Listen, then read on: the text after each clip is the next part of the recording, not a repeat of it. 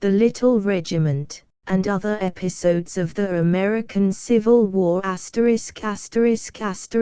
Little Regiment and other episodes of the American Civil War by Stephen Crane, author of The Red Badge of Courage, and Maggie. Copyright, 1896, by D. Appleton and Company. Copyright, 1895, 1896, by Stephen Crane. Contents: The Little Regiment, I2, 3-4, V6, 7-8, 3 Miraculous Soldiers, I2, 3-4, V. A Mystery of Heroism, An Indiana Campaign, I2, A Grey Sleeve, I2, 3 The Veteran.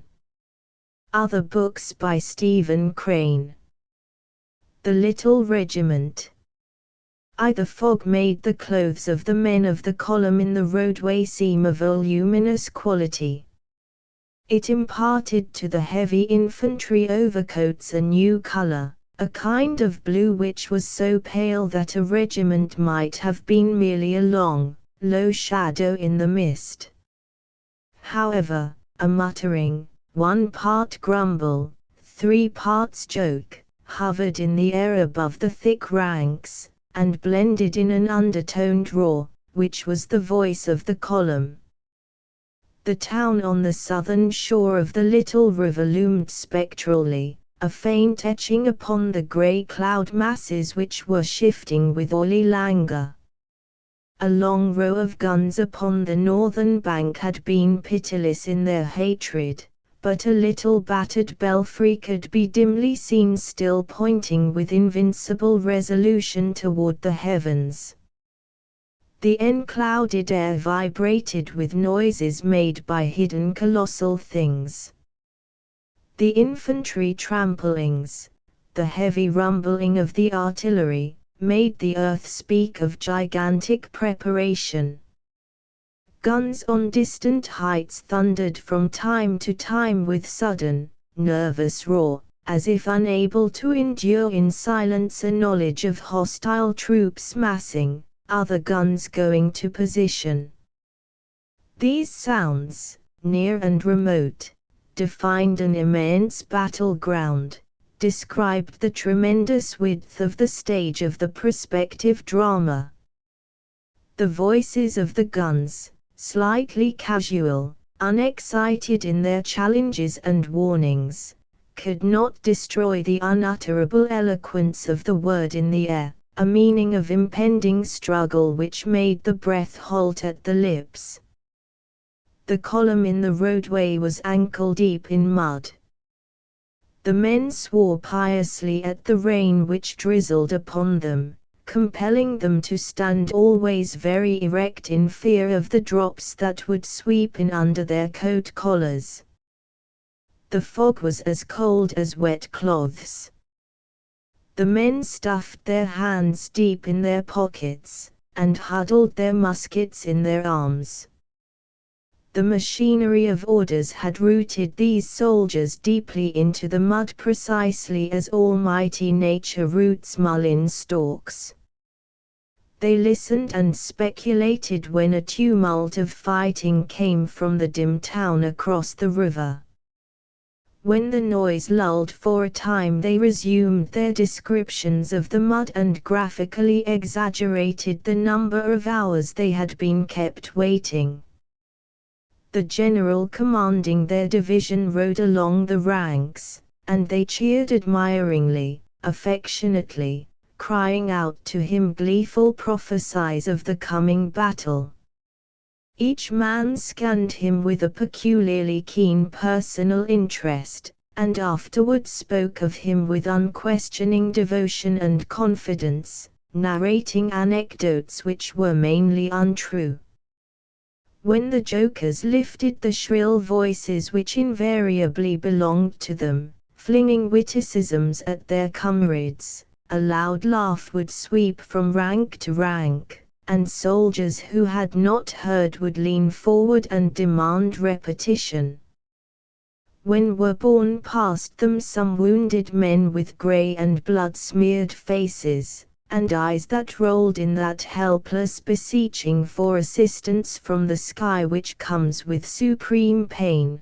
The soldiers in the mud watched intently, and from time to time asked of the bearers an account of the affair. Frequently they bragged of their corps, their division, their brigade, their regiment. Anon they referred to the mud and the cold drizzle. Upon this threshold of a wild scene of death they, in short, defied the proportion of events with that splendor of heedlessness which belongs only to veterans. Like a lot of wooden soldiers swore Billy Dempster, moving his feet in the thick mass, and casting a vindictive glance indefinitely, standing in the mud for 100 years. "Oh, shut up," murmured his brother Dan. The manner of his words implied that this fraternal voice near him was an indescribable bore. "Why should I shut up?" demanded Billy. "Because you're a fool," cried Dan, taking no time to debate it, "the biggest fool in the regiment." There was but one man between them, and he was habituated. These insults from brother to brother had swept across his chest, flown past his face, many times during 2 long campaigns.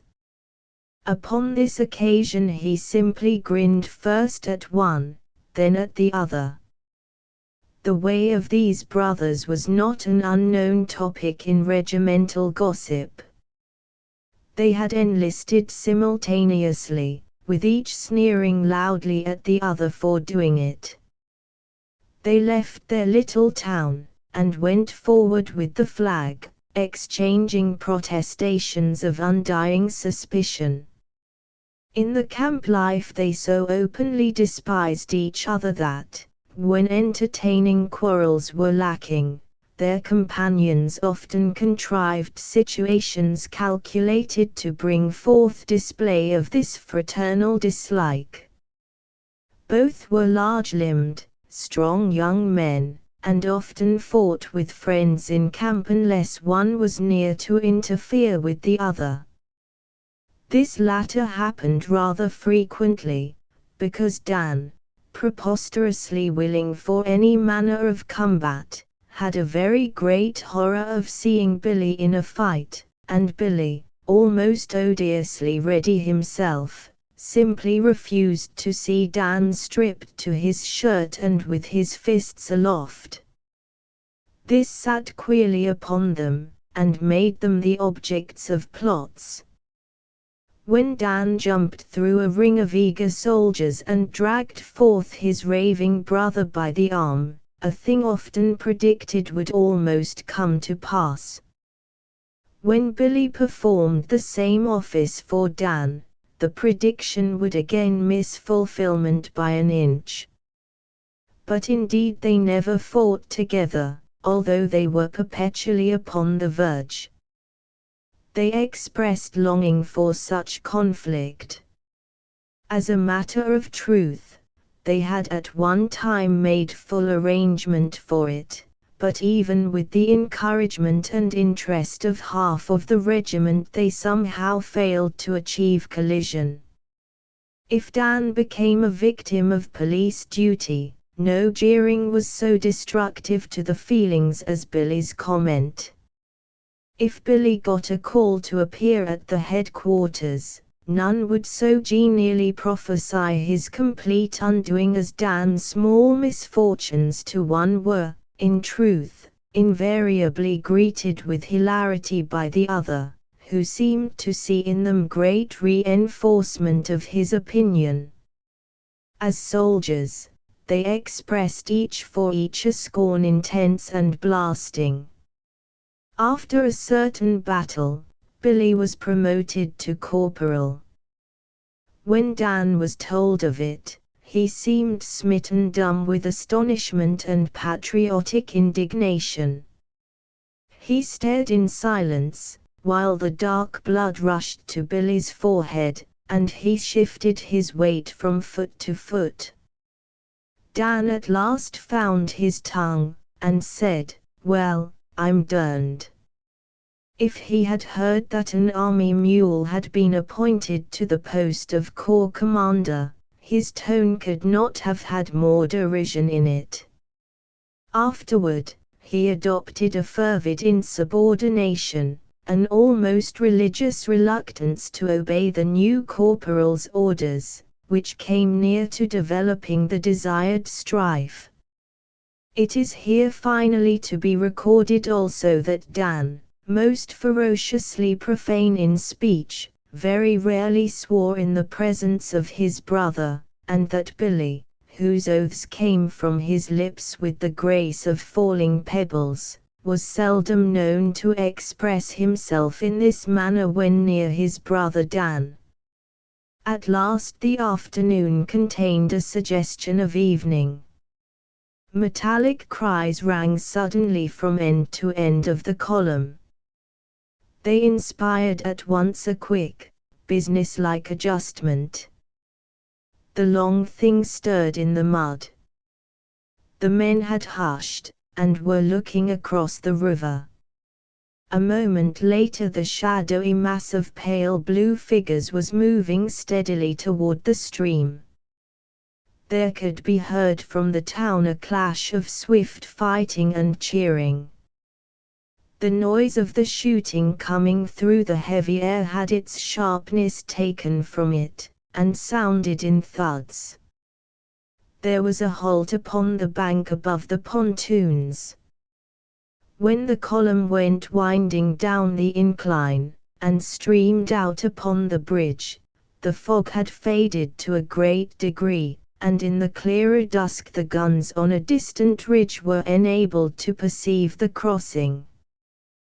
The long whirling out cries of the shells came into the air above the men.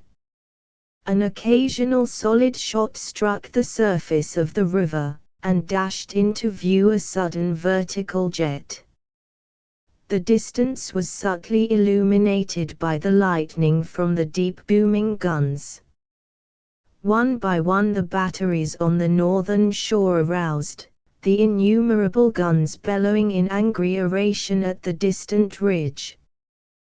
The rolling thunder crashed and reverberated as a wild surf sounds on a still night, and to this music the column marched across the pontoons. The waters of the grim river curled away in a smile from the ends of the great boats, and slid swiftly beneath the planking. The dark, riddled walls of the town upreared before the troops, and from a region hidden by these hammered and tumbled houses came incessantly the yells and firings of a prolonged and close skirmish. When Dan had called his brother a fool, his voice had been so decisive, so brightly assured, that many men had laughed, considering it to be great humor under the circumstances. The incident happened to rankle deep in Billy. It was not any strange thing that his brother had called him a fool.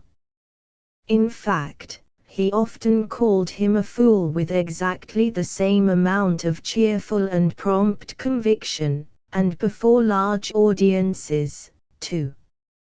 Billy wondered in his own mind why he took such profound offense in this case, but, at any rate, as he slid down the bank and onto the bridge with his regiment, he was searching his knowledge for something that would pierce Dan's blithesome spirit.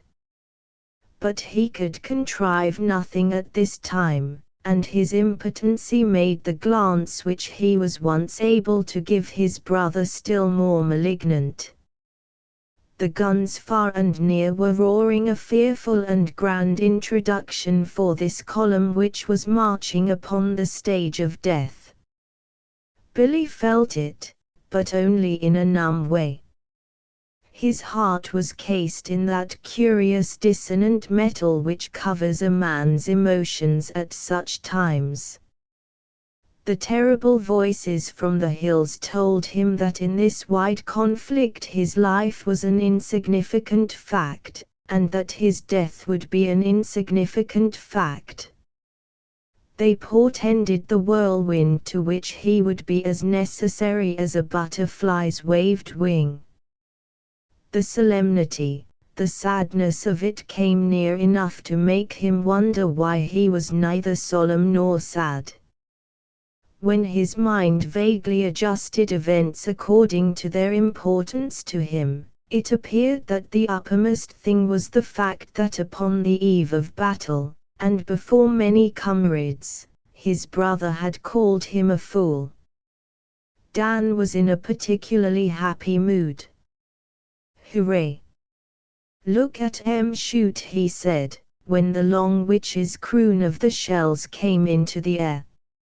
It enraged Billy when he felt the little thorn in him, and saw at the same time that his brother had completely forgotten it.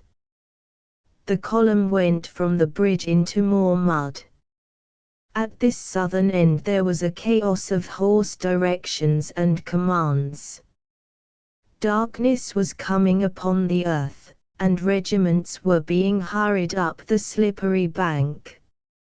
As Billy floundered in the black mud, amid the swearing, sliding crowd, he suddenly resolved that, in the absence of other means of hurting Dan, he would avoid looking at him, refrain from speaking to him, pay absolutely no heed to his existence, and this done skillfully would, he imagined, soon reduce his brother to a poignant sensitiveness. At the top of the bank the column again halted and rearranged itself, as a man after a climb rearranges his clothing. Presently the great steel-backed brigade, an infinitely graceful thing in the rhythm and ease of its veteran movement, swung up a little narrow, slanting street. Evening had come so swiftly that the fighting on the remote borders of the town was indicated by thin flashes of flame. Some building was on fire, and its reflection upon the clouds was an oval of delicate pink. All demeanor of rural serenity had been wrenched violently from the little town by the guns and by the waves of men which had surged through it. The hand of war laid upon this village had in an instant changed it to a thing of remnants. It resembled the place of a monstrous shaking of the earth itself. The windows, now mere unsightly holes, made the tumbled and blackened dwellings seem skeletons. Doors lay splintered to fragments. Chimneys had flung their bricks everywhere. The artillery fire had not neglected the rows of gentle shade trees which had lined the streets. Branches and heavy trunks cluttered the mud in driftwood tangles, while a few shattered forms had contrived to remain dejectedly, mournfully upright. They expressed an innocence, a helplessness, which perforce created a pity for their happening into this cauldron of battle. Furthermore, there was underfoot a vast collection of odd things reminiscent of the charge, the fight, the retreat. There were boxes and barrels filled with earth, behind which riflemen had lain snugly, and in these little trenches were the dead in blue with the dead in grey, the poses eloquent of the struggles for possession of the town until the history of the whole conflict was written plainly in the streets. And yet the spirit of this little city, its quaint individuality, poised in the air above the ruins, defying the guns, the sweeping volleys, holding in contempt those avaricious blazes which had attacked many dwellings. The hard earthen sidewalks proclaimed the games that had been played there during long lazy days, in the careful shadows of the trees. General merchandise in faint letters upon a long board had to be read with a slanted glance, for the sign dangled by one end, but the porch of the old store was a palpable legend of white-hatted men, smoking. This subtle essence, this soul of the life that had been, brushed like invisible wings the thoughts of the men in the swift columns that came up from the river. In the darkness a loud and endless humming arose from the great blue crowds bivouacked in the streets. From time to time a sharp spatter of firing from far picket lines entered this bass chorus. The smell from the smouldering ruins floated on the cold night breeze. Dan, seated ruefully upon the doorstep of a shot-pierced house, was proclaiming the campaign badly managed. Orders had been issued forbidding campfires. Suddenly he ceased his oration, and scanning the group of his comrades, said, "Where's Billy? Do you know? Gone on picket. Get out." "Has he," said Dan, "no business to go on picket? Why don't some of the mother corporals take their turn?" A bearded private was smoking his pipe of confiscated tobacco, seated comfortably upon a horsehair trunk which he had dragged from the house. He observed, was his turn. "No such thing," cried Dan. He and the man on the horsehair trunk held discussion in which Dan stoutly maintained that if his brother had been sent on picket it was an injustice. He ceased his argument when another soldier, upon whose arms could faintly be seen the two stripes of a corporal, entered the circle. "Humph," said Dan, "where you been?" The corporal made no answer. Presently Dan said, "Billy, where you been?" His brother did not seem to hear these inquiries. He glanced at the house which towered above them, and remarked casually to the man on the horsehair trunk, "Funny, ain't it? After the pelting this town got, you'd think there wouldn't be one brick left on another." "Oh," said Dan, glowering at his brother's back. "Getting mighty smart, ain't you?" The absence of campfires allowed the evening to make apparent its quality of faint silver light in which the blue clothes of the throng became black, and the faces became white expanses, void of expression. There was considerable excitement a short distance from the group around the doorstep. A soldier had chanced upon a hoop skirt, and arrayed in it he was performing a dance amid the applause of his companions. Billy and a greater part of the men immediately poured over there to witness the exhibition. "What's the matter with Billy?" demanded Dan of the man upon the horsehair trunk. "How do I know?" rejoined the other in mild resentment.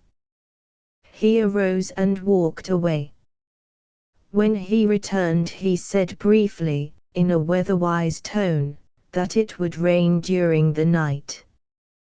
Dan took a seat upon one end of the horsehair trunk. He was facing the crowd around the dancer, which in its hilarity swung this way and that way.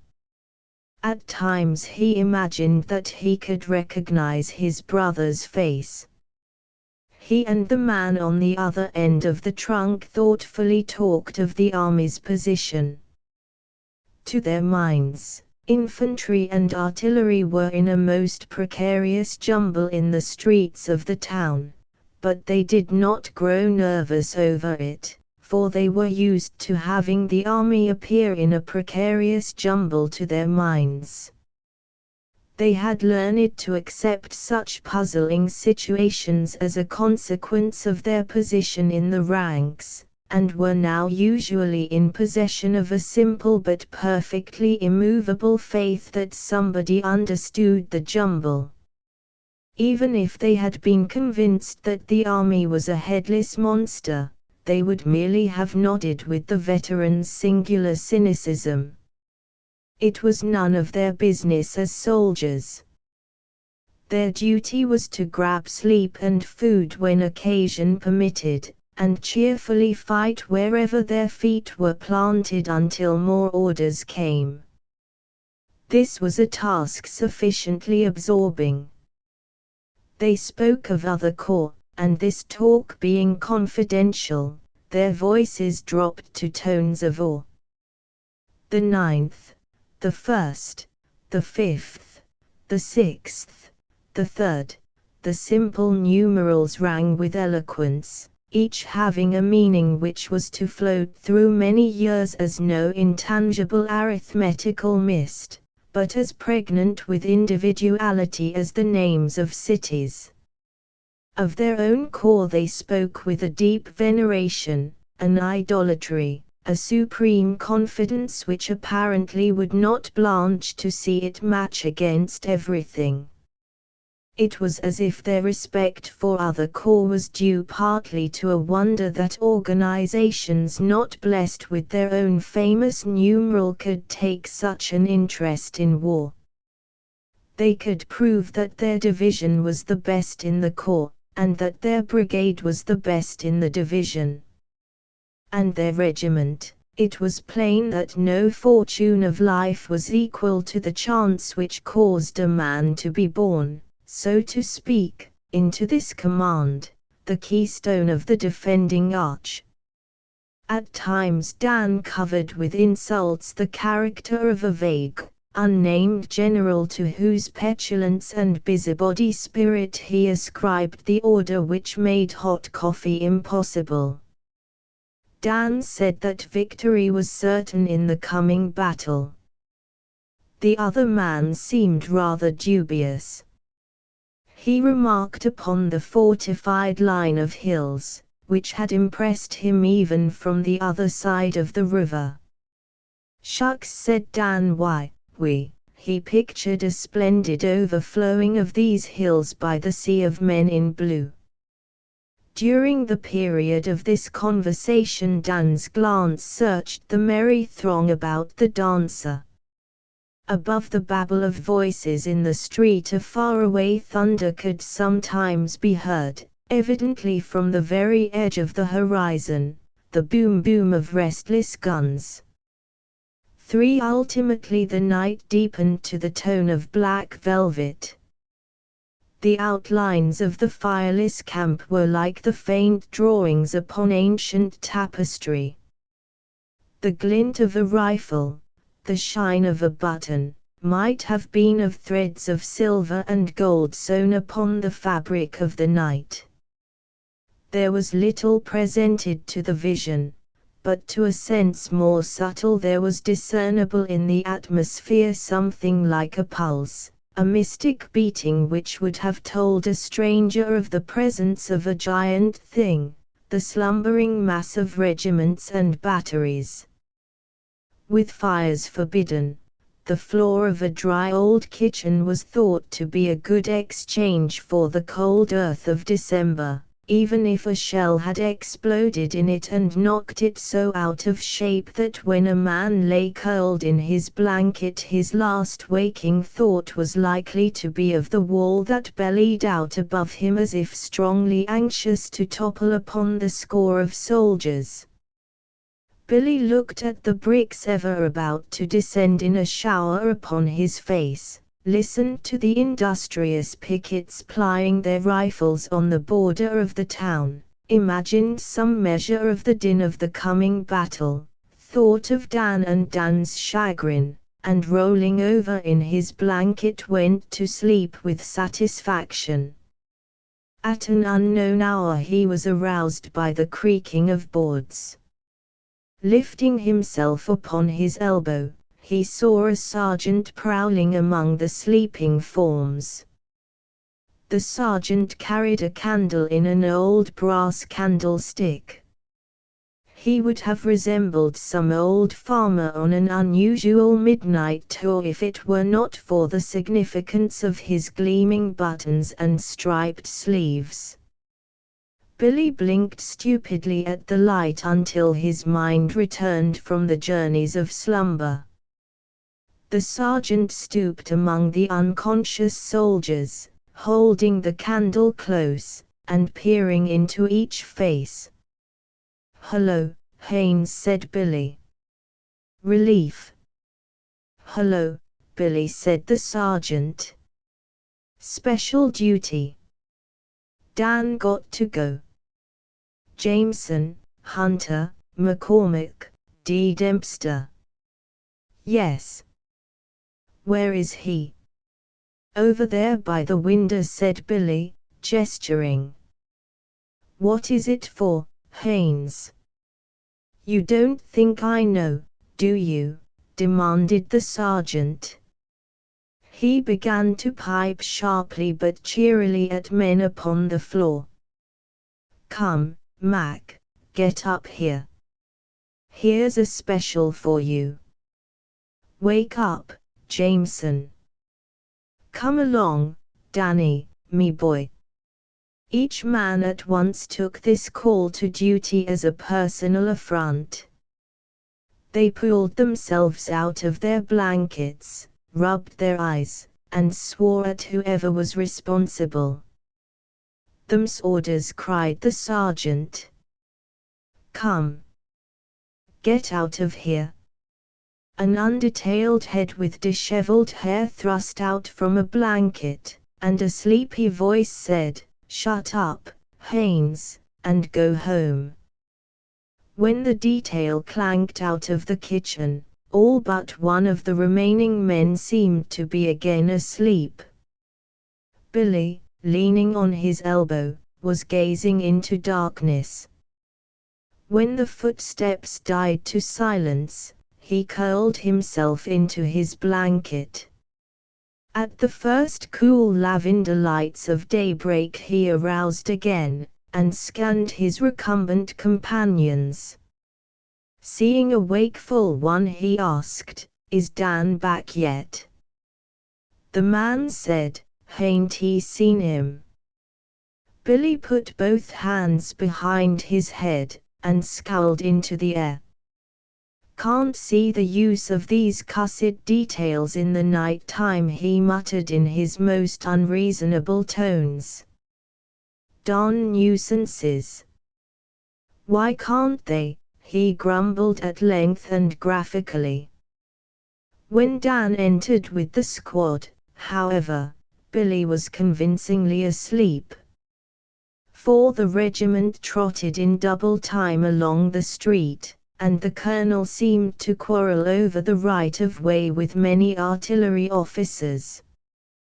Batteries were waiting in the mud, and the men of them, exasperated by the bustle of this ambitious infantry, shook their fists from saddle and caisson, exchanging all manner of taunts and jests. The slanted guns continued to look reflectively at the ground. On the outskirts of the crumbled town a fringe of blue figures were firing into the fog.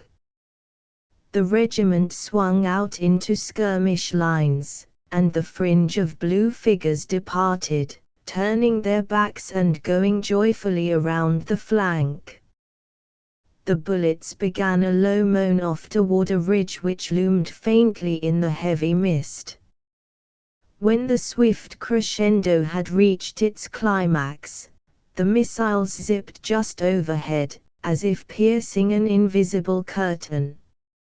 A battery on the hill was crashing with such tumult that it was as if the guns had quarreled and had fallen pell-mell and snarling upon each other. The shells howled on their journey toward the town. From short-range distance there came a spatter of musketry, sweeping along an invisible line and making faint sheets of orange light. Some in the new skirmish lines were beginning to fire at various shadows discerned in the vapor, forms of men suddenly revealed by some humor of the laggard masses of clouds. The crackle of musketry began to dominate the purring of the hostile bullets. Dan, in the front rank, held his rifle poised, and looked into the fog keenly, coldly, with the air of a sportsman. His nerves were so steady that it was as if they had been drawn from his body, leaving him merely a muscular machine, but his numb heart was somehow beating to the pealing march of the fight.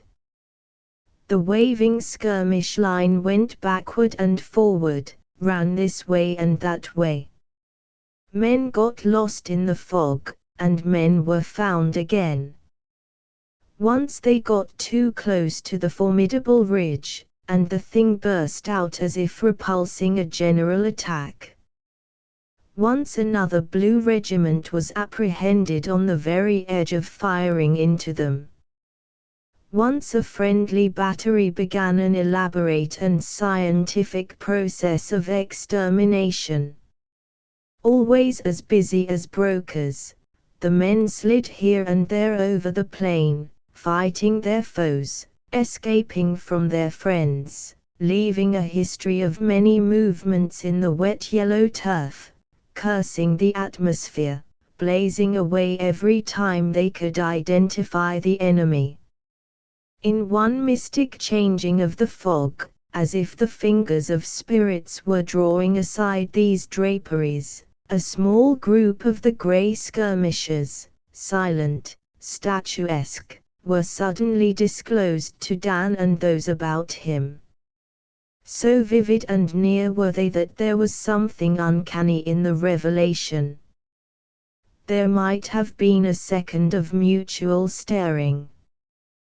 Then each rifle in each group was at the shoulder. As Dan's glance flashed along the barrel of his weapon, the figure of a man suddenly loomed as if the musket had been a telescope. The short black beard, the slouch hat, the pose of the man as he sighted to shoot, made a quick picture in Dan's mind. The same moment, it would seem, he pulled his own trigger, and the man, smitten, lurched forward, while his exploding rifle made a slanting crimson streak in the air, and the slouch hat fell before the body. The billows of the fog, governed by singular impulses, rolled between. "You got that fella sure enough," said a comrade to Dan. Dan looked at him absent-mindedly.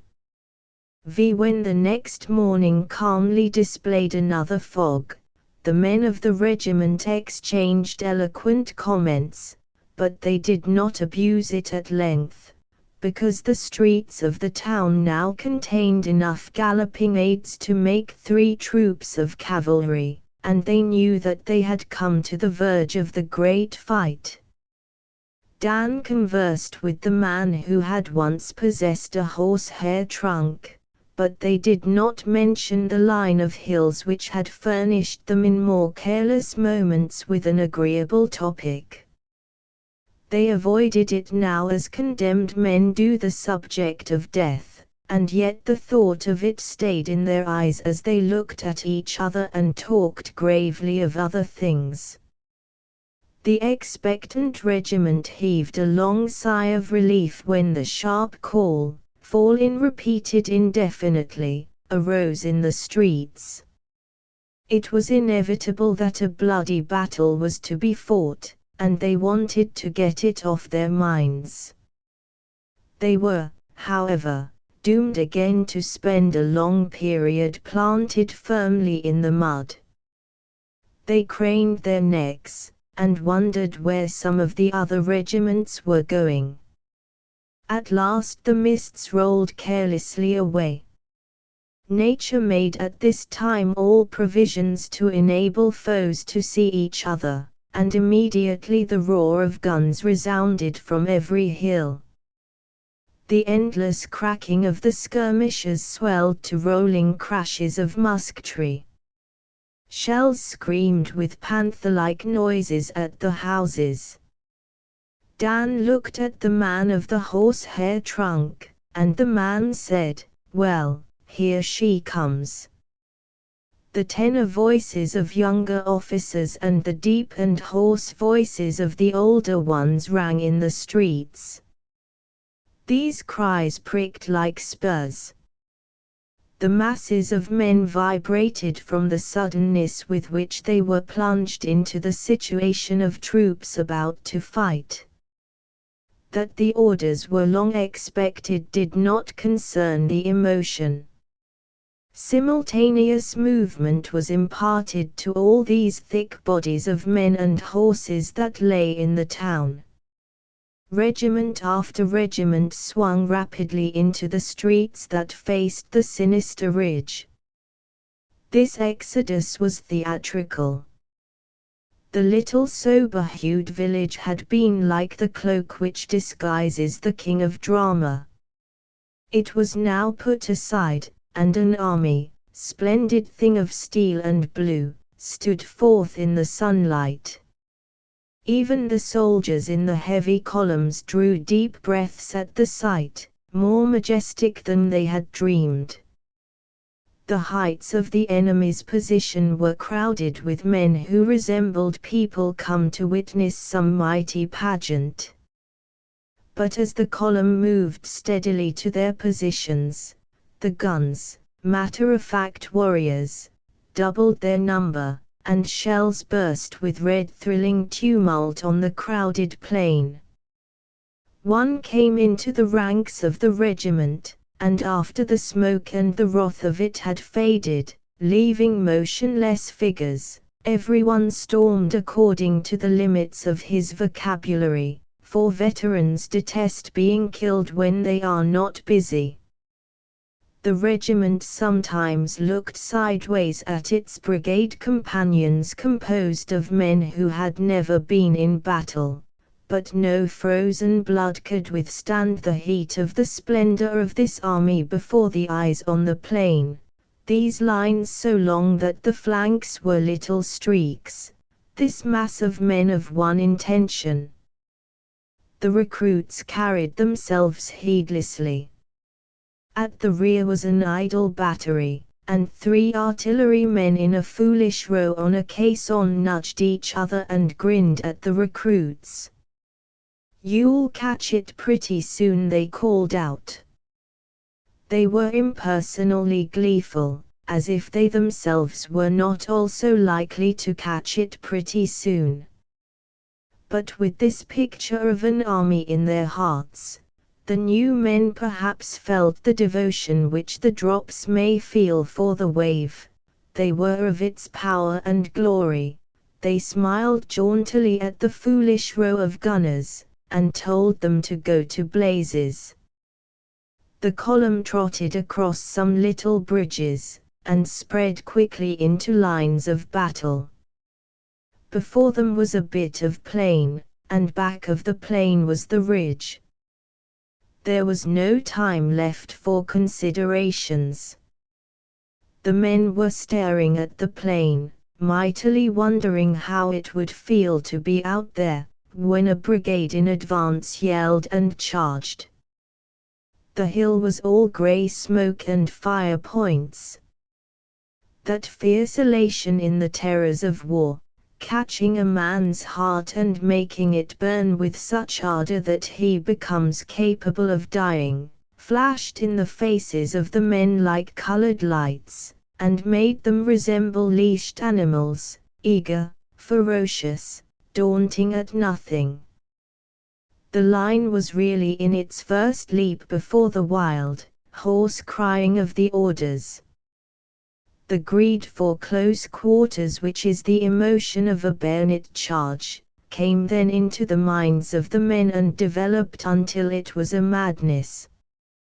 The field, with its faded grass of a southern winter, seemed to this fury miles in width. High, slow-moving masses of smoke, with an odor of burning cotton, engulfed the line until the men might have been swimmers. Before them the ridge, the shore of this grey sea, was outlined, crossed, and recrossed by sheets of flame. The howl of the battle arose to the noise of innumerable wind demons.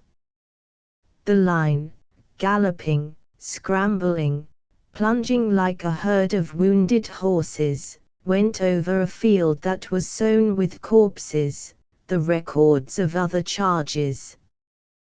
Directly in front of the black-faced, whooping Dan, carousing in this onward sweep like a new kind of fiend, a wounded man appeared, raising his shattered body, and staring at this rush of men down upon him. It seemed to occur to him that he was to be trampled. He made a desperate, piteous effort to escape, then finally huddled in a waiting heap. Dan and the soldier near him widened the interval between them without looking down, without appearing to heed the wounded man. This little clump of blue seemed to reel past them as boulders reel past a train. Bursting through a smoke wave, the scampering, unformed bunches came upon the wreck of the brigade that had preceded them, a floundering mass stopped afar from the hill by the swirling volleys. It was as if a necromancer had suddenly shown them a picture of the fate which awaited them, but the line with muscular spasm hurled itself over this wreckage and onward, until men were stumbling amid the relics of other assaults, the point where the fire from the ridge consumed. The men, panting, perspiring, with crazed faces, tried to push against it, but it was as if they had come to a wall. The wave halted, shuddered in an agony from the quick struggle of its two desires, then toppled, and broke into a fragmentary thing which has no name. Veterans could now at last be distinguished from recruits. The new regiments were instantly gone, lost, scattered, as if they never had been. But the sweeping failure of the charge, the battle, could not make the veterans forget their business. With a last throw, the band of maniacs drew itself up and blazed a volley at the hill, insignificant to those iron entrenchments, but nevertheless expressing that singular final despair which enables men coolly to defy the walls of a city of death. After this episode the men renamed their command. They called it the Little Regiment. 6 I seen Dan shoot a fella yesterday. Yes sir. I'm sure it was him that done it. And maybe he thinks about that fella now, and wonders if he tumbled down just about the same way. Them things come up in a man's mind. Bivouac fires upon the sidewalks, in the streets, in the yards, threw high their wavering reflections, which examined, like slim, red fingers, the dingy, scarred walls and the piles of tumbled brick. The droning of voices again arose from great blue crowds. The odor of frying bacon, the fragrance from countless little coffee pails floated among the ruins. The rifles, stacked in the shadows, emitted flashes of steely light. Wherever a flag lay horizontally from one stack to another was the bed of an eagle which had led men into the mystic smoke. The men about a particular fire were engaged in holding in check their jovial spirits. They moved whispering around the blaze, although they looked at it with a certain fine contentment, like laborers after a day's hard work. there was one who sat apart. They did not address him save in tones suddenly changed. They did not regard him directly, but always in little sidelong glances. At last a soldier from a distant fire came into this circle of light. He studied for a time the man who sat apart. Then he hesitatingly stepped closer, and said, "Got any news, Dan?" "No," said Dan. The newcomer shifted his feet. He looked at the fire, at the sky, at the other men, at Dan. His face expressed a curious despair, his tongue was plainly in rebellion. Finally, however, he contrived to say, "Well, there's some chance yet, Dan. Lots of the wounded are still lying out there, you know. There's some chance yet."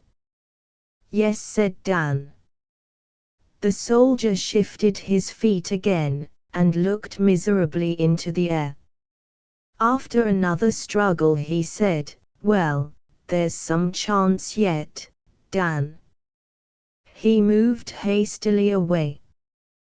One of the men of the squad, perhaps encouraged by this example, now approached the still figure. "No news yet, hey?" he said, after coughing behind his hand. "No," said Dan. "Well," said the man, "I've been thinking of how he was fretting about you the night you went on special duty. You recollect?" "Well, sir, I was surprised. He couldn't say enough about it. I swan, I don't believe he slept a wink after you left, but just lay awake cussing special duty and worrying. I was surprised. But there he lay cussing. Dan made a curious sound, as if a stone had wedged in his throat. He said, "Shut up, will you?"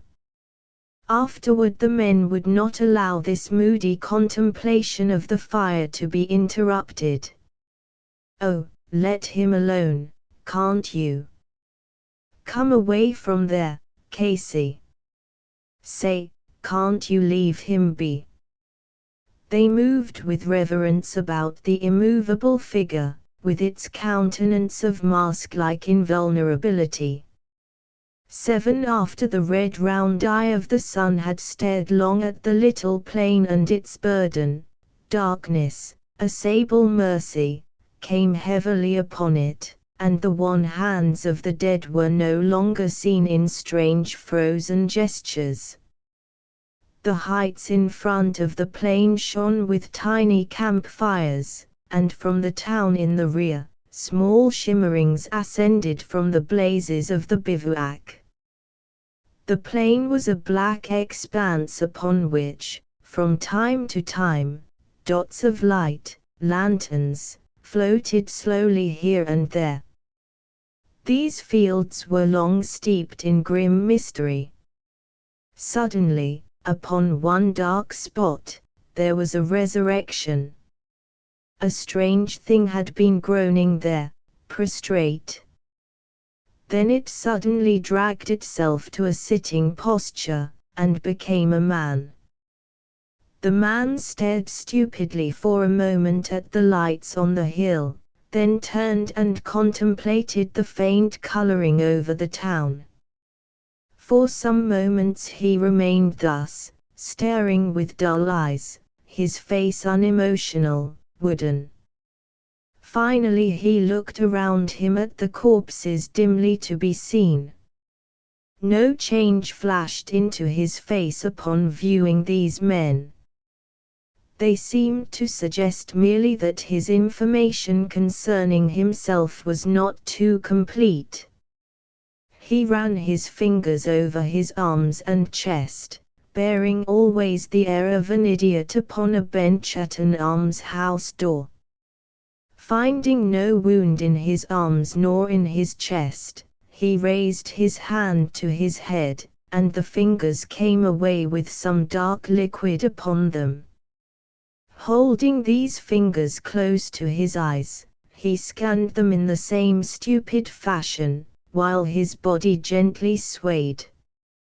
The soldier rolled his eyes again toward the town. When he arose, his clothing peeled from the frozen ground like wet paper. Hearing the sound of it, he seemed to see reason for deliberation. He paused and looked at the ground, then at his trousers, then at the ground. Finally he went slowly off toward the faint reflection, holding his hands palm outward before him, and walking in the manner of a blind man. 8. The immovable Dan again sat unaddressed in the midst of comrades, who did not joke aloud. The dampness of the usual morning fog seemed to make the little campfires furious. Suddenly a cry arose in the streets, a shout of amazement and delight. The men making breakfast at the fire looked up quickly. They broke forth in clamorous exclamation, "Well! Of all things! Dan! Dan! Look who's coming! Oh, Dan!" Dan the Silent raised his eyes and saw a man, with a bandage of the size of a helmet about his head, receiving a furious demonstration from the company. He was shaking hands, and explaining, and haranguing to a high degree. Dan started. His face of bronze flushed to his temples. He seemed about to leap from the ground, but then suddenly he sank back, and resumed his impassive gazing. The men were in a flurry. They looked from one to the other. Dan! Look! See who's coming, some cried again. Dan! Look! He scowled at last, and moved his shoulders sullenly. Well, don't I know it? But they could not be convinced that his eyes were in service. Dan! Why can't you look? See who's coming. He made a gesture then of irritation and rage. Curse it! Don't I know it? The man with a bandage of the size of a helmet moved forward, always shaking hands and explaining. At times his glance wandered to Dan, who saw with his eyes riveted. After a series of shiftings, it occurred naturally that the man with the bandage was very near to the man who saw the flames. He paused, and there was a little silence. Finally he said, "Hello, Dan." "Hello, Billy." 3 miraculous soldiers. The girl was in the front room on the second floor, peering through the blinds. It was the best room. There was a very new rag carpet on the floor. The edges of it had been dyed with alternate stripes of red and green. Upon the wooden mantel there were 2 little puffy figures in clay, a shepherd and a shepherdess probably. A triangle of pink and white wool hung carefully over the edge of this shelf. Upon the bureau there was nothing at all save a spread newspaper, with edges folded to make it into a mat.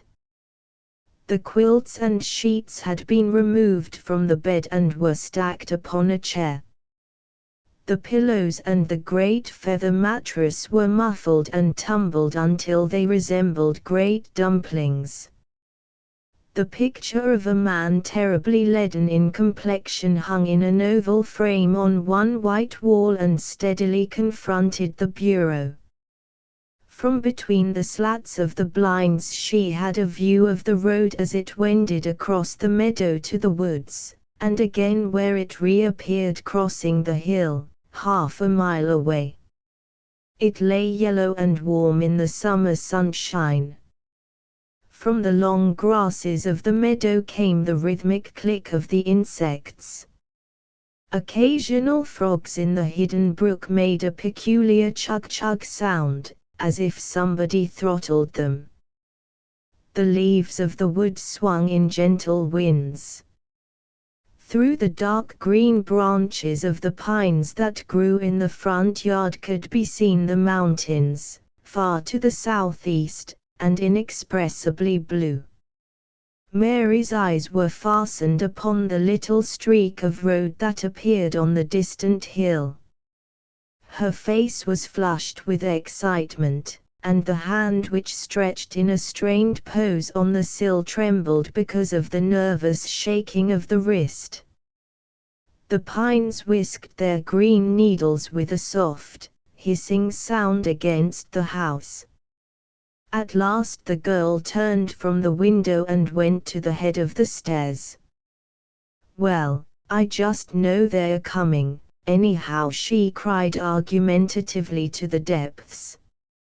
A voice from below called to her angrily, "They ain't. We've never seen one yet. They never come into this neighborhood. You just come down here and tend to your work instead of watching for soldiers." "Well, Ma, I just know they're coming," a voice retorted with the shrillness and mechanical violence of occasional housewives. The girl swished her skirts defiantly and returned to the window. Upon the yellow streak of road that lay across the hillside there now was a handful of black dots, horsemen. A cloud of dust floated away. The girl flew to the head of the stairs and whirled down into the kitchen. "They're coming. They're coming." It was as if she had cried fire. Her mother had been peeling potatoes while seated comfortably at the table.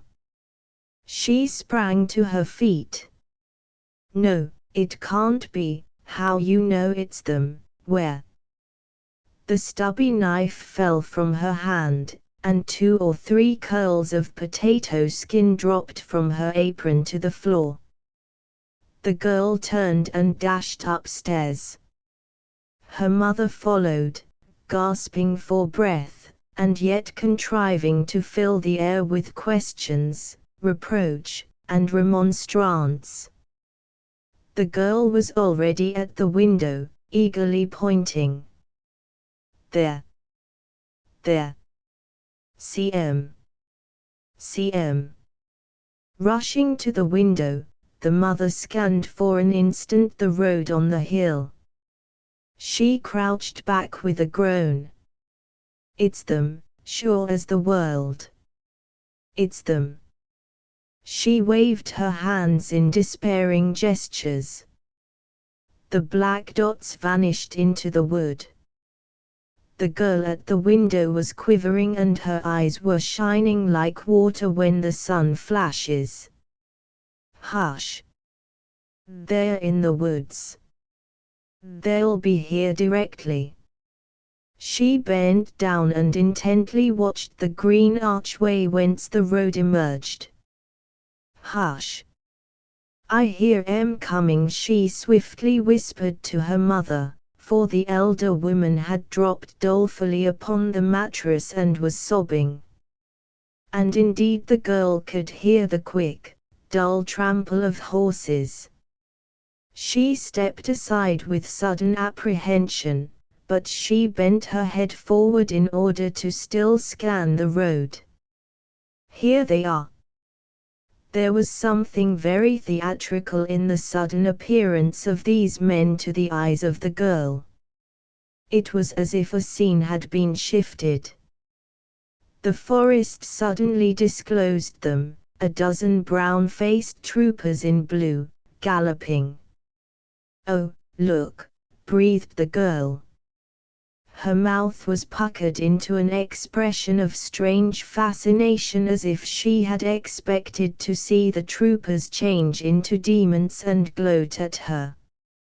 She was at last looking upon those curious beings who rode down from the north, those men of legend and colossal tale, they who were possessed of such marvelous hallucinations. The little troop rode in silence. At its head was a youthful fellow with some dim yellow stripes upon his arm. In his right hand he held his carbine, slanting upward, with the stock resting upon his knee.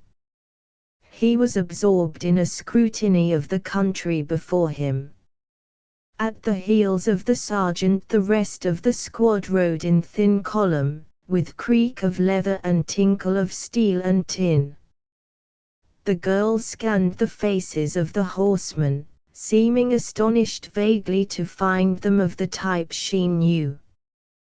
The lad at the head of the troop comprehended the house and its environments in 2 glances. He did not check the long, swinging stride of his horse. The troopers glanced for a moment like casual tourists, and then returned to their study of the region in front. The heavy thudding of the hoofs became a small noise. The dust, hanging in sheets, slowly sank.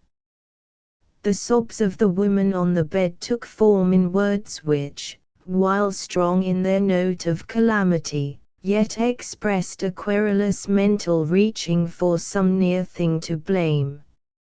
"And it'll be lucky for us if we ain't both butchered in our sleep, plundering and running off horses. Old Santo's gone, you see if he ain't, plundering, but," Ma said the girl, perplexed and terrified in the same moment, "they've gone." "Oh, but they'll come back," cried the mother, without pausing her wail. "They'll come back, trust them for that, running off horses. Oh John, John! Why did you? She suddenly lifted herself and sat rigid, staring at her daughter. "Mary," she said in tragic whisper, "the kitchen door isn't locked." Already she was bended forward to listen, her mouth agape, her eyes fixed upon her daughter. "Mother," faltered the girl. Her mother again whispered, "The kitchen door isn't locked." Motionless and mute they stared into each other's eyes. At last the girl quavered, we better go and lock it." The mother nodded. Hanging arm in arm they stole across the floor toward the head of the stairs. A board of the floor creaked. They halted and exchanged a look of dumb agony. At last they reached the head of the stairs. From the kitchen came the bass humming of the kettle and frequent sputterings and cracklings from the fire. These sounds were sinister. The mother and the girl stood incapable of movement.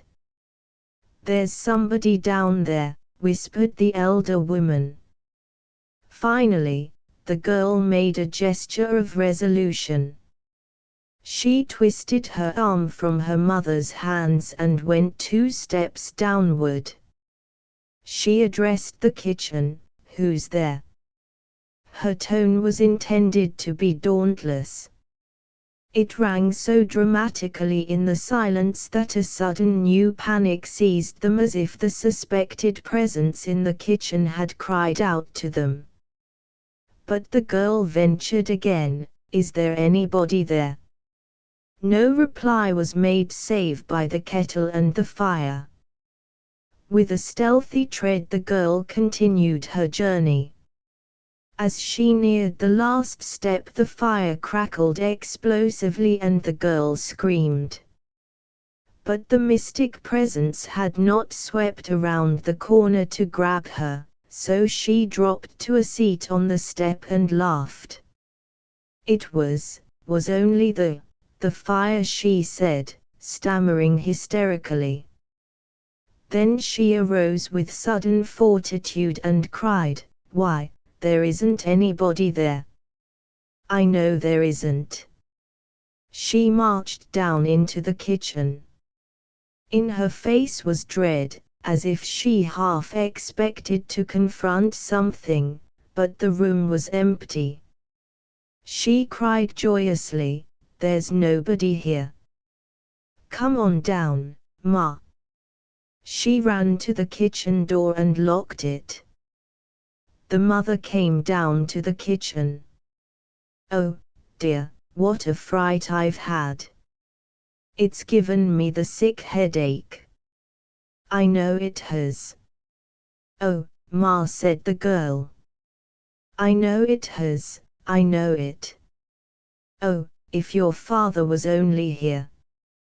He'd settle those Yankees mighty quick, he'd settle 'em. Two poor helpless women. Why, Ma, what makes you act so?" "The Yankees haven't. Oh, they'll be back, they'll be back. Two poor helpless women. Your father and your Uncle Asa and Bill off gallivanting around and fighting when they ought to be protecting their home. That's the kind of men they are. Didn't I say to your father just before he left, Ma," said the girl, coming suddenly from the window, "the barn door is open. I wonder if they took old Santo." "Oh, of course they have, of course, Mary. I don't see what we are going to do, I don't see what we are going to do." The girl said, "Ma, I'm going to see if they took old Santo." "Mary," cried the mother, "don't you dare. But think of poor old Sant, Ma. Never you mind old Santo. We're lucky to be safe ourselves, I tell you. Never mind old Santo. Don't you dare to go out there, Mary, Mary." The girl had unlocked the door and stepped out upon the porch. The mother cried in despair, "Mary." "Why, there isn't anybody out here," the girl called in response. She stood for a moment with a curious smile upon her face as of gleeful satisfaction at her daring. The breeze was waving the boughs of the apple trees. A rooster with an air importantly courteous was conducting 3 hens upon a foraging tour. On the hillside at the rear of the grey old barn the red leaves of a creeper flamed amid the summer foliage. High in the sky clouds rolled toward the north. The girl swung impulsively from the little stoop and ran toward the barn. The great door was open, and the carved peg which usually performed the office of a catch lay on the ground. The girl could not see into the barn because of the heavy shadows. She paused in a listening attitude and heard a horse munching placidly. She gave a cry of delight and sprang across the threshold. Then she suddenly shrank back and gasped. She had confronted 3 men in grey seated upon the floor with their legs stretched out and their backs against Santo's manger. Their dust-covered countenances were expanded in grins. As Mary sprang backward and screamed, one of the calm men in grey, still grinning, announced, "I knowed you'd holler." Sitting there comfortably the 3 surveyed her with amusement. Mary caught her breath, throwing her hand up to her throat. "Oh," she said, you frightened me." "We're sorry, lady, but couldn't help it no way, cheerfully responded another.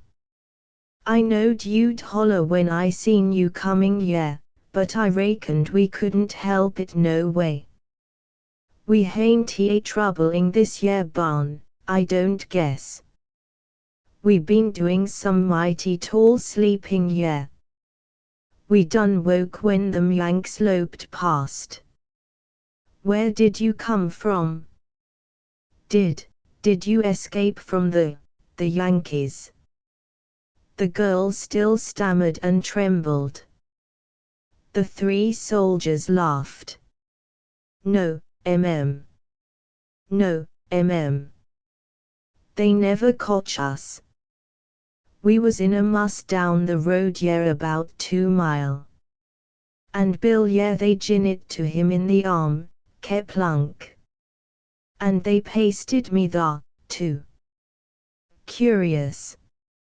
And Sim, yeah, he didn't get nothing, but they chased us all quite a little piece, and we done lose track of our boys. Was it those who passed here just now? Did they chase you? The men in grey laughed again. What, them? No, indeedy. There was a mighty big swarm of Yanks and a mighty big swarm of our boys, too. What, that little parcel? No, She became calm enough to scan them more attentively. They were much begrimed and very dusty. Their grey clothes were tattered.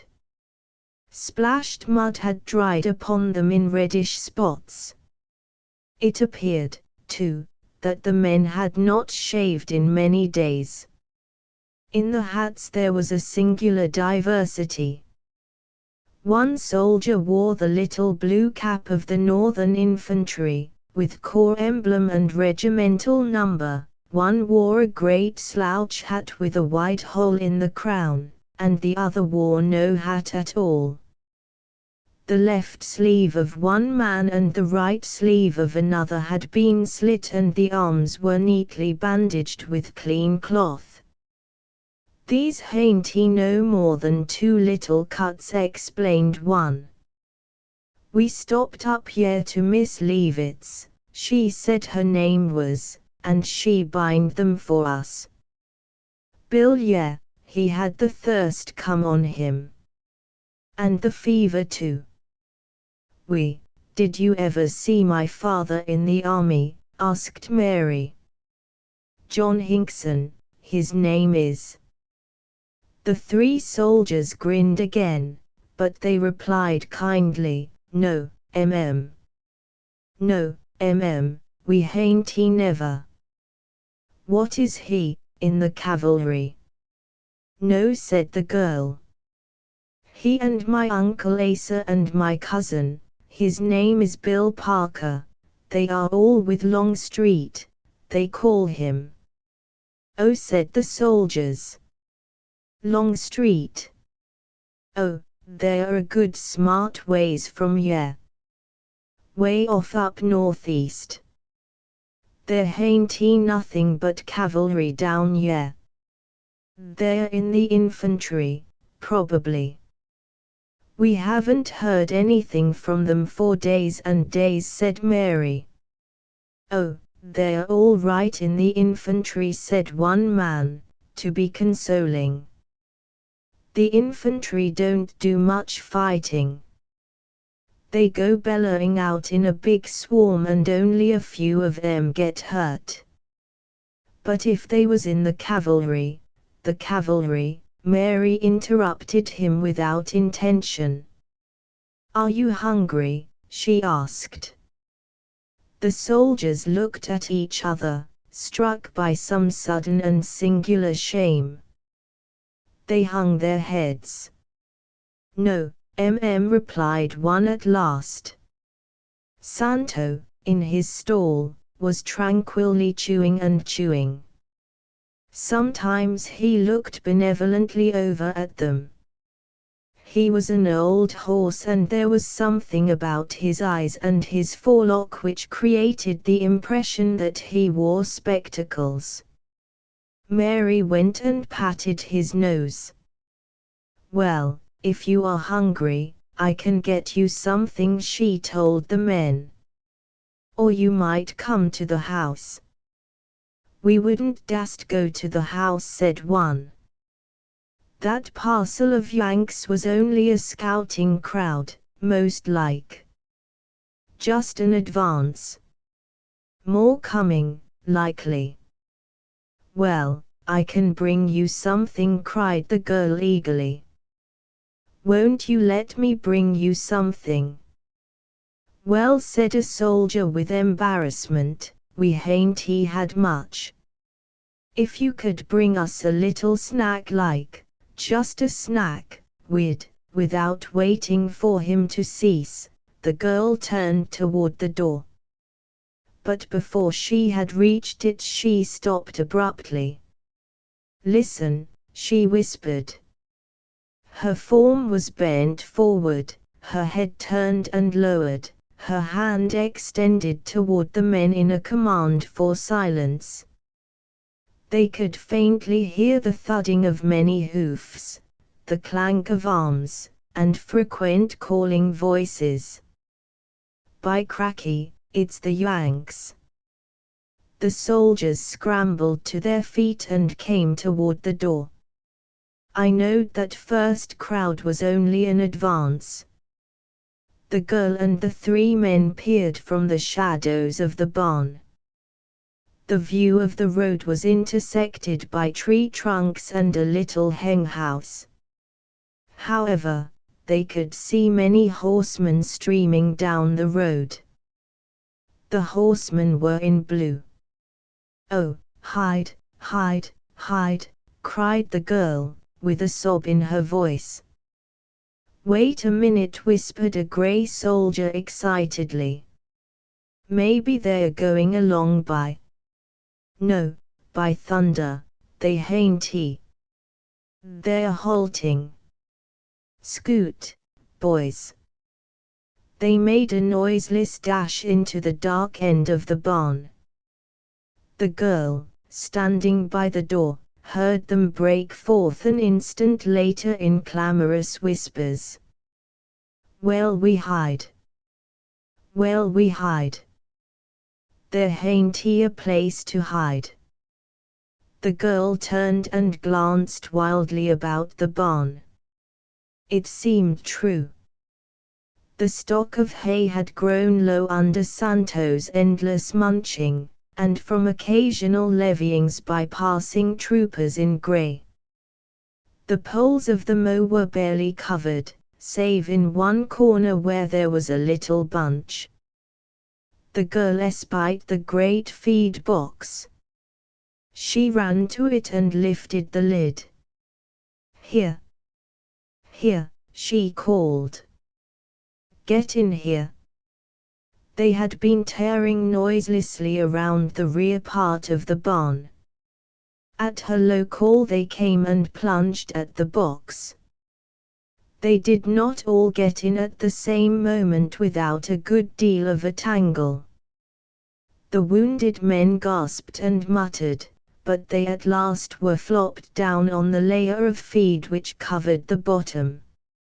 Swiftly and softly the girl lowered the lid and then turned like a flash toward the door. No one appeared there, so she went close to survey the situation. The troopers had dismounted and stood in silence by their horses. A grey-bearded man, whose red cheeks and nose shone vividly above the whiskers, was strolling about with 2 or 3 others. They wore double-breasted coats, and faded yellow sashes were wound under their black leather sword belts. The grey-bearded soldier was apparently giving orders, pointing here and there. Mary tiptoed to the feed box. "They've all got off their horses," she said to it. A finger projected from a knot-hole near the top and said to her very plainly, "Come closer." She obeyed, and then a muffled voice could be heard, "Scoot for the house, lady, and if we don't see you again, why, much obliged for what you done." "Goodbye," she said to the feed box. She made 2 attempts to walk dauntlessly from the barn, but each time she faltered and failed just before she reached the point where she could have been seen by the blue-coated troopers. At last, however, she made a sort of a rush forward and went out into the bright sunshine. The group of men in double-breasted coats wheeled in her direction at the instant. The grey-bearded officer forgot to lower his arm, which had been stretched forth in giving an order. She felt that her feet were touching the ground in a most unnatural manner. Her bearing, she believed, was suddenly grown awkward and ungainly.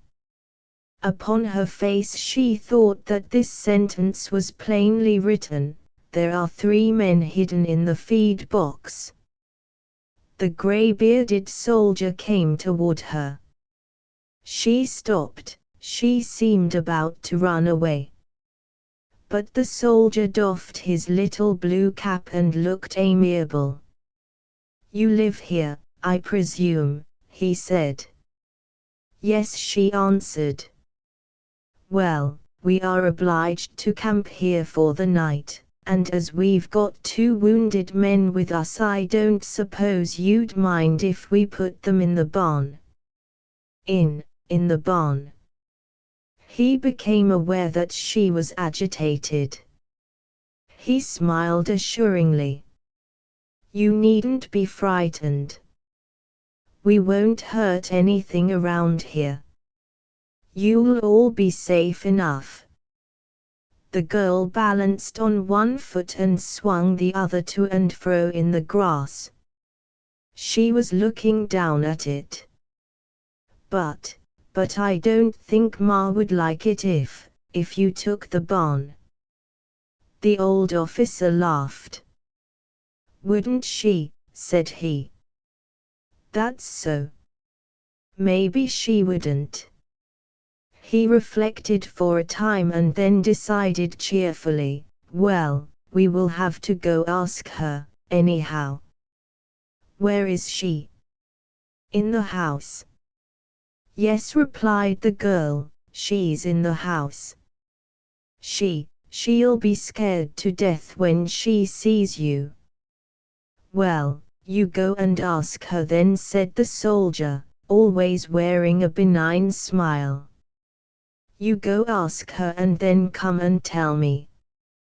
When the girl pushed open the door and entered the kitchen, she found it empty. "Ma," she called softly. There was no answer. The kettle still was humming its low song. The knife and the curl of potato skin lay on the floor.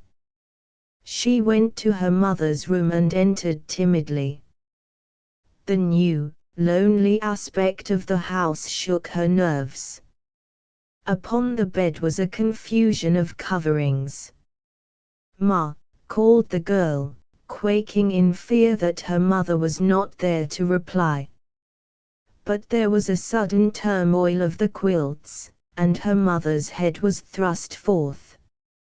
"Mary," she cried, in what seemed to be a supreme astonishment, I thought, "Oh, Ma," blurted the girl, "there's over 1,000 Yankees in the yard, and I've hidden 3 of our men in the feed box." The elder woman, however, upon the appearance of her daughter had begun to thrash hysterically about on the bed and wail. "Ma," the girl exclaimed, "and now they want to use the barn, and our men in the feed box. What shall I do, Ma? What shall I do?" Her mother did not seem to hear, so absorbed was she in her grievous flounderings and tears. "Ma," appealed the girl. "Ma." For a moment Mary stood silently debating, her lips apart, her eyes fixed. Then she went to the kitchen window and peeked. The old officer and the others were staring up the road. She went to another window in order to get a proper view of the road, and saw that they were gazing at a small body of horsemen approaching at a trot and raising much dust. Presently she recognized them as the squad that had passed the house earlier, for the young man with the dim yellow chevron still rode at their head. An unarmed horseman in grey was receiving their close attention. As they came very near to the house she darted to the first window again. The grey-bearded officer was smiling a fine broad smile of satisfaction. "So you got him," he called out. The young sergeant sprang from his horse and his brown hand moved in a salute. The girl could not hear his reply. She saw the unarmed horseman in grey stroking a very black moustache and looking about him coolly and with an interested air. He appeared so indifferent that she did not understand he was a prisoner until she heard the greybeard call out, "Well, put him in the barn. He'll be safe there, I guess." A party of troopers moved with the prisoner toward the barn. The girl made a sudden gesture of horror, remembering the 3 men in the feed box. The busy troopers in blue scurried about the long lines of stamping horses. Men crooked their backs and perspired in order to rub with cloves or bunches of grass these slim equine legs, upon whose splendid machinery they depended so greatly. The lips of the horses were still wet and frothy from the steel bars which had wrenched at their mouths all day. Over their backs and about their noses sped the talk of the men. "Mwand where your plug is steppin', finity. Keep him aff me. An ad elephant. He strides like a schoolhouse. Bill's little ma, she was plumb beat when she come in with Crawford's crowd. Crawford's the hardest riding cavalryman in the army. And he don't use up a horse, neither, much. They stay fresh when the others are most a-dropping dot. Finity, will ye want that cow yours?" Amid a bustle of gossip and banter, the horses retained their air of solemn rumination, twisting their lower jaws from side to side and sometimes rubbing noses dreamfully. Over in front of the barn 3 troopers sat talking comfortably. Their carbines were leaned against the wall. At their side and outlined in the black of the open door stood a sentry, his weapon resting in the hollow of his arm. 4 horses, saddled and accoutred, were conferring with their heads close together. The 4 bridle reins were flung over a post. Upon the calm green of the land, typical in every way of peace, the hues of war brought thither by the troops shone strangely. Mary, gazing curiously, did not feel that she was contemplating a familiar scene. It was no longer the homemakers. The new blue, steel, and faded yellow thoroughly dominated the old green and brown. She could hear the voices of the men, and it seemed from their tone that they had camped there for years. Everything with them was usual. They had taken possession of the landscape in such a way that even the old marks appeared strange and formidable to the girl. Mary had intended to go and tell the commander in blue that her mother did not wish his men to use the barn at all, but she paused when she heard him speak to the sergeant. She thought she perceived then that it mattered little to him what her mother wished, and that an objection by her or by anybody would be futile. She saw the soldiers conduct the prisoner in grey into the barn, and for a long time she watched the 3 chatting guards and the pondering sentry. Upon her mind in desolate weight was the recollection of the 3 men in the feed box. It seemed to her that in a case of this description it was her duty to be a heroine.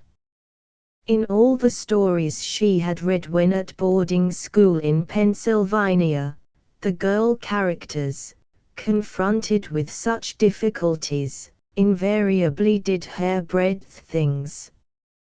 True, they were usually bent upon rescuing and recovering their lovers, and neither the calm man in grey nor any of the 3 in the feed box was lover of hers, but then a real heroine would not pause over this minor question. Plainly a heroine would take measures to rescue the 4 men. If she did not at least make the attempt, she would be false to those carefully constructed ideals which were the accumulation of years of dreaming. But the situation puzzled her. There was the barn with only 1 door, and with 4 armed troopers in front of this door, one of them with his back to the rest of the world, engaged, no doubt, in a steadfast contemplation of the calm man and, incidentally, of the feed box. She knew, too, that even if she should open the kitchen door, 3 heads and perhaps 4 would turn casually in her direction. Their ears were real ears. Heroines, she knew, conducted these matters with infinite precision and dispatch. They severed the hero's bonds, cried a dramatic sentence, and stood between him and his enemies until he had run far enough away. She saw well, however, that even should she achieve all things up to the point where she might take glorious stand between the escaping and the pursuers, those grim troopers in blue would not pause. They would run around her, make a circuit. One by one she saw the gorgeous contrivances and expedients of fiction fall before the plain, homely difficulties of this situation. They were of no service. Sadly, ruefully, she thought of the calm man and of the contents of the feed box. The sum of her invention was that she could sally forth to the commander of the Blue Cavalry, and confessing to him that there were 3 of her friends and his enemies secreted in the feed box, pray him to let them depart unmolested.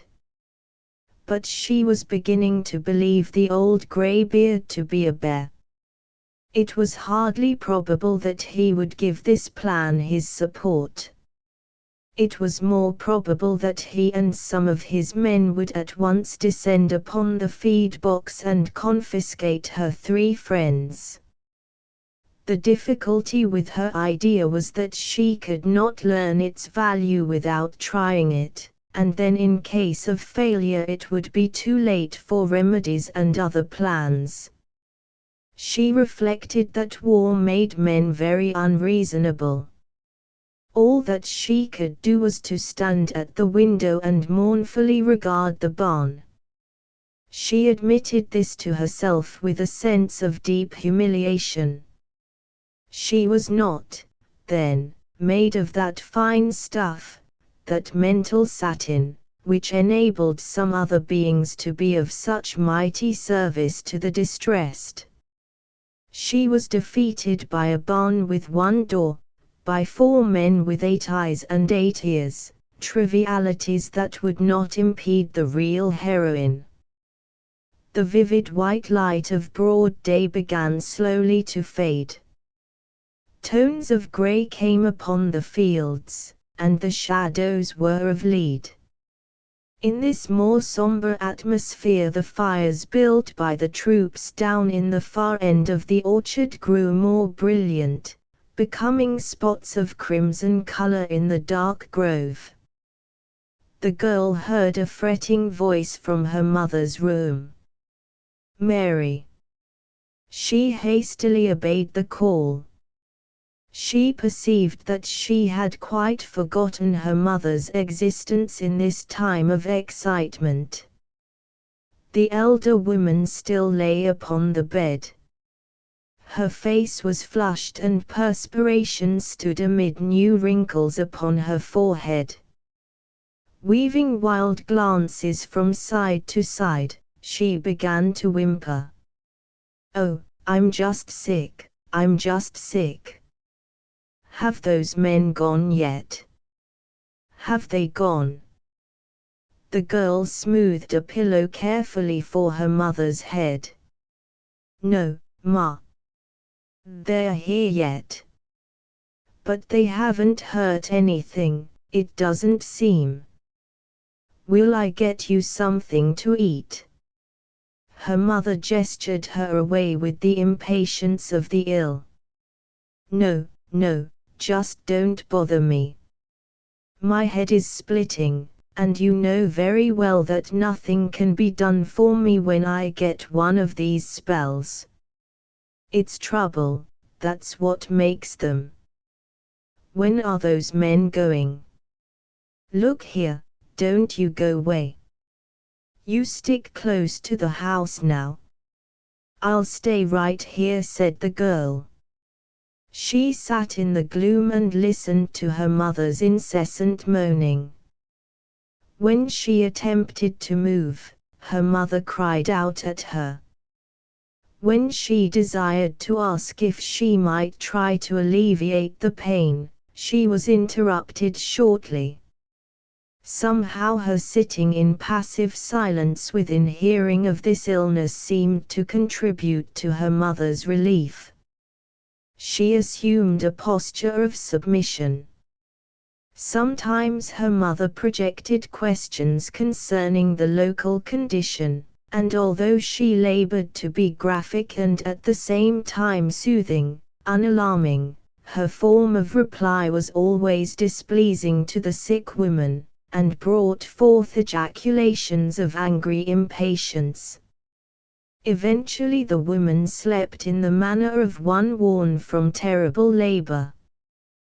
The girl went slowly and softly to the kitchen. When she looked from the window, she saw the 4 soldiers still at the barn door. In the west, the sky was yellow. Some tree trunks intersecting it appeared black as streaks of ink. Soldiers hovered in blue clouds about the bright splendor of the fires in the orchard. There were glimmers of steel.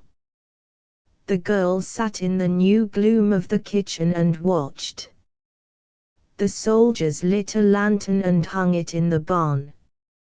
Its rays made the form of the sentry seem gigantic. Horses whinnied from the orchard. There was a low hum of human voices. Sometimes small detachments of troopers rode past the front of the house. The girl heard the abrupt calls of sentries. She fetched some food and ate it from her hand, standing by the window. She was so afraid that something would occur that she barely left her post for an instant. A picture of the interior of the barn hung vividly in her mind. She recalled the knot-holes in the boards at the rear, but she admitted that the prisoners could not escape through them. She remembered some inadequacies of the roof, but these also counted for nothing. When confronting the problem, she felt her ambitions, her ideals tumbling headlong like cottages of straw. Once she felt that she had decided to reconnoiter at any rate. It was night, the lantern at the barn and the campfires made everything without their circle into masses of heavy mystic blackness. She took 2 steps toward the door. But there she paused. Innumerable possibilities of danger had assailed her mind.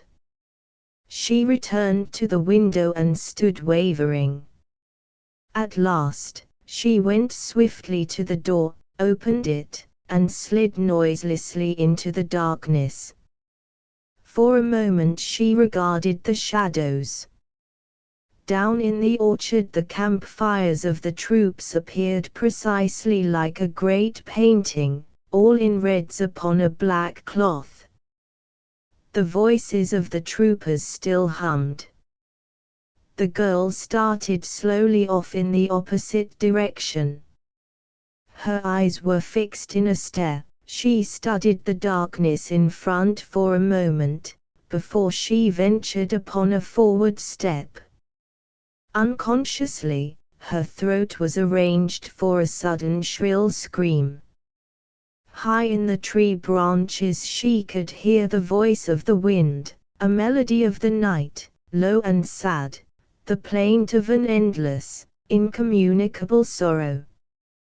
Her own distress, the plight of the men in grey, these near matters as well as all she had known or imagined of grief, everything was expressed in this soft mourning of the wind in the trees. At first she felt like weeping. This sound told her of human impotency and doom. Then later the trees and the wind breathed strength to her, sang of sacrifice, of dauntless effort, of hard-carven faces that did not blanch when duty came at midnight or at noon. She turned often to scan the shadowy figures that moved from time to time in the light at the barn door. Once she trod upon a stick, and it flopped, crackling in the intolerable manner of all sticks. At this noise, however, the guards at the barn made no sign. Finally, she was where she could see the knot-holes in the rear of the structure gleaming like pieces of metal from the effect of the light within. Scarcely breathing in her excitement, she glided close and applied an eye to a knot-hole. She had barely achieved one glance at the interior before she sprang back shuddering. For the unconscious and cheerful sentry at the door was swearing away in flaming sentences, heaping one gorgeous oath upon another, making a conflagration of his description of his troop horse. Why, he was declaring to the calm prisoner in grey, "You ain't got a horse in your hull, army that can run 40 rod with that there little mare." As in the outer darkness Mary cautiously returned to the knot-hole, the 3 guards in front suddenly called in low tones, "SSSH! Quit, Pete, here comes the lieutenant." The sentry had apparently been about to resume his declamation, but at these warnings he suddenly posed in a soldierly manner. A tall and lean officer with a smooth face entered the barn. The sentry saluted primly. The officer flashed a comprehensive glance about him. "Everything all right?" "All right, sir." This officer had eyes like the points of stilettos. The lines from his nose to the corners of his mouth were deep and gave him a slightly disagreeable aspect, but somewhere in his face there was a quality of singular thoughtfulness, as of the absorbed student dealing in generalities, which was utterly in opposition to the rapacious keenness of the eyes which saw everything. Suddenly he lifted a long finger and pointed. "What's that?" That's a feed box, I suppose." "What's in it?" "I don't know." You ought to know," said the officer sharply. He walked over to the feed box and flung up the lid.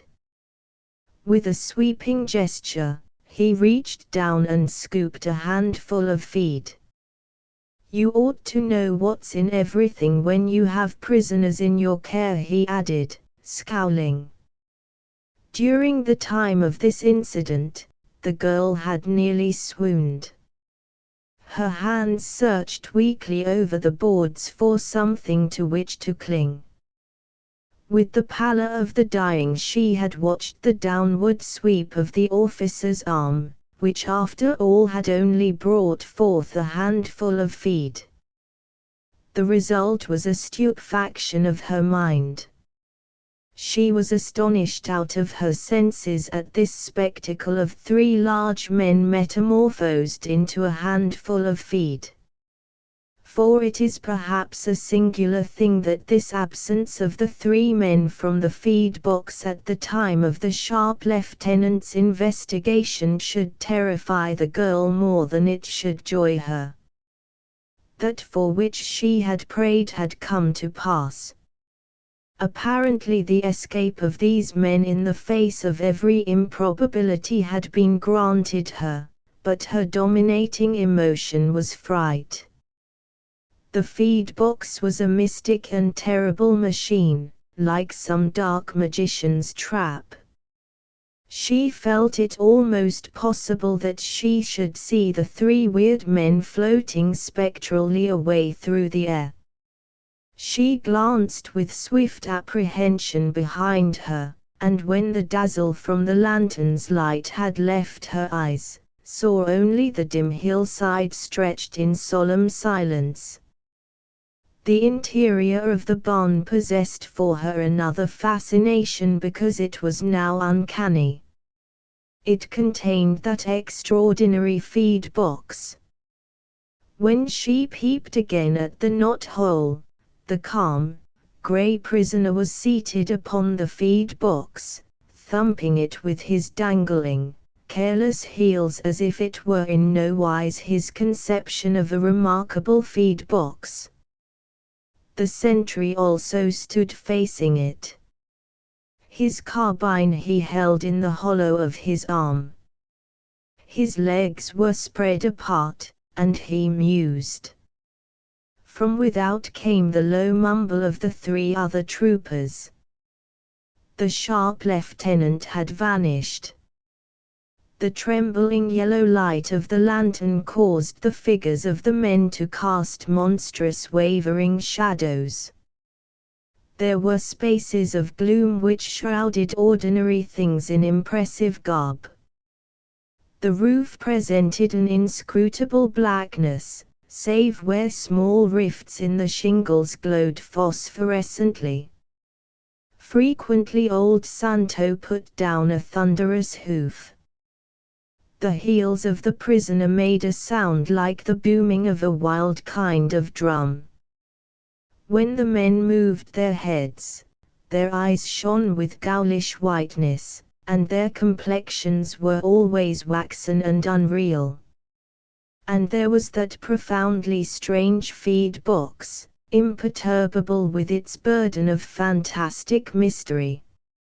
Suddenly from down near her feet the girl heard a crunching sound, a sort of a nibbling, as if some silent and very discreet terrier was at work upon the turf. She faltered back. Here was no doubt another grotesque detail of this most unnatural episode. She did not run, because physically she was in the power of these events. Her feet chained her to the ground in submission to this march of terror after terror. As she stared at the spot from which this sound seemed to come, there floated through her mind a vague, sweet vision, a vision of her safe little room, in which at this hour she usually was sleeping. The scratching continued faintly and with frequent pauses, as if the terrier was then listening. When the girl first removed her eyes from the knot-hole, the scene appeared of one velvet blackness, then gradually objects loomed with a dim luster. She could see now where the tops of the trees joined the sky, and the form of the barn was before her dyed in heavy purple. She was ever about to shriek, but no sound came from her constricted throat. She gazed at the ground with the expression of countenance of one who watches the sinister moving grass where a serpent approaches. Dimly she saw a piece of sod wrenched free and drawn under the great foundation beam of the barn. Once she imagined that she saw human hands, not outlined at all, but sufficient in color, form, or movement to make subtle suggestion. Then suddenly a thought that illuminated the entire situation flashed in her mind like a light. The three men, late of the feed box, were beneath the floor of the barn and were now scraping their way under this beam. She did not consider for a moment how they could come there. They were marvelous creatures. The supernatural was to be expected of them. She no longer trembled, for she was possessed upon this instant of the most unchangeable species of conviction.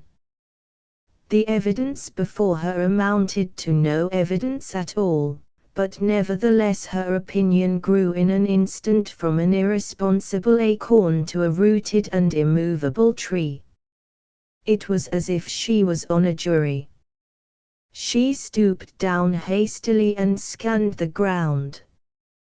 There she indeed saw a pair of hands hauling at the dirt where the sod had been displaced. Softly, in a whisper like a breath, she said, "Hey!" The dim hands were drawn hastily under the barn. The girl reflected for a moment. Then she stooped and whispered, "Hey! It's me." After a time there was a resumption of the digging. The ghostly hands began once more their cautious mining. She waited. In hollow reverberations from the interior of the barn came the frequent sounds of old Santo's lazy movements. The sentry conversed with the prisoner. At last the girl saw a head thrust slowly from under the beam.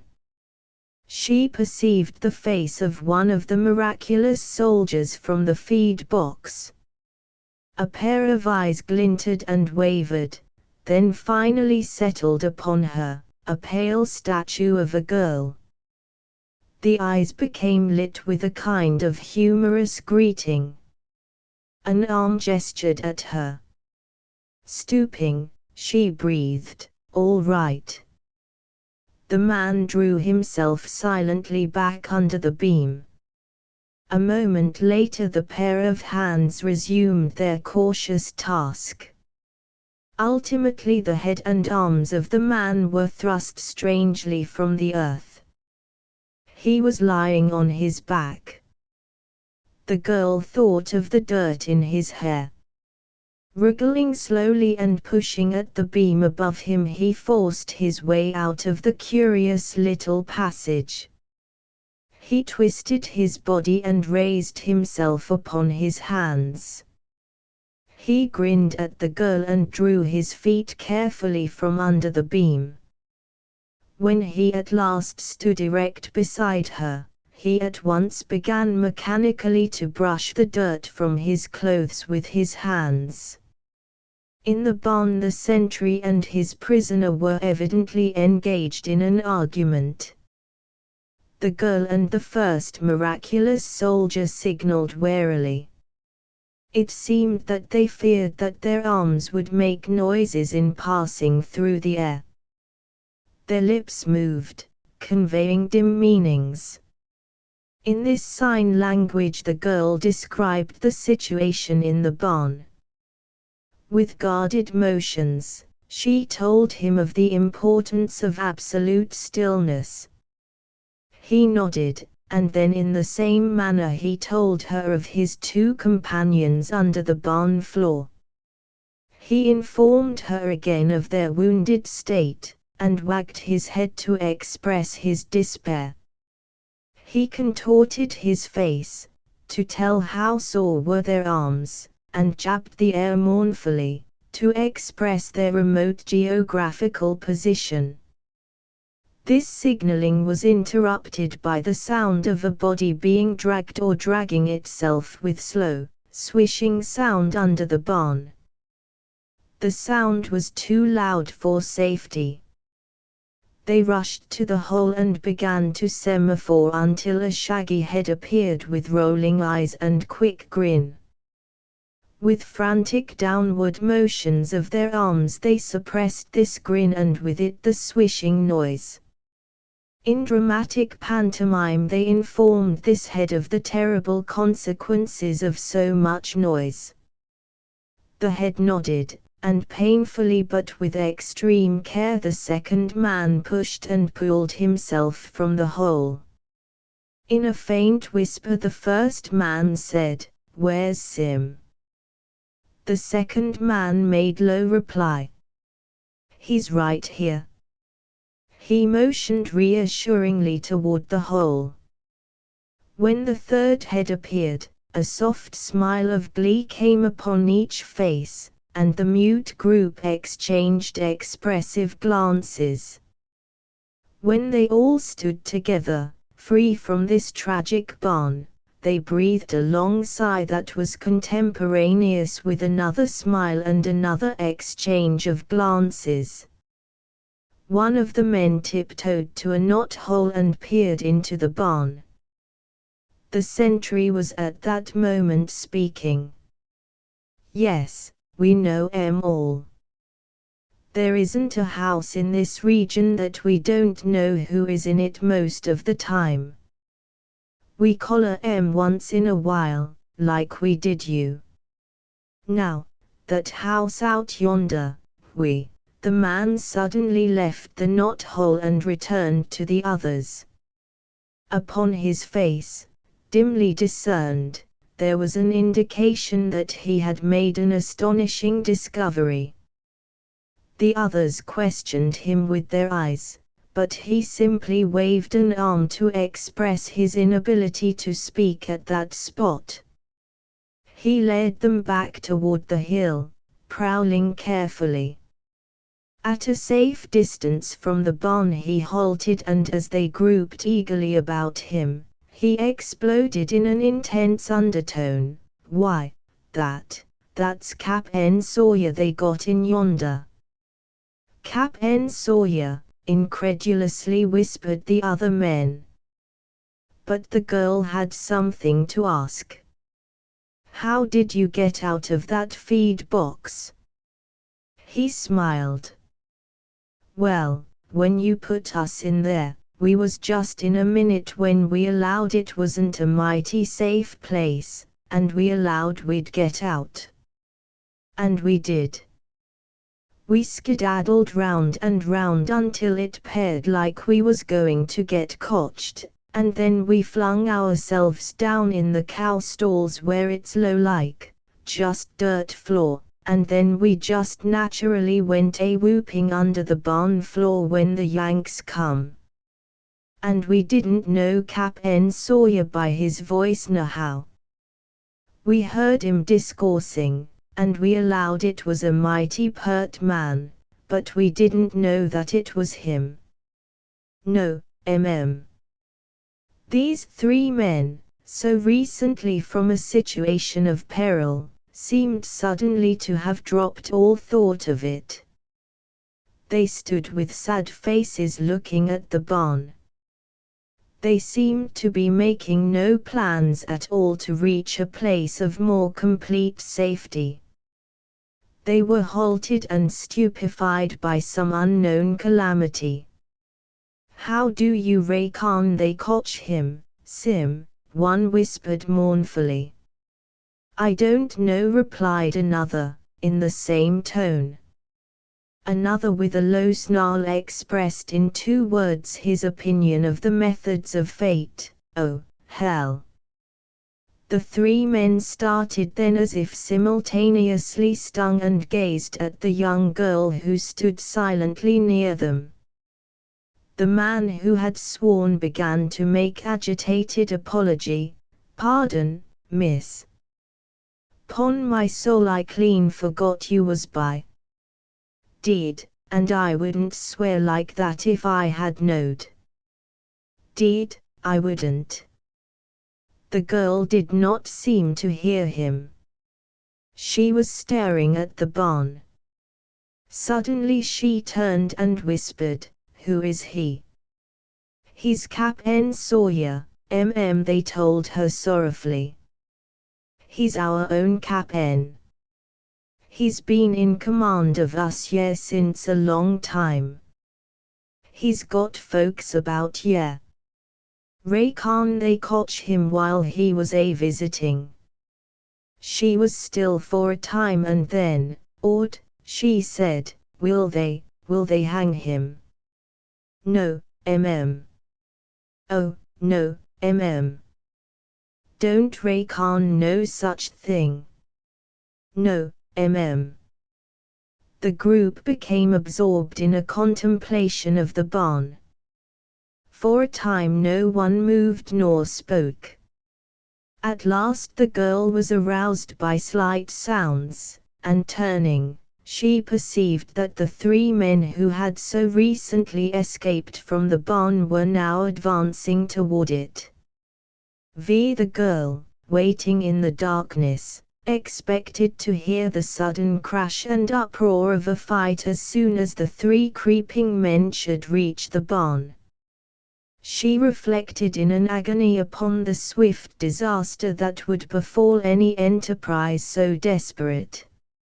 She had an impulse to beg them to come away. The grass rustled in silken movements as she sped toward the barn. When she arrived, however, she gazed about her bewildered. The men were gone. She searched with her eyes, trying to detect some moving thing, but she could see nothing. Left alone again, she began to be afraid of the night. The great stretches of darkness could hide crawling dangers. From sheer desire to see a human, she was obliged to peep again at the knot-hole. The sentry had apparently wearied of talking. Instead, he was reflecting. The prisoner still sat on the feed box, moodily staring at the floor. The girl felt in one way that she was looking at a ghastly group in wax. She started when the old horse put down an echoing hoof. She wished the men would speak, their silence reinforced the strange aspect. They might have been 2 dead men. The girl felt impelled to look at the corner of the interior where were the cow stalls. There was no light there save the appearance of peculiar grey haze which marked the track of the dimming rays of the lantern. All else was somber shadow. At last she saw something move there. It might have been as small as a rat, or it might have been a part of something as large as a man. At any rate, it proclaimed that something in that spot was alive. At one time she saw it plainly and at other times it vanished, because her fixture of gaze caused her occasionally to greatly tangle and blur those peculiar shadows and faint lights. At last, however, she perceived a human head. It was monstrously disheveled and wild. It moved slowly forward until its glance could fall upon the prisoner and then upon the sentry. The wandering rays caused the eyes to glitter like silver. The girl's heart pounded so that she put her hand over it. The sentry and the prisoner remained immovably waxen, and over in the gloom the head thrust from the floor watched them with its silver eyes. Finally, the prisoner slipped from the feed box, and, raising his arms, yawned at great length. "Oh, well," he remarked, "you boys will get a good licking if you fool around here much longer. That's some satisfaction, anyhow, even if you did bag me. You'll get a good walloping." He reflected for a moment, and decided, "I'm sort of willing to be captured if you fellows only get a good licking for being so smart." The sentry looked up and smiled a superior smile. "Licking, hey? Nike." He winked exasperatingly at the prisoner. "You fellows are not fast enough, my boy. Why didn't you lick us at dash?" He named some of the great battles. To this the captive officer blurted in angry astonishment, "Why, we did." The sentry winked again in profound irony. "Yes, I know you did. Of course. You whipped us, didn't you? Fine kind of whipping that was. Why, He suddenly ceased, smitten mute by a sound that broke the stillness of the night. It was the sharp crack of a distant shot that made wild echoes among the hills. It was instantly followed by the hoarse cry of a human voice, a faraway yell of warning, singing of surprise, peril, fear of death. A moment later there was a distant, fierce spattering of shots. The sentry and the prisoner stood facing each other, their lips apart, listening. The orchard at that instant awoke to sudden tumult. There were the thud and scramble and scamper of feet, the mellow, swift clash of arms, men's voices in question, oath, command, hurried and unhurried, resolute and frantic. A horse sped along the road at a raging gallop. A loud voice shouted, "What is it, Ferguson?" Another voice yelled something incoherent. There was a sharp, discordant chorus of command. An uproarious volley suddenly rang from the orchard. The prisoner in grey moved from his intent, listening attitude. Instantly the eyes of the sentry blazed, and he said with a new and terrible sternness, "Stand where you are." The prisoner trembled in his excitement. Expressions of delight and triumph bubbled to his lips. "A surprise, by good. Now, you'll see." The sentry stolidly swung his carbine to his shoulder. He sighted carefully along the barrel until it pointed at the prisoner's head, about at his nose. "Well, I've got you, anyhow. Remember that. Don't move." The prisoner could not keep his arms from nervously gesturing. "I won't, and shut your mouth." The three comrades of the sentry flung themselves into view. "Pete, devil of a row, can you?" "I've got him," said the sentry calmly and without moving. It was as if the barrel of the carbine rested on piers of stone. The three comrades turned and plunged into the darkness. In the orchard it seemed as if two gigantic animals were engaged in a mad, floundering encounter, snarling, howling in a whirling chaos of noise and motion. In the barn the prisoner and his guard faced each other in silence. As for the girl at the knot-hole, the sky had fallen at the beginning of this clamor. She would not have been astonished to see the stars swinging from their abodes, and the vegetation, the barn, all blow away. It was the end of everything, the grand universal murder. When two of the three miraculous soldiers who formed the original Feedbox Corps emerged in detail from the hole under the beam and slid away into the darkness, she did no more than glance at them. Suddenly she recollected the head with silver eyes. She started forward and again applied her eyes to the knot-hole. Even with the din resounding from the orchard, from up the road and down the road, from the heavens and from the deep earth, the central fascination was this mystic head. There, to her, was the dark god of the tragedy.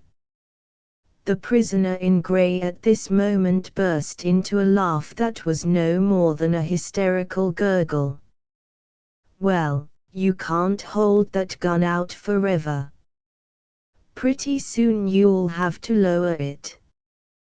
The sentry's voice sounded slightly muffled, for his cheek was pressed against the weapon. "I won't be tired for some time yet."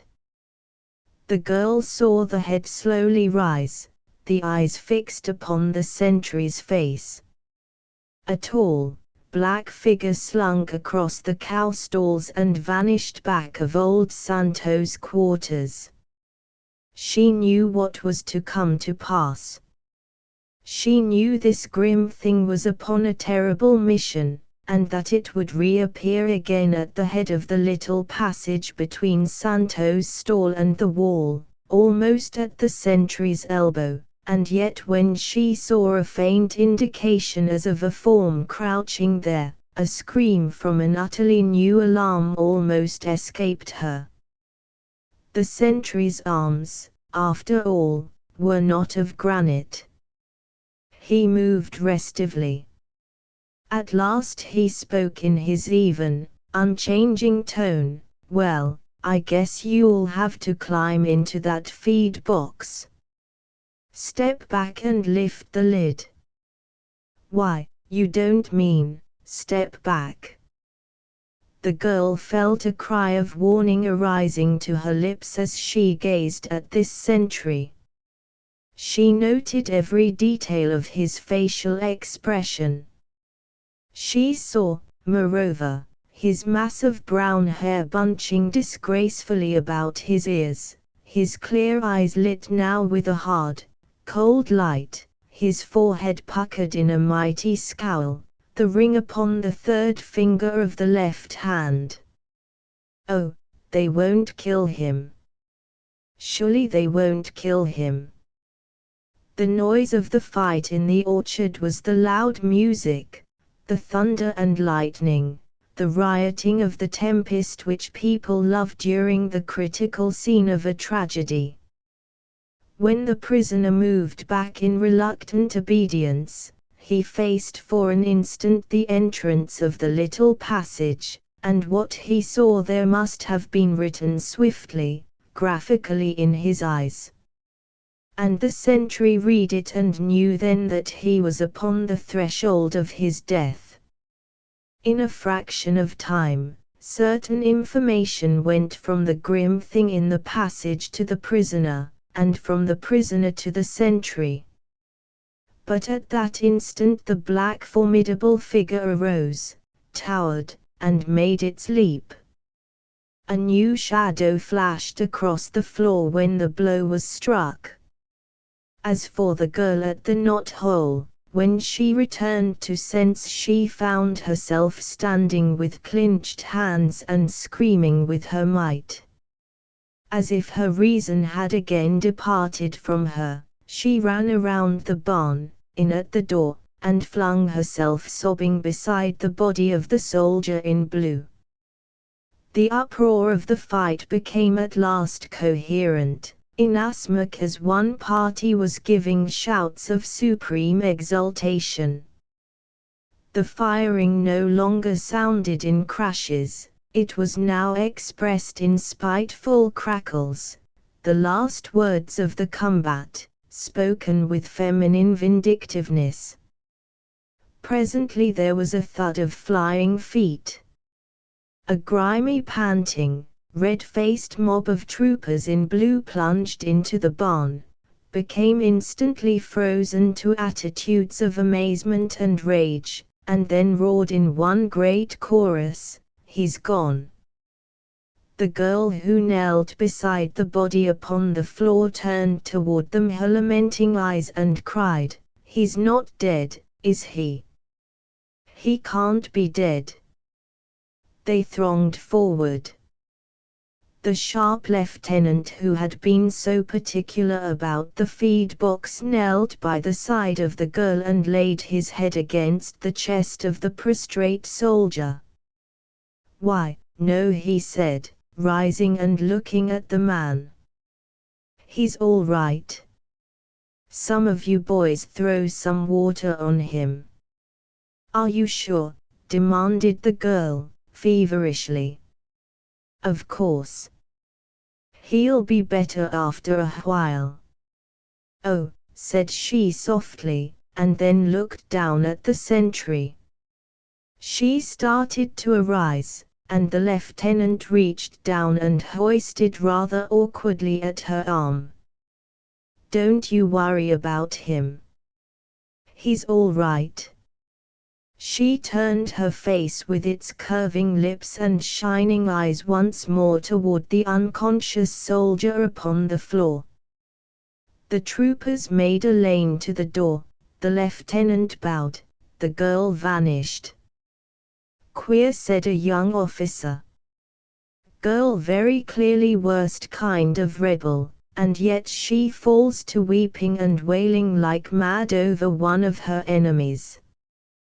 Be around in the morning with all sorts of doctoring, you see if she ain't. Queer." The sharp lieutenant shrugged his shoulders. After reflection he shrugged his shoulders again. He said, "War changes many things, but it doesn't change everything, thank God. A mystery of heroism." The dark uniforms of the men were so coated with dust from the incessant wrestling of the two armies that the regiment almost seemed a part of the clay bank which shielded them from the shells. On the top of the hill a battery was arguing in tremendous roars with some other guns, and to the eye of the infantry, the artillerymen, the guns, the caissons, the horses, were distinctly outlined upon the blue sky. When a piece was fired, a red streak as round as a log flashed low in the heavens, like a monstrous bolt of lightning. The men of the battery wore white duck trousers, which somehow emphasized their legs, and when they ran and crowded in little groups at the bidding of the shouting officers, it was more impressive than usual to the infantry. Fred Collins, of a company, was saying, "Thunder! I wished I had a drink. Ain't there any water round here?" Then somebody yelled, "There goes Th. Bugler." As the eyes of half the regiment swept in one machine-like movement, there was an instant's picture of a horse in a great convulsive leap of a death wound and a rider leaning back with a crooked arm and spread fingers before his face. On the ground was the crimson terror of an exploding shell, with fibers of flame that seemed like lances. A glittering bugle swung clear of the rider's back as fell headlong the horse and the man. In the air was an odor as from a conflagration. Sometimes they of the infantry looked down at a fair little meadow which spread at their feet. Its long, green grass was rippling gently in a breeze. Beyond it was the grey form of a house half torn to pieces by shells and by the busy axes of soldiers who had pursued firewood. The line of an old fence was now dimly marked by long weeds and by an occasional post. A shell had blown the well house to fragments. Little lines of grey smoke ribboning upward from some embers indicated the place where had stood the barn. From beyond a curtain of green woods there came the sound of some stupendous scuffle, as if two animals of the size of islands were fighting.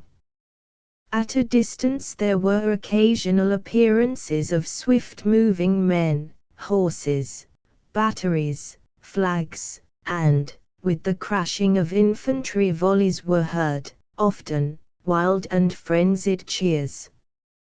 In the midst of it all Smith and Ferguson, two privates of a company, were engaged in a heated discussion, which involved the greatest questions of the national existence.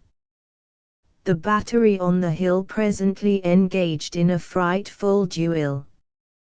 The white legs of the gunners scampered this way and that way, and the officers redoubled their shouts. The guns, with their demeanors of stolidity and courage, were typical of something infinitely self-possessed in this clamor of death that swirled around the hill. One of a swing team was suddenly smitten quivering to the ground, and his maddened brethren dragged his torn body in their struggle to escape from this turmoil and danger. A young soldier astride one of the leaders swore and fumed in his saddle, and furiously jerked at the bridle. An officer screamed out an order so violently that his voice broke and ended the sentence in a falsetto shriek.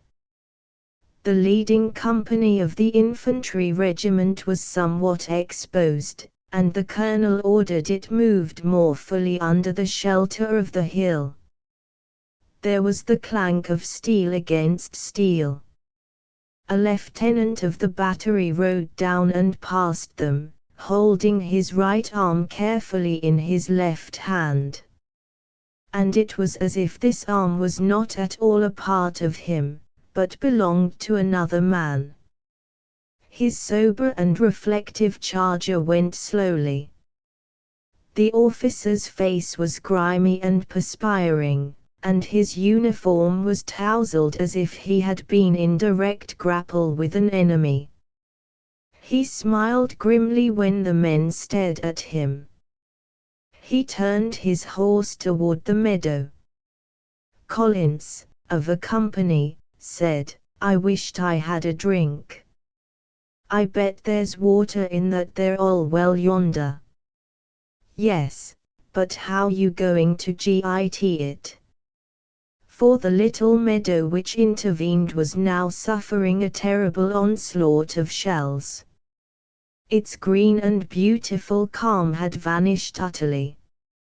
Brown earth was being flung in monstrous handfuls. And there was a massacre of the young blades of grass. They were being torn, burned, obliterated. Some curious fortune of the battle had made this gentle little meadow the object of the red hate of the shells, and each one as it exploded seemed like an imprecation in the face of a maiden. The wounded officer who was riding across this expanse said to himself, "Why, they couldn't shoot any harder if the whole army was massed here." A shell struck the grey ruins of the house, and as, after the roar, the shattered wall fell in fragments, there was a noise which resembled the flapping of shutters during a wild gale of winter. Indeed, the infantry paused in the shelter of the bank appeared as men standing upon a shore contemplating a madness of the sea. The angel of calamity had under its glance the battery upon the hill. Fewer white-legged men labored about the guns. A shell had smitten one of the pieces, and after the flare, the smoke, the dust, the wrath of this blow were gone, it was possible to see white legs stretched horizontally upon the ground. And at that interval to the rear, where it is the business of battery horses to stand with their noses to the fight awaiting the command to drag their guns out of the destruction or into it or wheresoever these incomprehensible humans demanded with whip and spur, in this line of passive and dumb spectators, whose fluttering hearts yet would not let them forget the iron laws of man's control of them. In this rank of brute soldiers there had been relentless and hideous carnage. From the ruck of bleeding and prostrate horses, the men of the infantry could see one animal raising its stricken body with its four legs, and turning its nose with mystic and profound eloquence toward the sky. Some comrades joked Collins about his thirst. "Well, if ye want a drink so bad, why don't ye go git it?" "Well, I will in a minute, if ye don't shut up." A lieutenant of artillery floundered his horse straight down the hill with as great concern as if it were level ground. As he galloped past the colonel of the infantry, he threw up his hand in swift salute. "We've got to get out of that," he roared angrily. He was a black-bearded officer, and his eyes, which resembled beads, sparkled like those of an insane man. His jumping horse sped along the column of infantry. The fat major, standing carelessly with his sword held horizontally behind him and with his legs far apart, looked after the receding horseman and laughed. "He wants to get back with orders pretty quick, or there'll be no battery left," he observed. The wise young captain of the 2nd Company hazarded to the lieutenant colonel that the enemy's infantry would probably soon attack the hill, and the lieutenant colonel snubbed him. A private in one of the rear companies looked out over the meadow, and then turned to a companion and said, "Look there, Jim." It was the wounded officer from the battery, who some time before had started to ride across the meadow, supporting his right arm carefully with his left hand. This man had encountered a shell apparently at a time when no one perceived him, and he could now be seen lying face downward with a stirruped foot stretched across the body of his dead horse. A leg of the charger extended slantingly upward precisely as stiff as a stake. Around this motionless pair the shells still howled. There was a quarrel in a company. Collins was shaking his fist in the faces of some laughing comrades.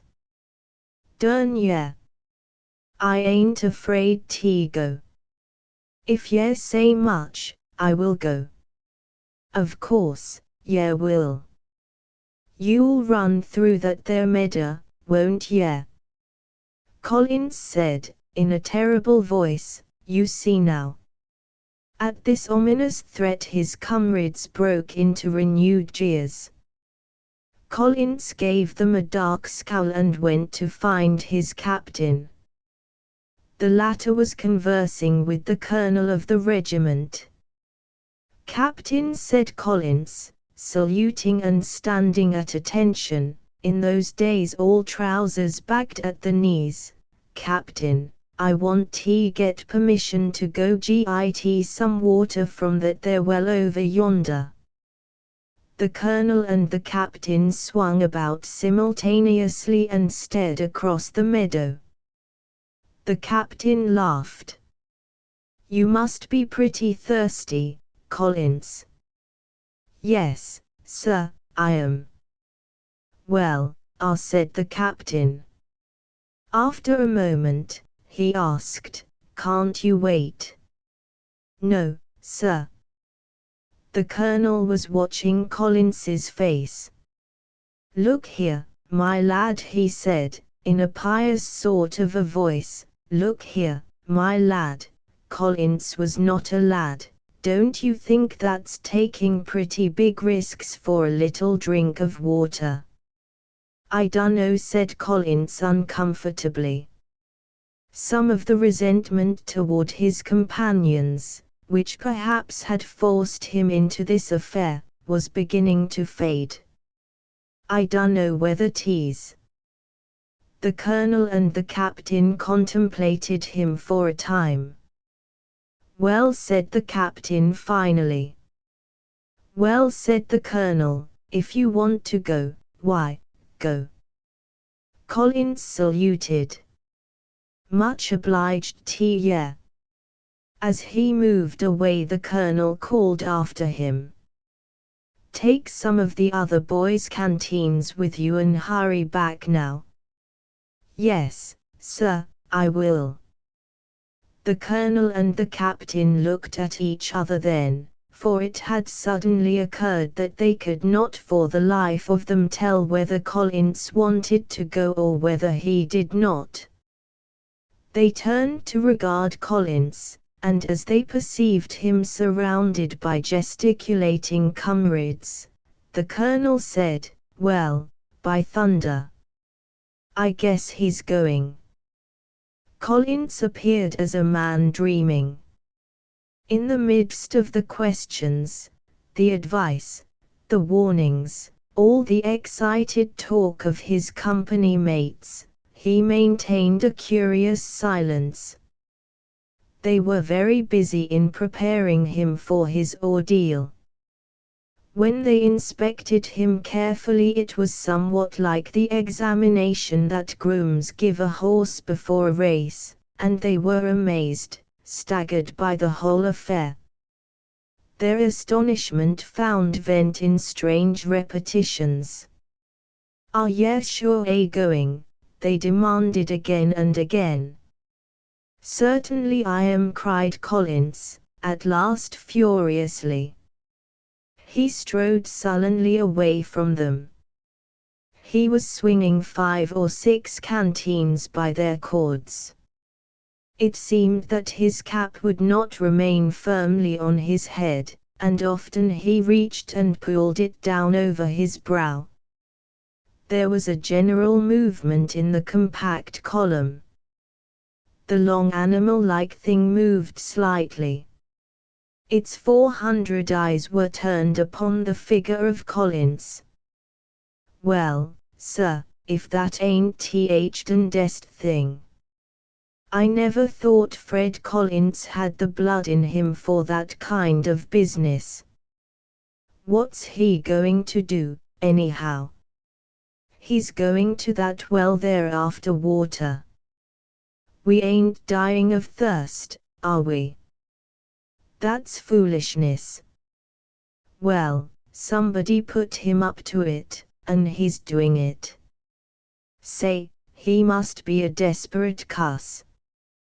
When Collins faced the meadow and walked away from the regiment, he was vaguely conscious that a chasm, the deep valley of all prides, was suddenly between him and his comrades.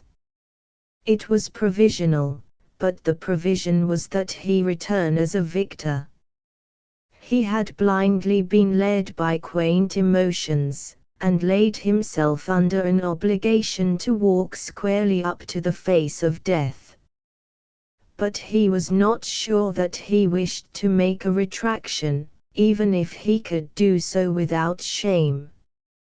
As a matter of truth, he was sure of very little. He was mainly surprised.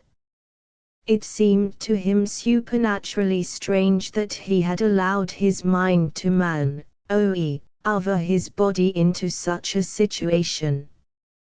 He understood that it might be called dramatically great. However, he had no full appreciation of anything, excepting that he was actually conscious of being dazed. He could feel his dulled mind groping after the form and color of this incident. He wondered why he did not feel some keen agony of fear cutting his sense like a knife. He wondered at this, because human expression had said loudly for centuries that men should feel afraid of certain things, and that all men who did not feel this fear were phenomena, heroes. He was, then, a hero. He suffered that disappointment which we would all have if we discovered that we were ourselves capable of those deeds which we most admire in history and legend. This, then, was a hero. After all, heroes were not much. No, it could not be true. He was not a hero.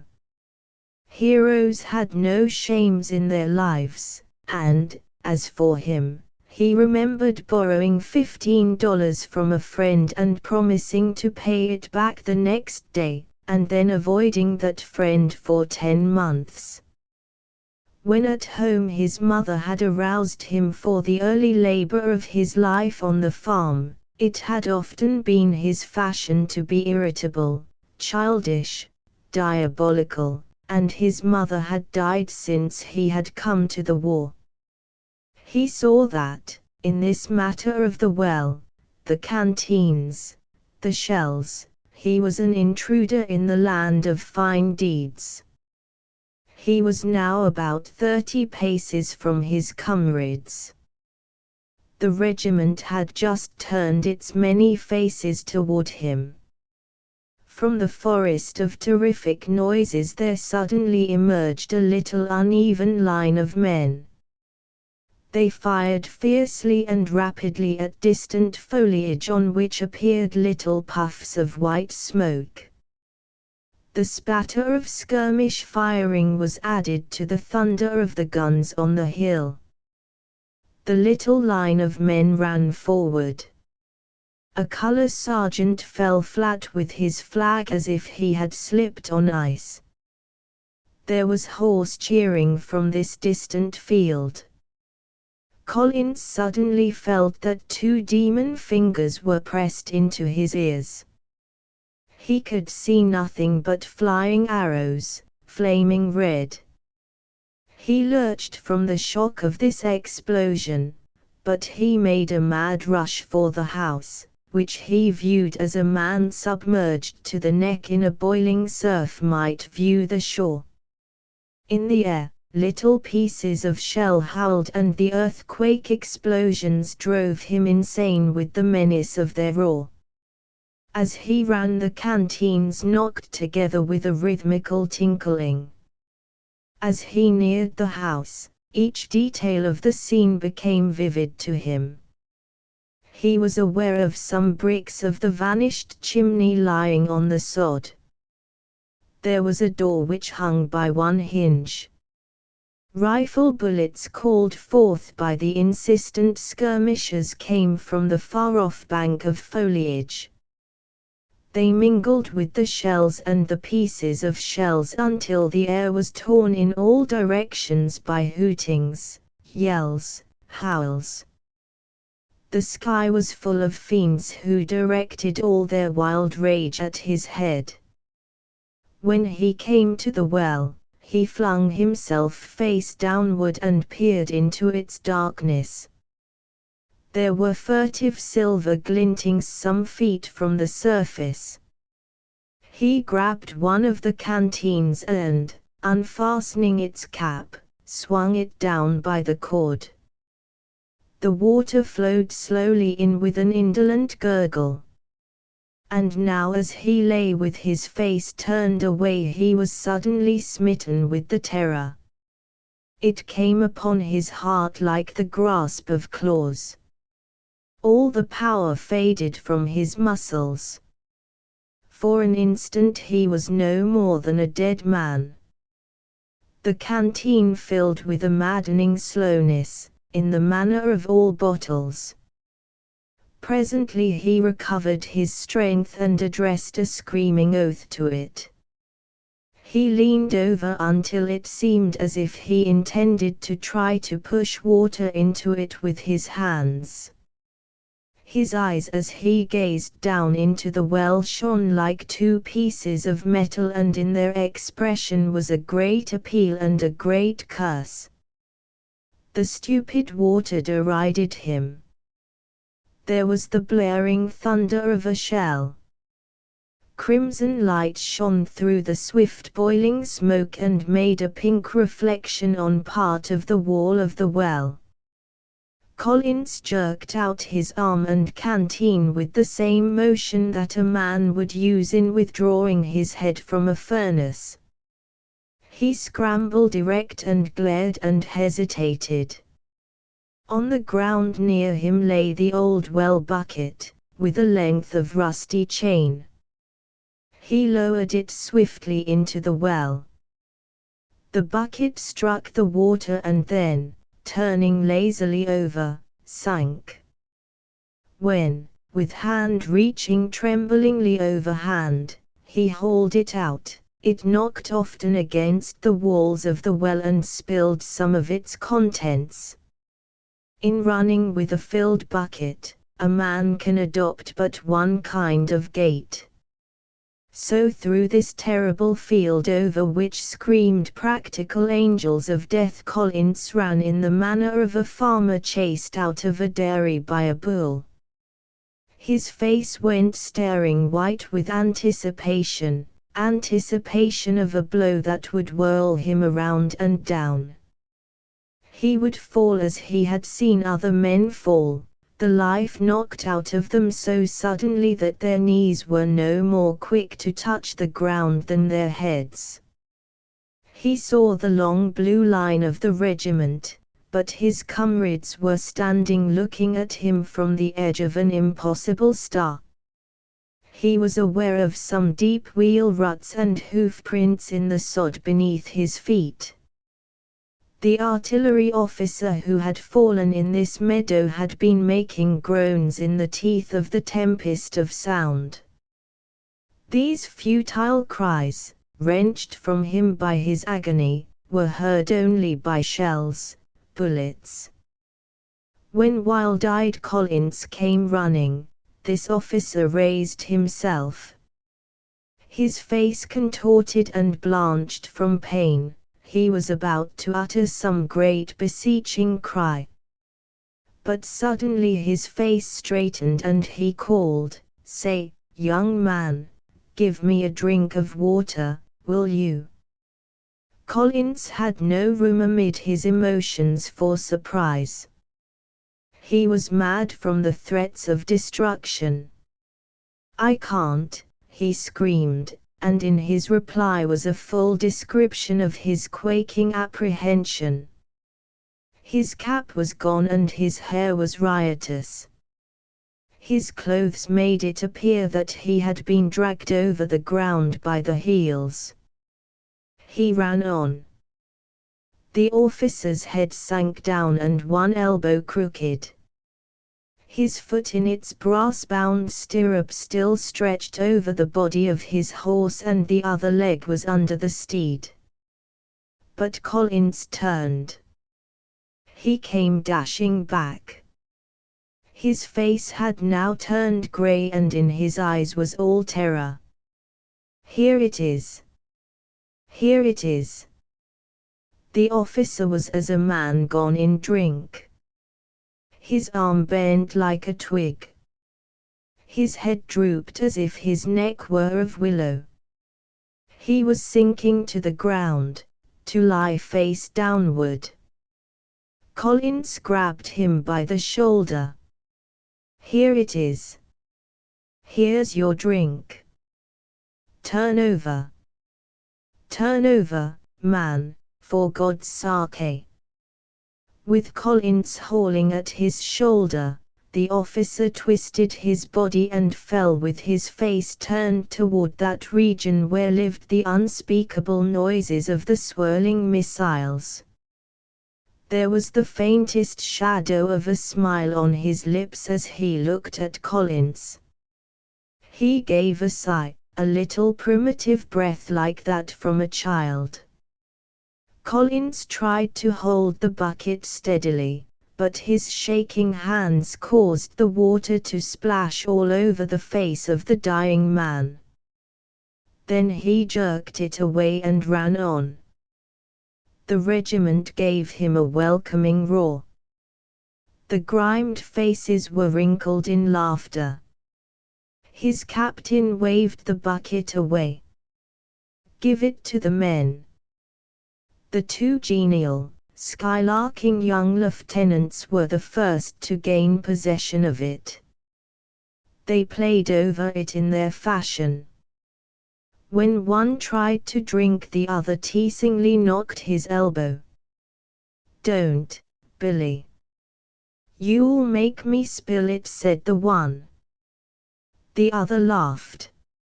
Suddenly there was an oath, the thud of wood on the ground, and a swift murmur of astonishment among the ranks.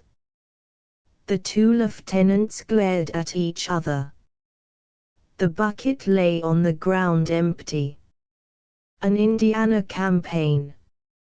When the able-bodied citizens of the village formed a company and marched away to the war, Major Tom Bolden assumed in a manner the burden of the village cares. Everybody ran to him when they felt obliged to discuss their affairs. The sorrows of the town were dragged before him. His little bench at the sunny side of Migglesville Tavern became a sort of an open court where people came to speak resentfully of their grievances. He accepted his position and struggled manfully under the load. It behooved him, as a man who had seen the sky red over the quaint, low cities of Mexico, and the compact northern bayonets gleaming on the narrow roads. One warm summer day the major sat asleep on his little bench. There was a lull in the tempest of discussion which usually enveloped him. His cane, by use of which he could make the most tremendous and impressive gestures, reposed beside him.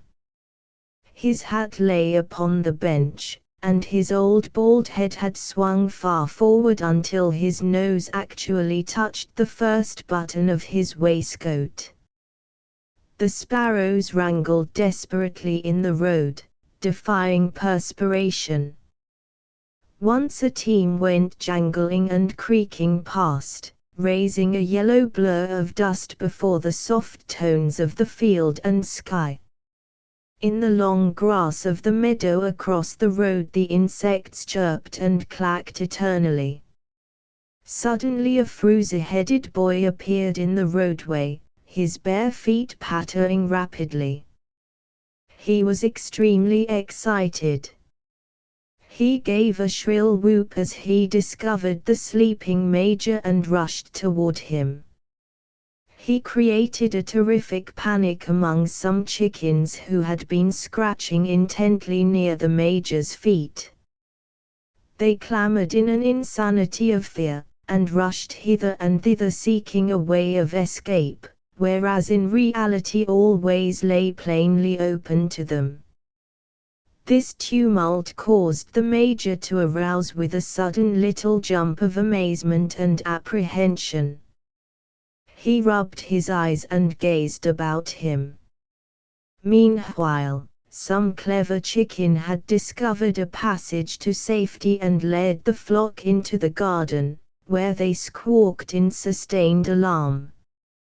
Panting from his run and choked with terror, the little boy stood before the major, struggling with a tale that was ever upon the tip of his tongue. "Major, now, Major!" The old man, roused from a delicious slumber, glared impatiently at the little boy. "Come, come.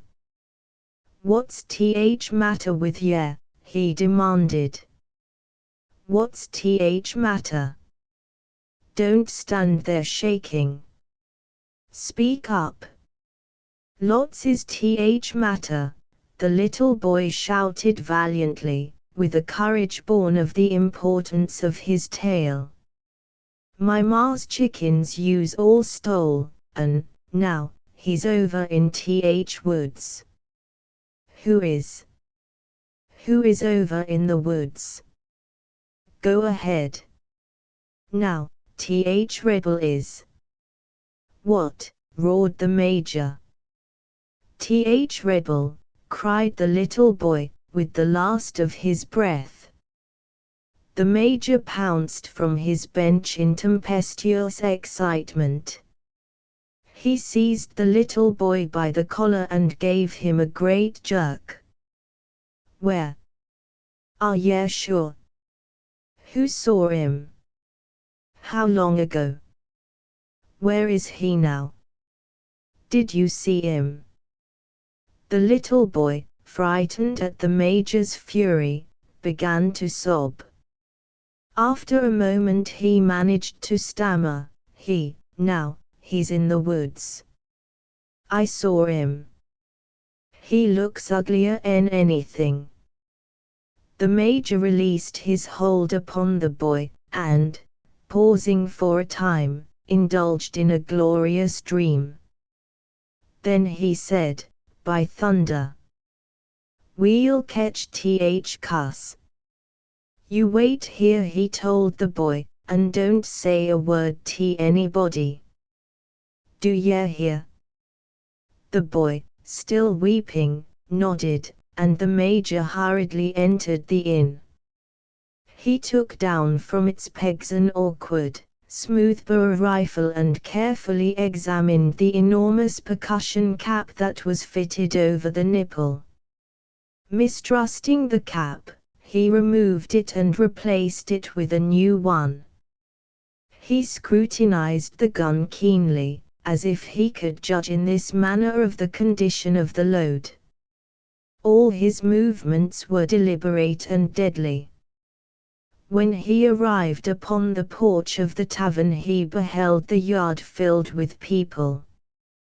Peter Witherby, sooty-faced and grinning, was in the van. He looked at the Major. "Well," he said. "Well," returned the Major, bridling. "Well, what's Che got?" said old Peter. Got a rebel over in th woods," roared the Major. At this sentence the women and boys, who had gathered eagerly about him, gave vent to startled cries. The women had come from adjacent houses, but the little boys represented the entire village. They had miraculously heard the first whisper of rumor, and they performed wonders in getting to the spot. They clustered around the important figure of the Major and gazed in silent awe. The women, however, burst forth. At the word rebel, which represented to them all terrible things, they deluged the Major with questions which were obviously unanswerable. He shook them off with violent impatience. Meanwhile Peter Witherby was trying to force exasperating interrogations through the tumult to the Major's ears. "What? No. Yes. How do I know?" the maddened veteran snarled as he struggled with his friends. "No. Yes. What? How in thunder do I know?" Upon the steps of the tavern the landlady sat, weeping forlornly. At last the major burst through the crowd, and went to the roadway. There, as they all streamed after him, he turned and faced them. "Now, look here, I don't know any more about this than you do," he told them forcibly.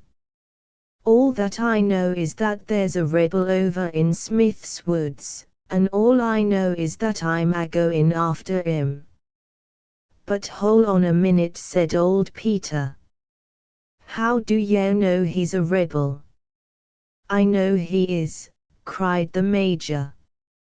"Don't ye think I know what a rebel is?"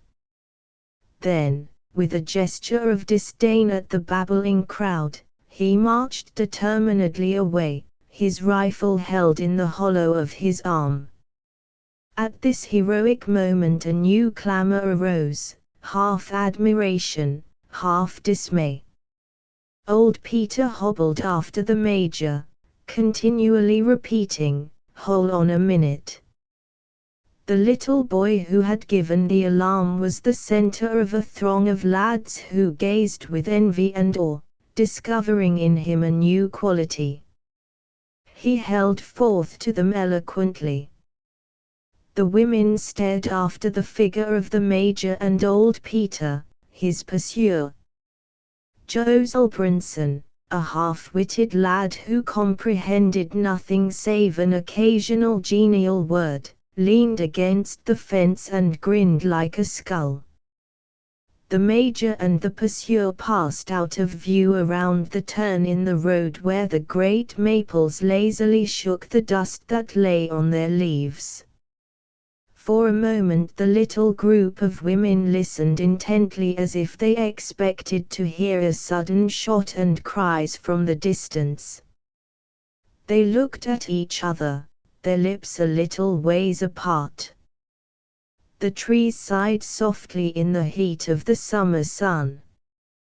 The insects in the meadow continued their monotonous humming, and, somewhere, a hen had been stricken with fear and was cackling loudly. Finally, Mrs. Goodwin said, "Well, I'm going up to Turner Road, anyhow." Mrs. Willits and Mrs. Joe Peterson, her particular friends, cried out at this temerity, but she said, "Well, I'm going, anyhow." She called Brinson. "Come on, Josel. You're a man, and if he should chase us, why, you muse pitch into him." "Hey!" Brinson always obeyed everybody. He grinned an assent, and went with her down the road. A little boy attempted to follow them, but a shrill scream from his mother made him halt. The remaining women stood motionless, their eyes fixed upon Mrs. Goodwin and Josel. Then at last one gave a laugh of triumph at her conquest of caution and fear, and cried, "Well, I'm going too."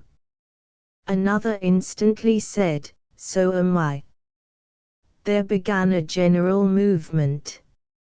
Some of the little boys had already ventured 100 feet away from the main body, and at this unanimous advance they spread out ahead in little groups. Some recounted terrible stories of rebel ferocity. Their eyes were large with excitement. The whole thing with its possible dangers had for them a delicious element. Johnny Peterson, who could whip any boy present, explained what he would do in case the enemy should happen to pounce out at him. The familiar scene suddenly assumed a new aspect. The field of corn which met the road upon the left was no longer a mere field of corn. It was a darkly mystic place whose recesses could contain all manner of dangers. The long green leaves, waving in the breeze, rustled from the passing of men. In the song of the insects there were now omens, threats. There was a warning in the enamel blue of the sky, in the stretch of yellow road, in the very atmosphere. Above the tops of the corn loomed the distant foliage of Smith's Woods, curtaining the silent action of a tragedy whose horrors they imagined. The women and the little boys came to a halt, overwhelmed by the impressiveness of the landscape. They waited silently. Mrs. Goodwin suddenly said, "I'm going back." The others, who all wished to return, cried at once disdainfully, "Well, go back, if ye want to." A cricket at the roadside exploded suddenly in his shrill song, and a woman who had been standing near shrieked in startled terror. An electric movement went through the group of women. They jumped and gave vent to sudden screams. With the fears still upon their agitated faces, they turned to berate the one who had shrieked. "My! What a goose you are, Sally! Why, it took my breath away. Goodness sakes, don't holler like that again. Hold on a minute." Peter Witherby was crying to the Major, as the latter, full of the importance and dignity of his position as protector of Migglesville, paced forward swiftly. The veteran already felt upon his brow a wreath formed of the flowers of gratitude, and as he strode he was absorbed in planning a calm and self-contained manner of wearing it. "Hold on a minute," piped old Peter in the rear. At last the Major, aroused from his dream of triumph, turned about wrathfully. "Well, what? Now, look here," said Peter. "What ye going to do?" The Major, with a gesture of supreme exasperation, wheeled again and went on. When he arrived at the cornfield he halted and waited for Peter. He had suddenly felt that indefinable menace in the landscape. "Well?" demanded Peter, panting. The Major's eyes wavered a trifle. "Well," he repeated, "well, I'm going in there and bring out that there rebel." They both paused and studied the gently swaying masses of corn, and behind them the looming woods, sinister with possible secrets. "Well," said old Peter. The Major moved uneasily and put his hand to his brow. Peter waited in obvious expectation. The Major crossed through the grass at the roadside and climbed the fence. He put both legs over the topmost rail and then sat perched there, facing the woods. Once he turned his head and asked, "What?" "I hain't said anything," answered Peter. The Major clambered down from the fence and went slowly into the corn, his gun held in readiness. Peter stood in the road. Presently the Major returned and said, in a cautious whisper, "If ye hear anything, you come running, will ye?" "Well, I hain't got no gun nor nothing," said Peter, in the same low tone. "What good you'd I do?" "Well, ye might come along with me and watch," said the Major. "Four eyes is better 'en two." "If I had a gun," began Peter. "Oh, ye don't need no gun," interrupted the Major, waving his hand. "All I'm afraid of is that I won't find 'im. My eyes ain't so good as they was." "Well, come along," whispered the Major. "Ye hain't afraid, are ye?" "No, but, well, come along, then." "What's matter with ye?" Peter climbed the fence. He paused on the top rail and took a prolonged stare at the inscrutable woods. When he joined the Major in the cornfield, he said, with a touch of anger, "Well, you got the gun. Remember that. If he comes for me, I hain't he got a blame thing." "Shucks," answered the Major. "He ain't a-goin' to come for ye." The two then began a wary journey through the corn. One by one the long aisles between the rows appeared. As they glanced along each of them, it seemed as if some gruesome thing had just previously vacated it. Old Peter halted once and whispered, "Say, look-a here, supposin' what?" demanded the Major. "Supposin'," said Peter. "Well, remember you got th gun, and I hain't he got anything." "Thunder," said the Major. When they got to where the stalks were very short because of the shade cast by the trees of the wood, they halted again. The leaves were gently swishing in the breeze. Before them stretched the mystic green wall of the forest, and there seemed to be in it eyes which followed each of their movements. Peter at last said, "I don't believe there's anybody in there." "Yes, there is, too," said the Major. "I'll bet anything he's in there." "How do ye know?" asked Peter. "I'll bet he ain't within a mile o' here." The Major suddenly ejaculated, "Listen!" They bent forward, scarce breathing, their mouths agape, their eyes glinting. Finally, the Major turned his head. "Did ye hear that?" he said hoarsely. "No," said Peter, in a low voice. "What was it?" The Major listened for a moment. Then he turned again. "I thought I heard somebody holler," he explained cautiously. They both bent forward and listened once more. Peter, in the intentness of his attitude, lost his balance and was obliged to lift his foot hastily and with noise. "SS-sha," hissed the Major. After a minute Peter spoke quite loudly, "Oh, shucks.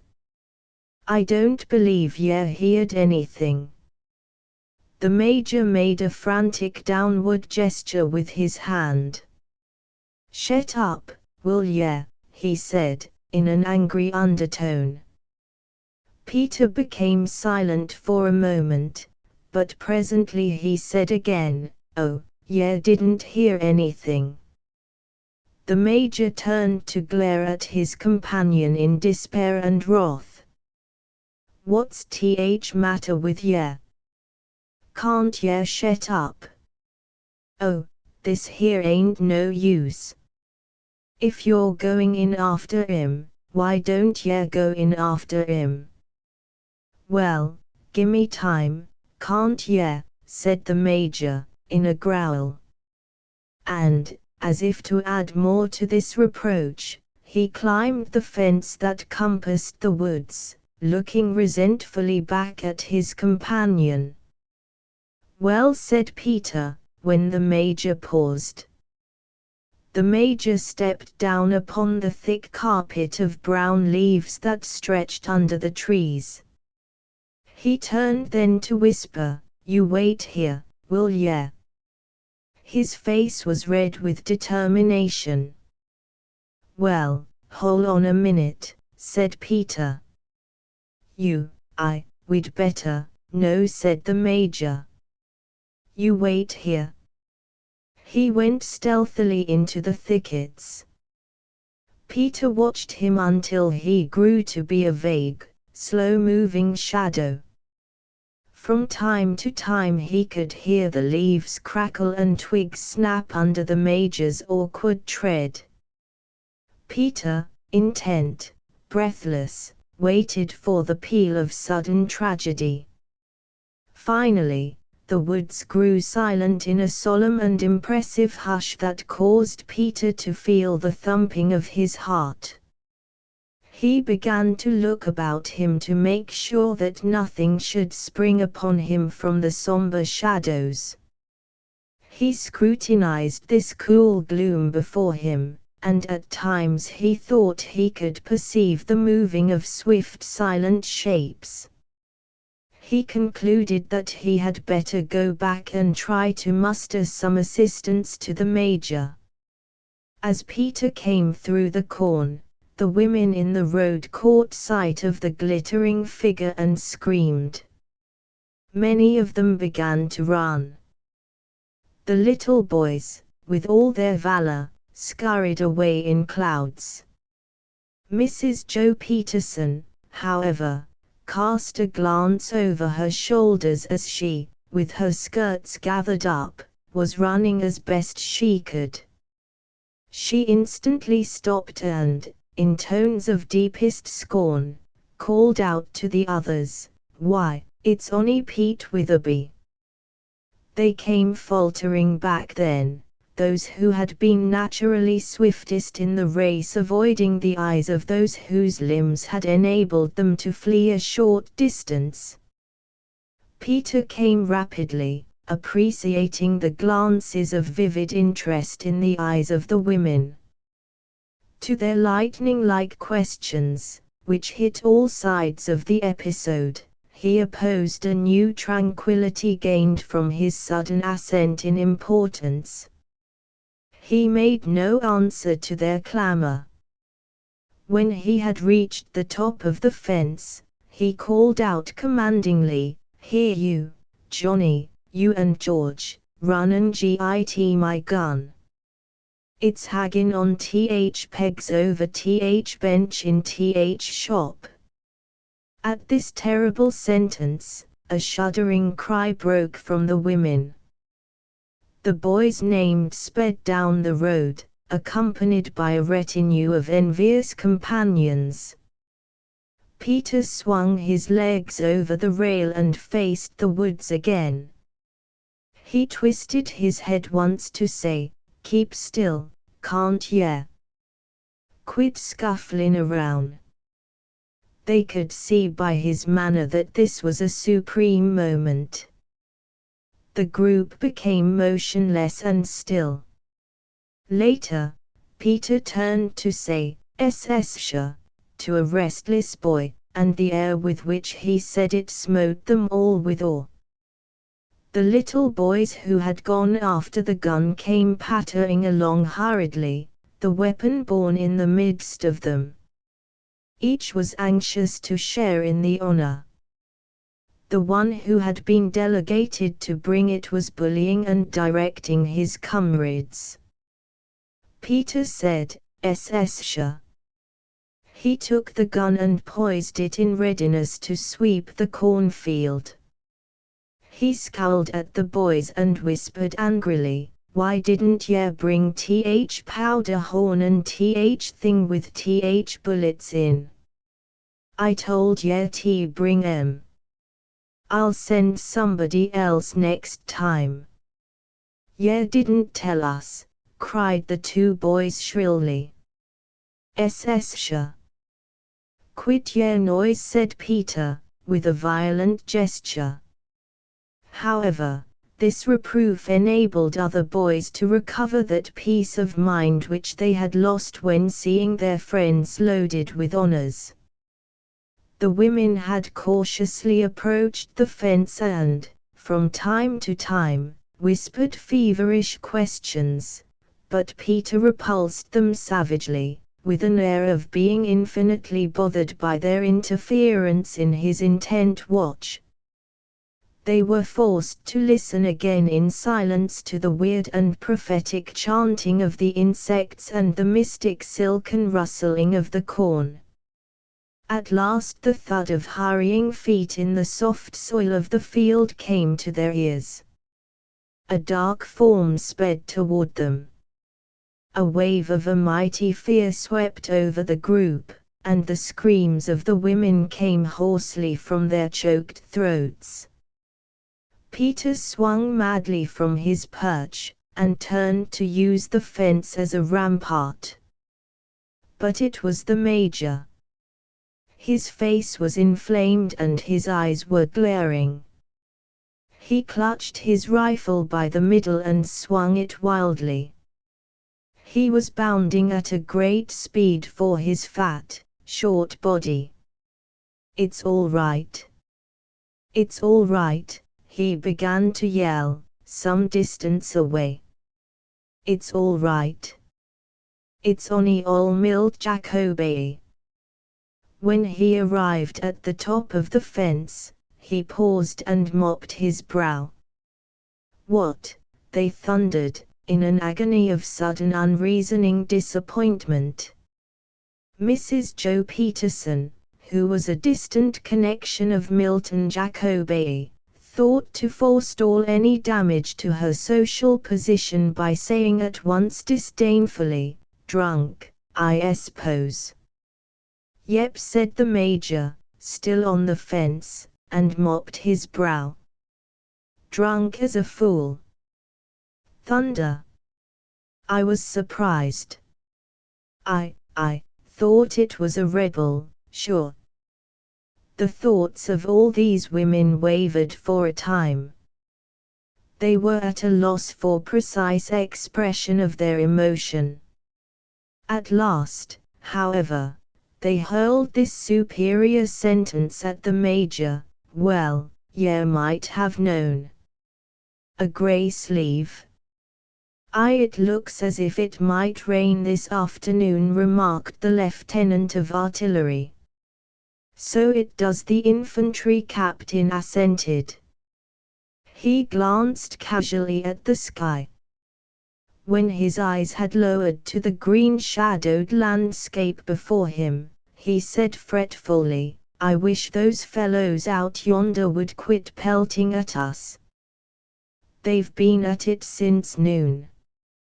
At the edge of a grove of maples, across wide fields, there occasionally appeared little puffs of smoke of a dull hue in this gloom of sky which expressed an impending rain. The long wave of blue and steel in the field moved uneasily at the eternal barking of the faraway sharpshooters, and the men, leaning upon their rifles, stared at the grove of maples. Once a private turned to borrow some tobacco from a comrade in the rear rank, but, with his hand still stretched out, he continued to twist his head and glance at the distant trees. He was afraid the enemy would shoot him at a time when he was not looking. Suddenly the artillery officer said, "See what's coming." Along the rear of the brigade of infantry a column of cavalry was sweeping at a hard gallop. A lieutenant, riding some yards to the right of the column, bawled furiously at the 4 troopers just at the rear of the colors. They had lost distance and made a little gap, but at the shouts of the lieutenant they urged their horses forward. The bugler, careering along behind the captain of the troop, fought and tugged like a wrestler to keep his frantic animal from bolting far ahead of the column. On the springy turf the innumerable hoofs thundered in a swift storm of sound. In the brown faces of the troopers their eyes were set like bits of flashing steel. The long line of the infantry regiments standing at ease underwent a sudden movement at the rush of the passing squadron. The foot soldiers turned their heads to gaze at the torrent of horses and men. The yellow folds of the flag fluttered back in silken, shuddering waves as if it were a reluctant thing. Occasionally a giant spring of a charger would rear the firm and sturdy figure of a soldier suddenly head and shoulders above his comrades. Over the noise of the scudding hoofs could be heard the creaking of leather trappings, the jingle and clank of steel, and the tense, low-toned commands or appeals of the men to their horses. And the horses were mad with the headlong sweep of this movement. Powerful underjaws bent back and straightened so that the bits were clamped as rigidly as vices upon the teeth, and glistening necks arched in desperate resistance to the hands at the bridles. Swinging their heads in rage at the granite laws of their lives, which compelled even their angers and their ardors to chosen directions and chosen faces, their flight was as a flight of harnessed demons. The captain's bay kept its pace at the head of the squadron with the lithe bounds of a thoroughbred, and this horse was proud as a chief at the roaring trample of his fellows behind him. The captain's glance was calmly upon the grove of maples whence the sharpshooters of the enemy had been picking at the blue line. He seemed to be reflecting. He stolidly rose and fell with the plunges of his horse in all the indifference of a deacon's figure seated plumply in church. And it occurred to many of the watching infantry to wonder why this officer could remain imperturbable and reflective when his squadron was thundering and swarming behind him like the rushing of a flood. The column swung in a saber curve toward a break in a fence, and dashed into a roadway. Once a little plank bridge was encountered, and the sound of the hoofs upon it was like the long roll of many drums. An old captain in the infantry turned to his first lieutenant and made a remark which was a compound of bitter disparagement of cavalry in general and soldiery admiration of this particular troop. Suddenly the bugle sounded, and the column halted with a jolting upheaval amid sharp, brief cries. A moment later the men had tumbled from their horses, and, carbines in hand, were running in a swarm toward the grove of maples. In the road one of every 4 of the troopers was standing with braced legs, and pulling and hauling at the bridles of 4 frenzied horses. The captain was running awkwardly in his boots. He held his saber low so that the point often threatened to catch in the turf. His yellow hair ruffled out from under his faded cap. "Go in hard now," he roared, in a voice of hoarse fury. His face was violently red. The troopers threw themselves upon the grove like wolves upon a great animal. Along the whole front of woods there was the dry, crackling of musketry, with bitter, swift flashes and smoke that writhed like stung phantoms. The troopers yelled shrilly and spanged bullets low into the foliage. For a moment, when near the woods, the line almost halted. The men struggled and fought for a time like swimmers encountering a powerful current.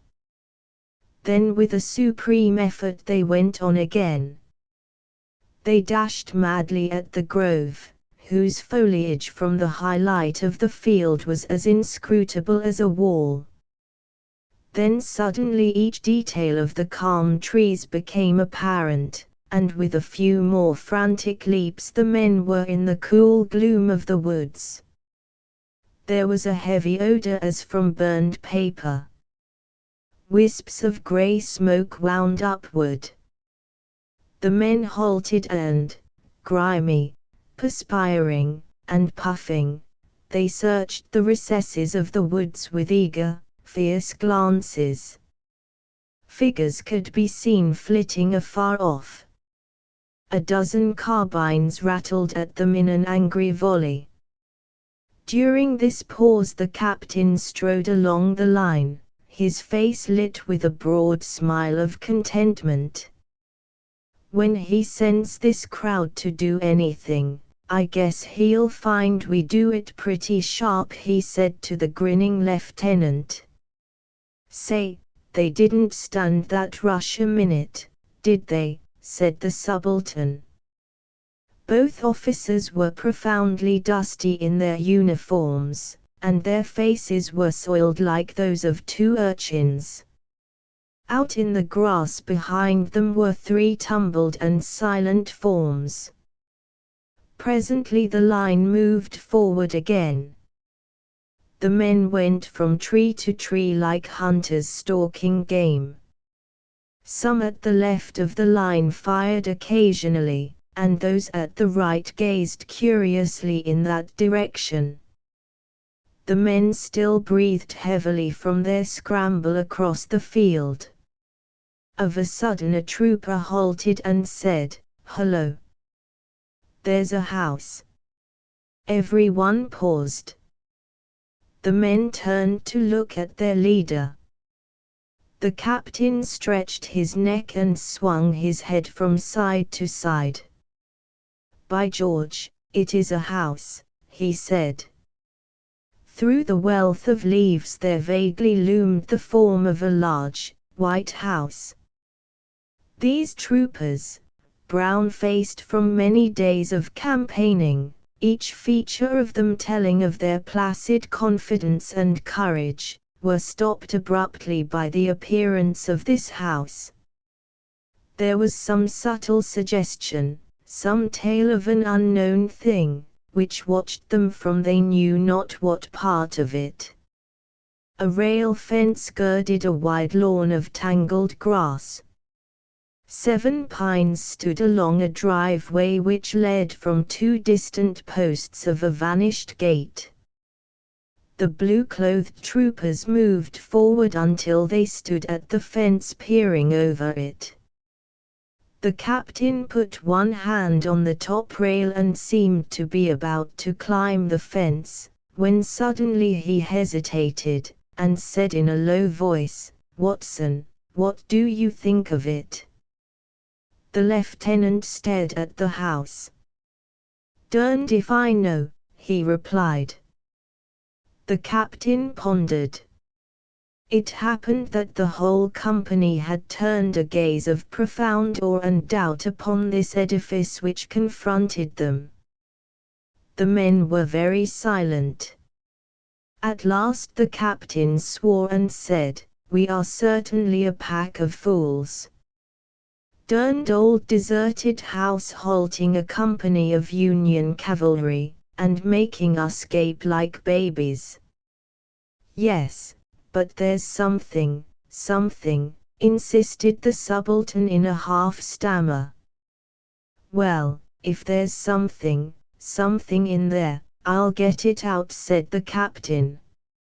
"Send Sharp clean around to the other side with about 12 men. So we will sure bag your something, and I'll take a few of the boys and find out what's in the d old thing." He chose the nearest 8 men for his storming party, as the lieutenant called it. After he had waited some minutes for the others to get into position, he said, "Come ahead," to his 8 men, and climbed the fence. The brighter light of the tangled lawn made him suddenly feel tremendously apparent, and he wondered if there could be some mystic thing in the house which was regarding this approach. His men trudged silently at his back. They stared at the windows and lost themselves in deep speculations as to the probability of there being, perhaps, eyes behind the blinds. Malignant eyes, piercing eyes. Suddenly a corporal in the party gave vent to a startled exclamation, and half threw his carbine into position. The captain turned quickly, and the corporal said, "I saw an arm move the blinds." "An arm with a grey sleeve?" "Don't be a fool, Jones, now," said the captain sharply. "I swear t began the corporal, but the captain silenced him. When they arrived at the front of the house, the troopers paused, while the captain went softly up the front steps. He stood before the large front door and studied it. Some crickets chirped in the long grass, and the nearest pine could be heard in its endless sighs. One of the privates moved uneasily, and his foot crunched the gravel. Suddenly the captain swore angrily and kicked the door with a loud crash. It flew open. The bright lights of the day flashed into the old house when the captain angrily kicked open the door. He was aware of a wide hallway carpeted with matting and extending deep into the dwelling. There was also an old walnut hat rack and a little marble-topped table with a vase and 2 books upon it. Farther back was a great, venerable fireplace containing dreary ashes. But directly in front of the captain was a young girl. The flying open of the door had obviously been an utter astonishment to her, and she remained transfixed there in the middle of the floor, staring at the captain with wide eyes. She was like a child caught at the time of a raid upon the cake. She wavered to and fro upon her feet, and held her hands behind her. There were 2 little points of terror in her eyes, as she gazed up at the young captain in dusty blue, with his reddish, bronze complexion, his yellow hair, his bright saber held threateningly. These 2 remained motionless and silent, simply staring at each other for some moments. The captain felt his rage fade out of him and leave his mind limp. He had been violently angry, because this house had made him feel hesitant, wary. He did not like to be wary. He liked to feel confident, sure. So he had kicked the door open, and had been prepared to march in like a soldier of wrath. But now he began, for one thing, to wonder if his uniform was so dusty and old in appearance. Moreover, he had a feeling that his face was covered with a compound of dust, grime, and perspiration. He took a step forward and said, "I didn't mean to frighten you." But his voice was coarse from his battle howling. It seemed to him to have hempen fibers in it. The girl's breath came in little, quick gasps, and she looked at him as she would have looked at a serpent. "I didn't mean to frighten you," he said again. The girl, still with her hands behind her, began to back away. "Is there anyone else in the house?" he went on, while slowly following her. "I don't wish to disturb you, but we had a fight with some rebel skirmishers in the woods, and I thought maybe some of them might have come in here. In fact, I was pretty sure of it. Are there any of them here?" The girl looked at him and said, "No." He wondered why extreme agitation made the eyes of some women so limpid and bright. "Who is here besides yourself?"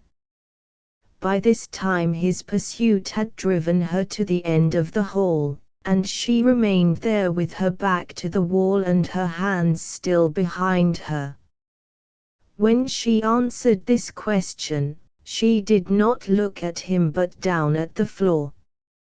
She cleared her voice and then said, "There is no one here." "No one." She lifted her eyes to him in that appeal that the human being must make even to falling trees, crashing boulders, the sea in a storm, and said, "No, no, there is no one here."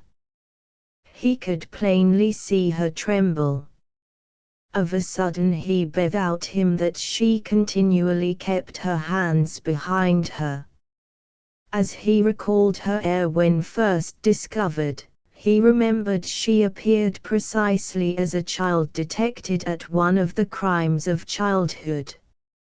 Moreover, she had always backed away from him. He thought now that she was concealing something which was an evidence of the presence of the enemy in the house.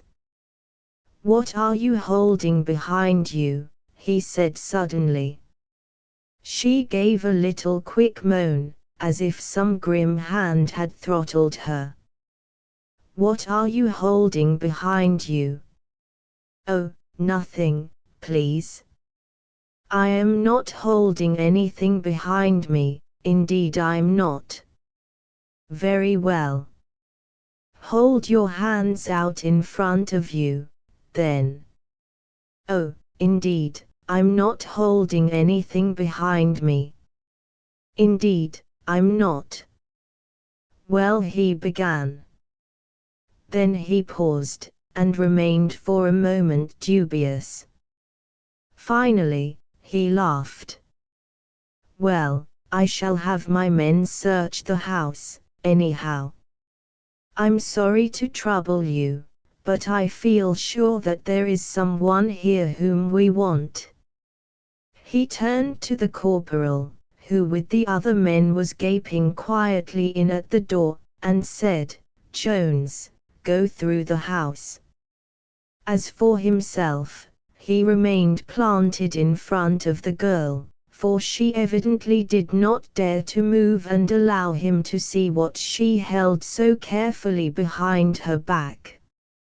So she was his prisoner. The men rummaged around on the ground floor of the house. Sometimes the captain called to them, "Try that closet, is there any cellar?" But they found no one, and at last they went trooping toward the stairs which led to the second floor. But at this movement on the part of the men the girl uttered a cry of such fright and appeal that the men paused. "Oh, don't go up there. Please don't go up there, please. There is no one there." Indeed there is not." "Oh, please." "Go on," Jones said the captain calmly. The obedient corporal made a preliminary step, and the girl bounded toward the stairs with another cry. As she passed him, the captain caught sight of that which she had concealed behind her back, and which she had forgotten in this supreme moment. It was a pistol. She ran to the first step, and standing there, faced the men, one hand extended with perpendicular palm, and the other holding the pistol at her side. "Oh, please, don't go up there. Nobody is there, indeed, there is not. Please." Then suddenly she sank swiftly down upon the step, and, huddling forlornly, began to weep in the agony and with the convulsive tremors of an infant. The pistol fell from her fingers and rattled down to the floor. The astonished troopers looked at their astonished captain. There was a short silence. Finally, the captain stooped and picked up the pistol. It was a heavy weapon of the army pattern. He ascertained that it was empty. He leaned toward the shaking girl, and said gently, "Will you tell me what you were going to do with this pistol?" He had to repeat the question a number of times, but at last a muffled voice said, "Nothing. Nothing." He insisted quietly upon a further answer. At the tender tones of the captain's voice, The phlegmatic corporal turned and winked gravely at the man next to him. "Won't you tell me?" The girl shook her head. "Please tell me." The silent privates were moving their feet uneasily and wondering how long they were to wait. The captain said, "Please won't you tell me?" Then this girl's voice began in stricken tones, half coherent, and amid violent sobbing, "It was Grandpa's. He said he was going to shoot anybody who came in here. He didn't care if there were thousands of them. And I know he would, and I was afraid they'd kill him. And so I stole away his pistol, and I was going to hide it when you kicked open the door." The men straightened up and looked at each other. The girl began to weep again. The captain mopped his brow. He peered down at the girl. He mopped his brow again. Suddenly he said, "Don't cry like that." He moved restlessly and looked down at his boots. He mopped his brow again. Then he gripped the corporal by the arm and dragged him some yards back from the others. "Jones," he said, in an intensely earnest voice, "will you tell me what in the devil I am going to do?" The corporal's countenance became illuminated with satisfaction at being thus requested to advise his superior officer. He adopted an air of great thought, and finally said, "Well, of course, the fellow with the grey sleeve must be upstairs, and we must get past the girl and up there somehow. Suppose I take her by the arm and lead her." "What?" interrupted the captain from between his clenched teeth. As he turned away from the corporal, he said fiercely over his shoulder, "You touch that girl and I'll split your skull." 3. The corporal looked after his captain with an expression of mingled amazement, grief, and philosophy.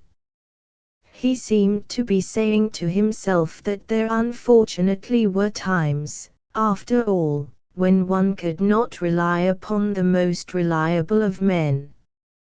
When he returned to the group he found the captain bending over the girl and saying, "Why is it that you don't want us to search upstairs?"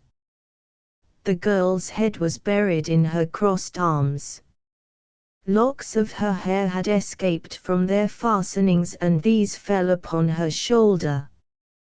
"Won't you tell me?" The corporal here winked again at the man next to him. "Because," the girl moaned, "because there isn't anybody up there." The captain at last said timidly, "Well, I'm afraid we'll have to." The girl sprang to her feet again, and implored him with her hands. She looked deep into his eyes with her glance, which was at this time like that of the fawn when it says to the hunter, "Have mercy upon me." These two stood regarding each other. The captain's foot was on the bottom step, but he seemed to be shrinking. He wore an air of being deeply wretched and ashamed. There was a silence. Suddenly the corporal said in a quick, low tone, "Look out, Captain." All turned their eyes swiftly toward the head of the stairs. There had appeared there a youth in a grey uniform. He stood looking coolly down at them. No word was said by the troopers. The girl gave vent to a little wail of desolation. "Oh, Harry!" He began slowly to descend the stairs. His right arm was in a white sling, and there were some fresh blood stains upon the cloth. His face was rigid and deathly pale, but his eyes flashed like lights.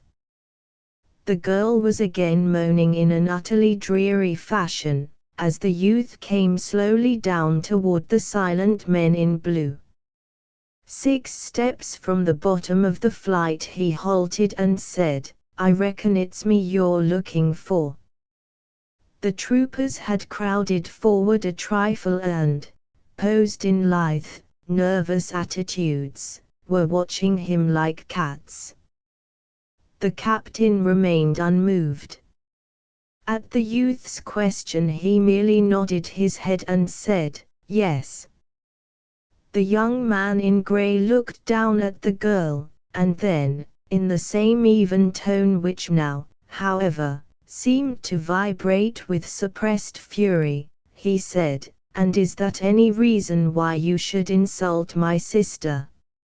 At this sentence, the girl intervened, desperately, between the young man in grey and the officer in blue. "Oh, don't, Harry, don't. He was good to me. He was good to me, Harry, indeed he was."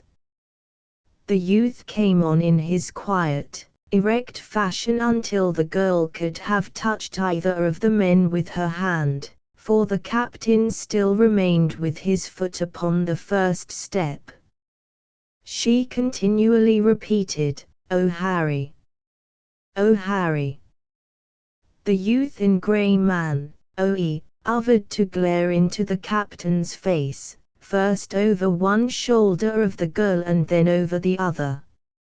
In a voice that rang like metal, he said, "You are armed and unwounded, while I have no weapons and am wounded."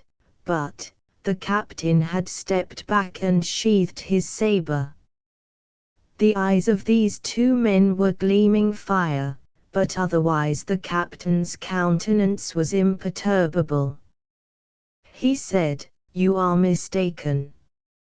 You have no reason to, you lie." All save the captain and the youth in grey started in an electric movement. These 2 words crackled in the air like shattered glass.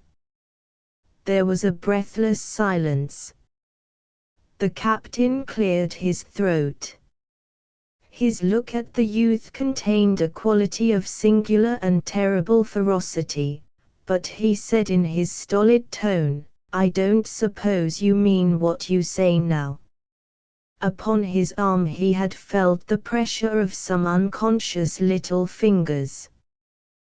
The girl was leaning against the wall as if she no longer knew how to keep her balance, but those fingers, he held his arm very still.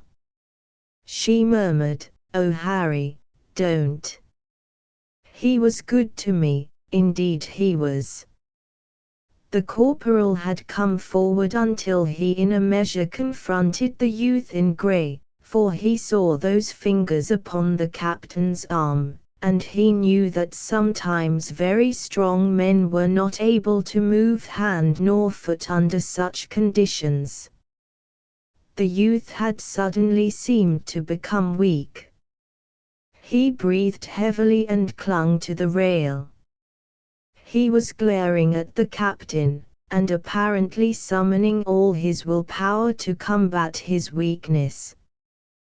The corporal addressed him with profound straightforwardness, "Don't you be a derned fool."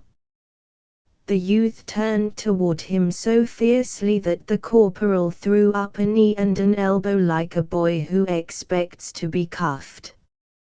The girl pleaded with the captain. "You won't hurt him, will you? He don't know what he's saying.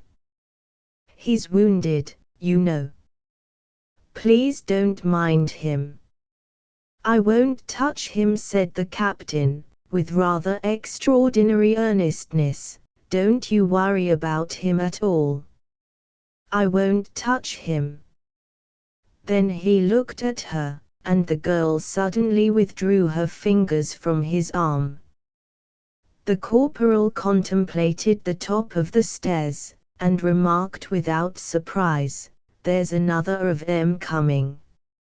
An old man was clambering down the stairs with much speed. He waved a cane wildly.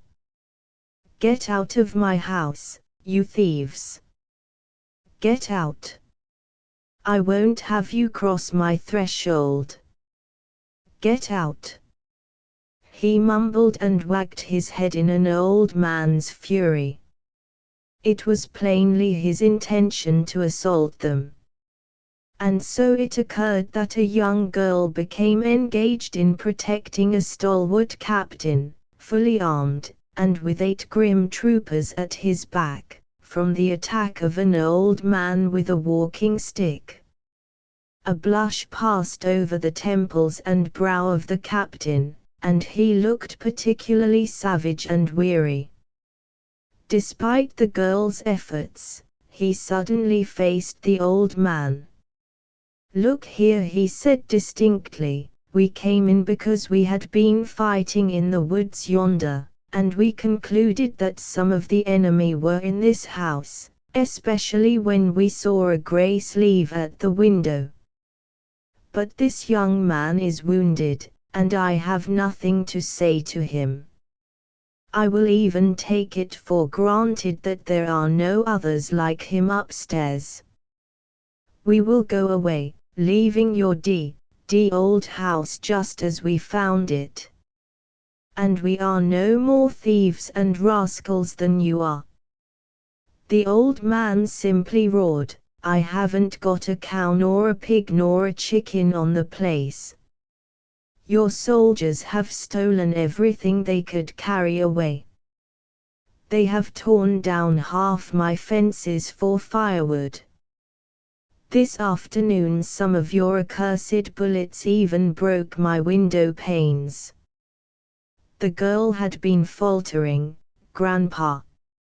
Oh, Grandpa." The captain looked at the girl.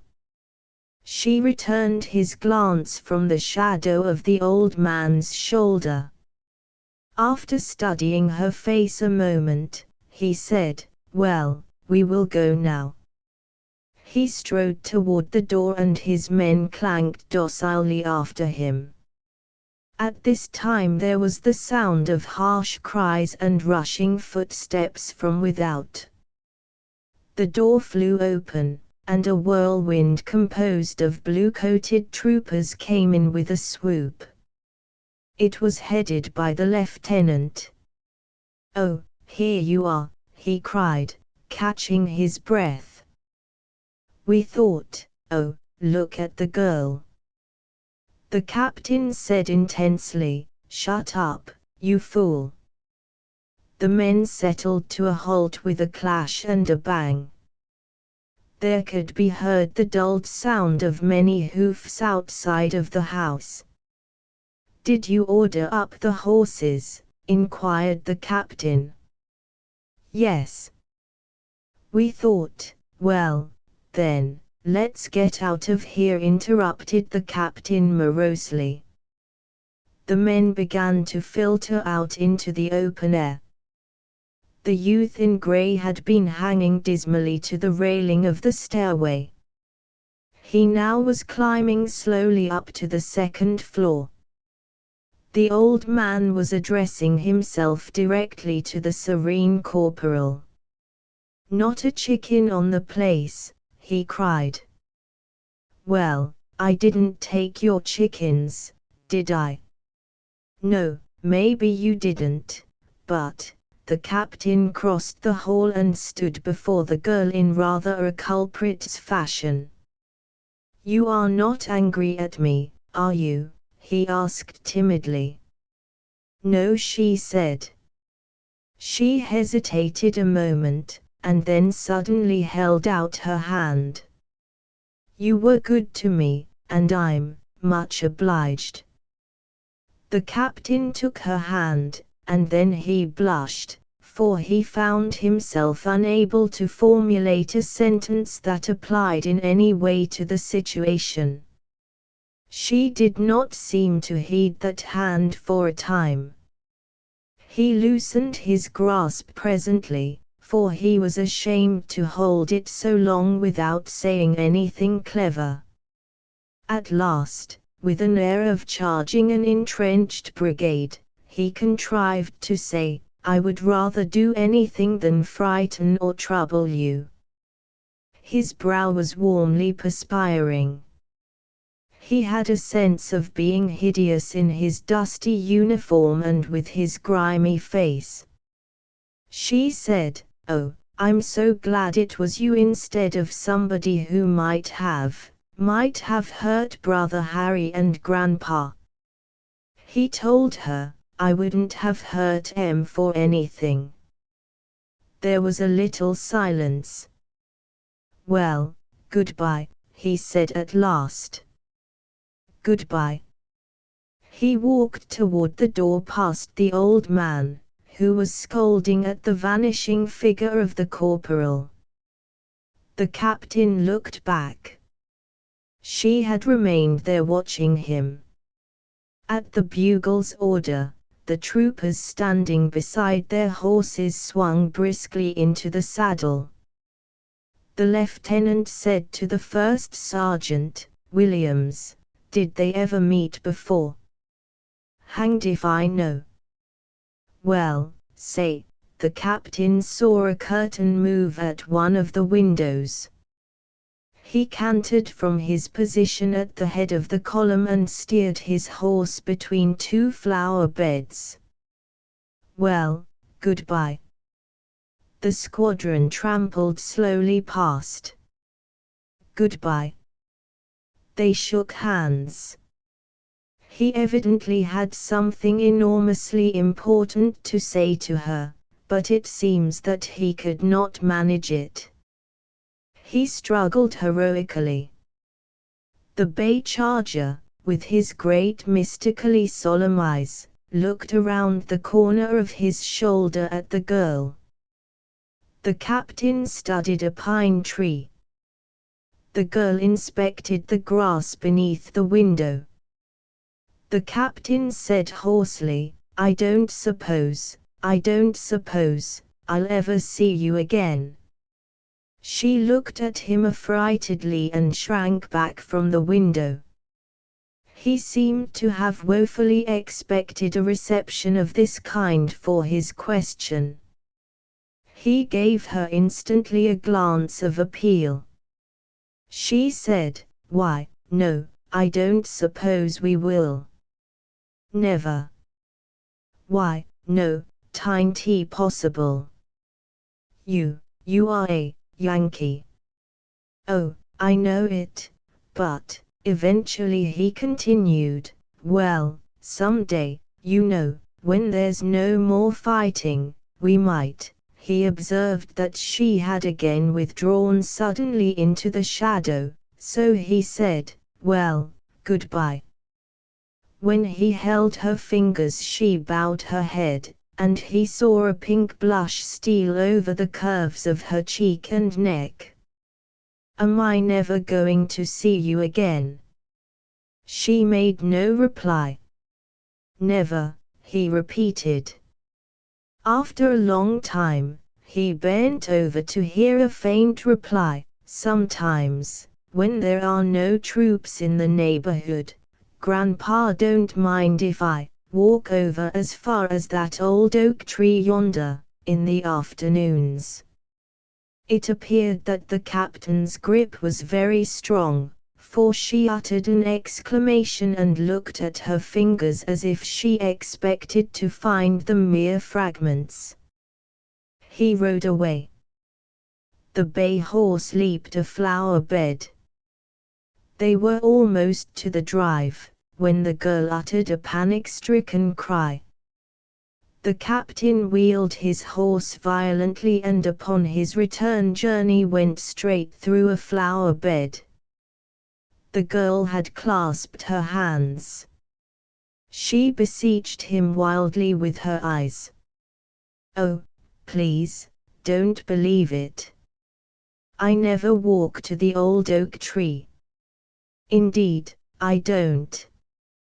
I never walk there." The bridle drooped on the bay charger's neck. The captain's figure seemed limp. With an expression of profound dejection and gloom he stared off at where the leaden sky met the dark green line of the woods. The long impending rain began to fall with a mournful patter, drop and drop. There was a silence. At last a low voice said, "Well, I might, sometimes I might, perhaps, but only once in a great while, I might walk to the old tree, in the afternoons." The veteran.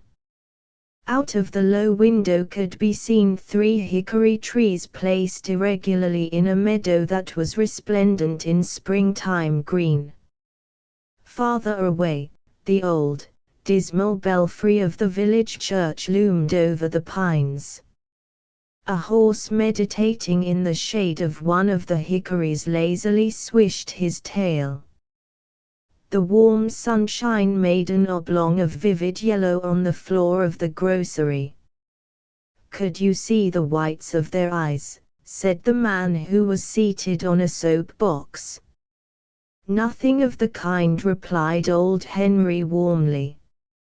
"Just a lot of flitting figures, and I let go at where they paired to be the thickest." Bang! "Mr. Fleming," said the grocer. His deferential voice expressed somehow the old man's exact social weight. "Mr. Fleming, you never was frightened much in them battles, was you?" The veteran looked down and grinned. Observing his manner, the entire group tittered. "Well, I guess I was," he answered finally. "Pretty well scared, sometimes. Why, in my first battle I thought the sky was falling down. I thought the world was coming to an end. You bet I was scared." Everyone laughed. Perhaps it seemed strange and rather wonderful to them that a man should admit the thing, and in the tone of their laughter there was probably more admiration than if old Fleming had declared that he had always been a lion. Moreover, they knew that he had ranked as an orderly sergeant, and so their opinion of his heroism was fixed. None, to be sure, knew how an orderly sergeant ranked, but then it was understood to be somewhere just shy of a major general's stars. So, when old Henry admitted that he had been frightened, there was a laugh. "The trouble was," said the old man, "I thought they were all shooting at me." "Yes, sir, I thought every man in the other army was aiming at me in particular, and only me. And it seemed so darned unreasonable, you know. I wanted to explain to 'em what an almighty good fellow I was, because I thought then they might quit all trying to hit me. But I couldn't explain, and they kept on being unreasonable, blim, blam, bang. So I ran." 2 little triangles of wrinkles appeared at the corners of his eyes. Evidently he appreciated some comedy in this recital. Down near his feet, however, little Jim, his grandson, was visibly horror-stricken. His hands were clasped nervously, and his eyes were wide with astonishment at this terrible scandal, his most magnificent grandfather telling such a thing. That was at Chancellorsville. Of course, afterward I got kind of used to it. A man does. Lots of men, though, seem to feel all right from the start. I did, as soon as I got onto it, as they say now, but at first I was pretty well flustered. Now, there was young Jim Conklin, old Cy Conklin's son, that used to keep the tannery, you none of you recollect him. Well, he went into it from the start just as if he was born to it. But with me it was different. I had to get used to it. When little Jim walked with his grandfather, he was in the habit of skipping along on the stone pavement in front of the 3 stores and the hotel of the town and betting that he could avoid the cracks. But upon this day he walked soberly, with his hand gripping 2 of his grandfather's fingers. Sometimes he kicked abstractedly at dandelions that curved over the walk. Anyone could see that he was much troubled. "There's Sickles's colt over in the meadow, Jimmy," said the old man. "Don't you wish you owned one like him?" Said the boy, with a strange lack of interest. He continued his reflections. Then finally he ventured, "Grandpa, now, was that true what you was telling those men?" "What?" asked the grandfather. "What was I telling them?" "Oh, about your running." "Why, yes, that was true enough, Jimmy. It was my first fight, and there was an awful lot of noise, you know." Jimmy seemed dazed that this idol, of its own will, should so totter. His stout boyish idealism was injured. Presently the grandfather said, "Sickles's colt is going for a drink." "Don't you wish you owned Sickles's colt, Jimmy?"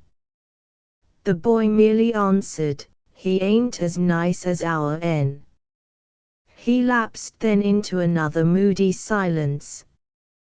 One of the hired men, a Swede, desired to drive to the county seat for purposes of his own. The old man loaned a horse and an unwashed buggy. It appeared later that one of the purposes of the Swede was to get drunk.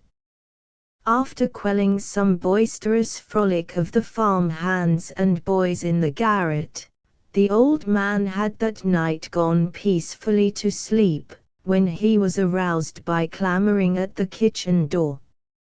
He grabbed his trousers, and they waved out behind as he dashed forward. He could hear the voice of the Swede, screaming and blubbering. He pushed the wooden button, and, as the door flew open, the Swede, a maniac, stumbled inward, chattering, weeping, still screaming, "De bonfire! Fire! Fire! De bonfire! Fire! Fire! Fire!" There was a swift and indescribable change in the old man. His face ceased instantly to be a face, it became a mask, a grey thing, with horror written about the mouth and eyes.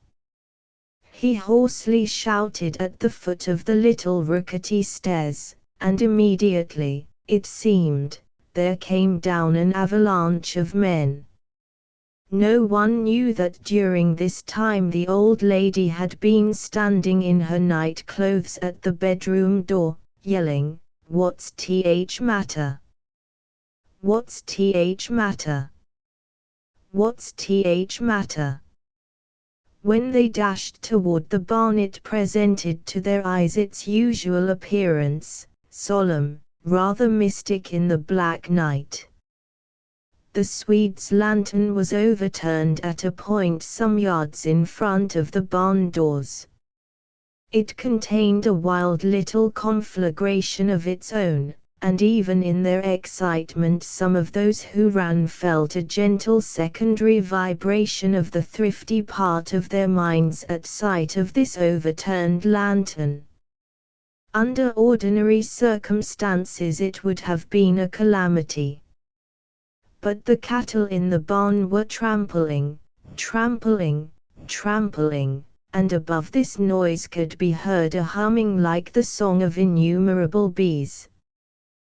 The old man hurled aside the great doors, and a yellow flame leaped out at one corner and sped and wavered frantically up the old grey wall. It was glad, terrible, this single flame, like the wild banner of deadly and triumphant foes. The motley crowd from the garret had come with all the pails of the farm. They flung themselves upon the well. It was a leisurely old machine, long dwelling in indolence. It was in the habit of giving out water with a sort of reluctance. The men stormed at it, cursed it, but it continued to allow the buckets to be filled only after the wheezy windlass had howled many protests at the mad-handed men. With his opened knife in his hand, old Fleming himself had gone headlong into the barn, where the stifling smoke swirled with the air currents, and where could be heard in its fullness the terrible chorus of the flames, laden with tones of hate and death, a hymn of wonderful ferocity. He flung a blanket over an old mare's head, cut the halter close to the manger, led the mare to the door, and fairly kicked her out to safety. He returned with the same blanket, and rescued one of the work horses. He took 5 horses out, and then came out himself, with his clothes bravely on fire. He had no whiskers, and very little hair on his head. They soused 5 pailfuls of water on him. His eldest son made a clean miss with the 6th pailful, because the old man had turned and was running down the decline and around to the basement of the barn, where were the stanchions of the cows. Someone noticed at the time that he ran very lamely, as if one of the frenzied horses had smashed his hip. The cows, with their heads held in the heavy stanchions, had thrown themselves, strangled themselves, tangled themselves, done everything which the ingenuity of their exuberant fear could suggest to them. Here, as at the well, the same thing happened to every man save one. Their hands went mad. They became incapable of everything save the power to rush into dangerous situations. The old man released the cow nearest the door, and she, blind drunk with terror, crashed into the Swede. The Swede had been running to and fro babbling. He carried an empty milk pail, to which he clung with an unconscious, fierce enthusiasm. He shrieked like one lost as he went under the cow's hoofs, and the milk pail, rolling across the floor, made a flash of silver in the gloom. Old Fleming took a fork, beat off the cow, and dragged the paralyzed Swede to the open air. When they had rescued all the cows save one, which had so fastened herself that she could not be moved an inch, they returned to the front of the barn and stood sadly, breathing like men who had reached the final point of human effort. Many people had come running. Someone had even gone to the church, and now, from the distance, rang the tocsin note of the old bell. There was a long flare of crimson on the sky, which made remote people speculate as to the whereabouts of the fire. The long flames sang their drumming chorus in voices of the heaviest bass. The wind whirled clouds of smoke and cinders into the faces of the spectators. The form of the old barn was outlined in black amid these masses of orange-hued flames. And then came this Swede again, crying as one who is the weapon of the sinister fates. "Der Colts! De Colts. You have forgot de Colts. Old Fleming staggered. It was true, they had forgotten the 2 colts in the box stalls at the back of the barn. Boys, he said, I must try to get 'em out. They clamored about him then, afraid for him, afraid of what they should see.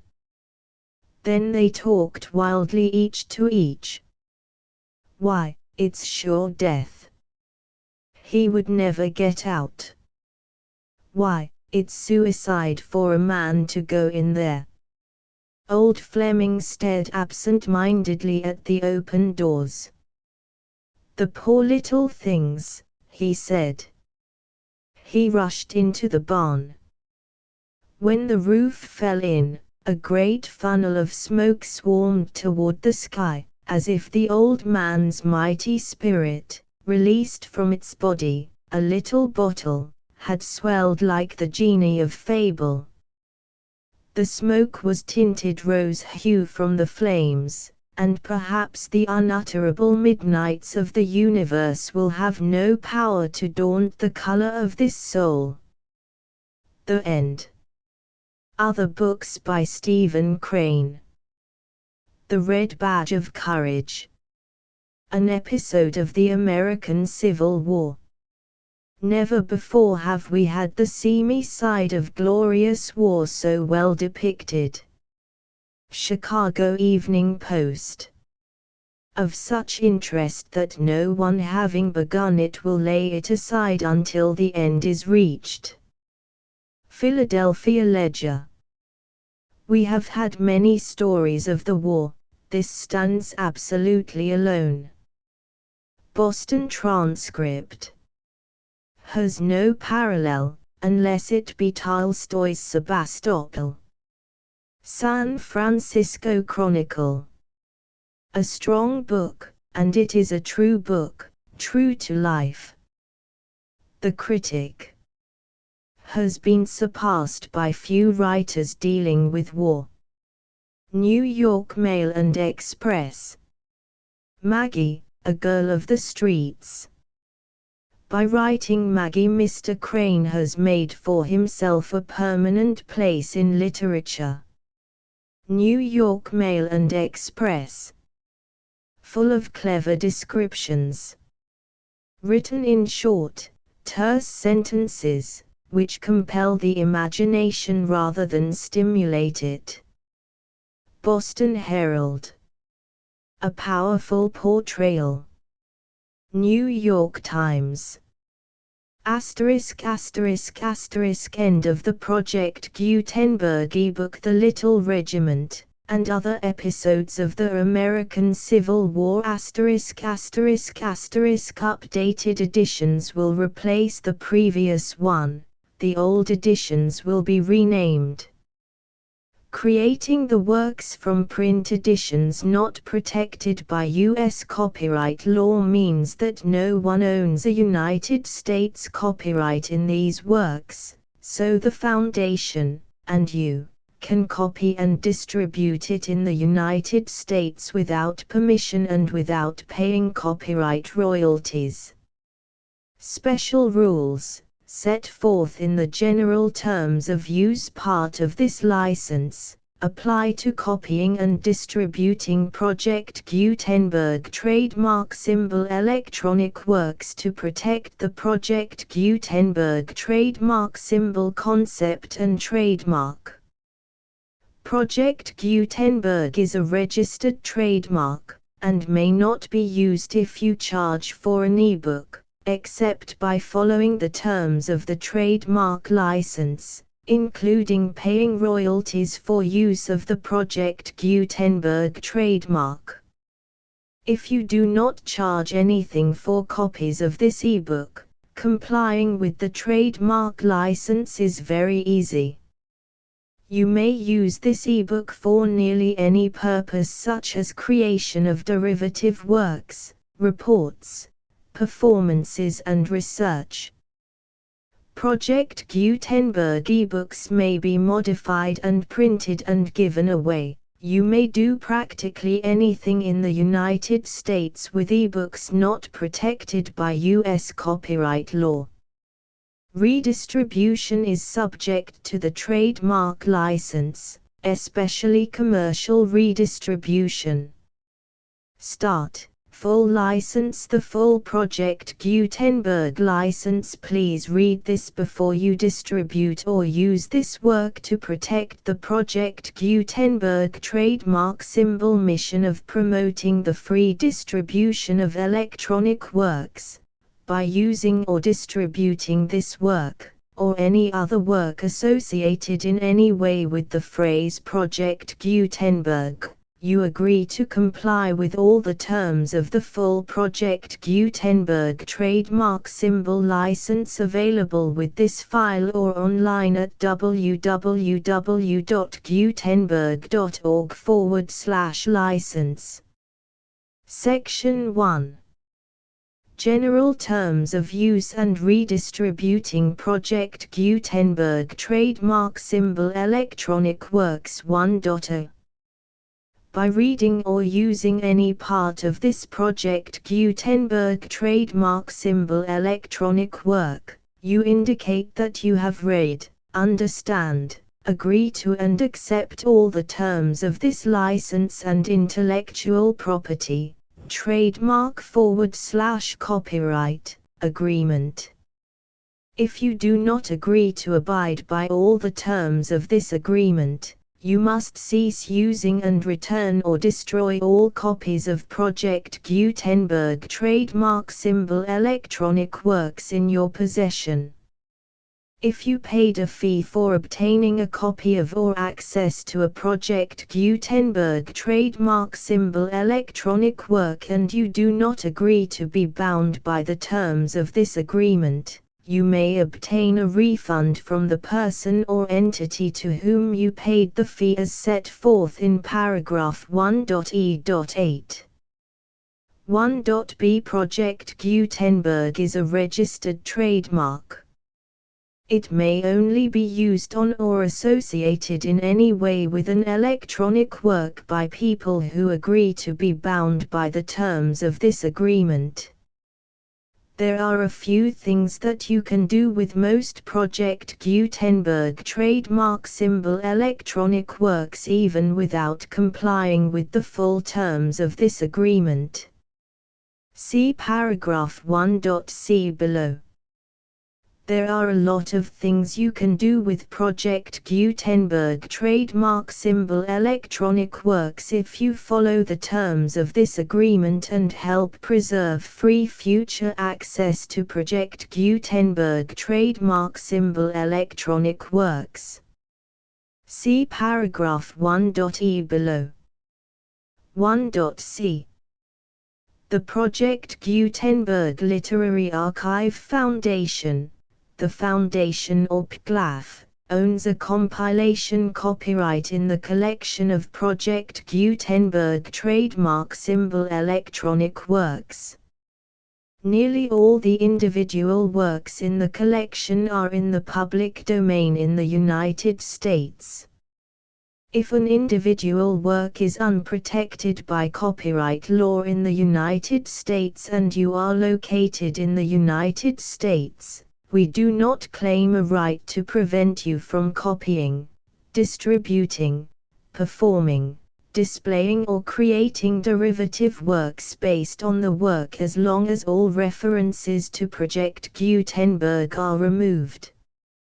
Of course, we hope that you will support the Project Gutenberg trademark symbol mission of promoting free access to electronic works by freely sharing Project Gutenberg trademark symbol works in compliance with the terms of this agreement for keeping the Project Gutenberg trademark symbol name associated with the work.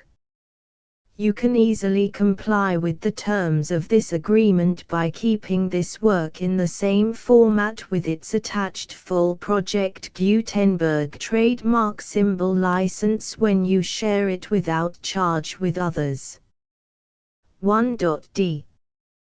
The copyright laws of the place where you are located also govern what you can do with this work. Copyright laws in most countries are in a constant state of change. If you are outside the United States, check the laws of your country in addition to the terms of this agreement before downloading, copying, displaying, performing, distributing or creating derivative works based on this work or any other Project Gutenberg trademark symbol work. The Foundation makes no representations concerning the copyright status of any work in any country other than the United States. 1.e Unless you have removed all references to Project Gutenberg, 1.e.1. The following sentence, with active links to, or other immediate access to, the full Project Gutenberg trademark symbol license must appear prominently whenever any copy of a Project Gutenberg trademark symbol work, any work on which the phrase Project Gutenberg appears, or with which the phrase Project Gutenberg is associated, is accessed, displayed, performed, viewed, copied or distributed. This ebook is for the use of anyone anywhere in the United States and most other parts of the world at no cost and with almost no restrictions whatsoever. You may copy it, give it away or reuse it under the terms of the Project Gutenberg license included with this ebook or online at www.gutenberg.org. If you are not located in the United States, you will have to check the laws of the country where you are located before using this ebook. 1.e.2. If an individual Project Gutenberg trademark symbol electronic work is derived from texts not protected by U.S. copyright law, does not contain a notice indicating that it is posted with permission of the copyright holder, the work can be copied and distributed to anyone in the United States without paying any fees or charges. If you are redistributing or providing access to a work with the phrase Project Gutenberg associated with or appearing on the work, you must comply either with the requirements of paragraphs 1.e.1 through 1.e.7 or obtain permission for the use of the work and the Project Gutenberg trademark symbol trademark as set forth in paragraphs 1.e.8 or 1.e.9. 1.e.3. If an individual Project Gutenberg trademark symbol electronic work is posted with the permission of the copyright holder, your use and distribution must comply with both paragraphs 1.e.1 through 1.e.7 and any additional terms imposed by the copyright holder. Additional terms will be linked to the Project Gutenberg trademark symbol license for all works posted with the permission of the copyright holder found at the beginning of this work. 1.e.4. Do not unlink or detach or remove the full Project Gutenberg trademark symbol license terms from this work, or any files containing a part of this work or any other work associated with Project Gutenberg trademark symbol. 1.e.5. Do not copy, display, perform, distribute or redistribute this electronic work, or any part of this electronic work, without prominently displaying the sentence set forth in paragraph 1.e.1 with active links or immediate access to the full terms of the Project Gutenberg trademark symbol license. 1.e.6. You may convert to and distribute this work in any binary, compressed, marked up, non-proprietary or proprietary form, including any word processing or hypertext form. However, if you provide access to or distribute copies of a Project Gutenberg trademark symbol work in a format other than plain vanilla ASCII or other format used in the official version posted on the official Project Gutenberg trademark symbol website, www.gutenberg.org, you must, at no additional cost, fee or expense to the user, provide a copy, a means of exporting a copy, or a means of obtaining a copy upon request, of the work in its original plain vanilla ASCII or other form. Any alternate format must include the full Project Gutenberg trademark symbol license as specified in paragraph 1.e.1. 1.e.7. Do not charge a fee for access to, viewing, displaying, performing, copying or distributing any Project Gutenberg trademark symbol works unless you comply with paragraph 1.e.8 or 1.e.9. 1.e.8. You may charge a reasonable fee for copies of or providing access to or distributing Project Gutenberg trademark symbol electronic works provided that you pay a royalty fee of 20% of the gross profits you derive from the use of Project Gutenberg trademark symbol works calculated using the method you already use to calculate your applicable taxes. The fee is owed to the owner of the Project Gutenberg trademark symbol trademark, but he has agreed to donate royalties under this paragraph to the Project Gutenberg Literary Archive Foundation. Royalty payments must be paid within 60 days following each date on which you prepare, or are legally required to prepare, your periodic tax returns. Royalty payments should be clearly marked as such and sent to the Project Gutenberg Literary Archive Foundation at the address specified in Section 4, Information about donations to the Project Gutenberg Literary Archive Foundation.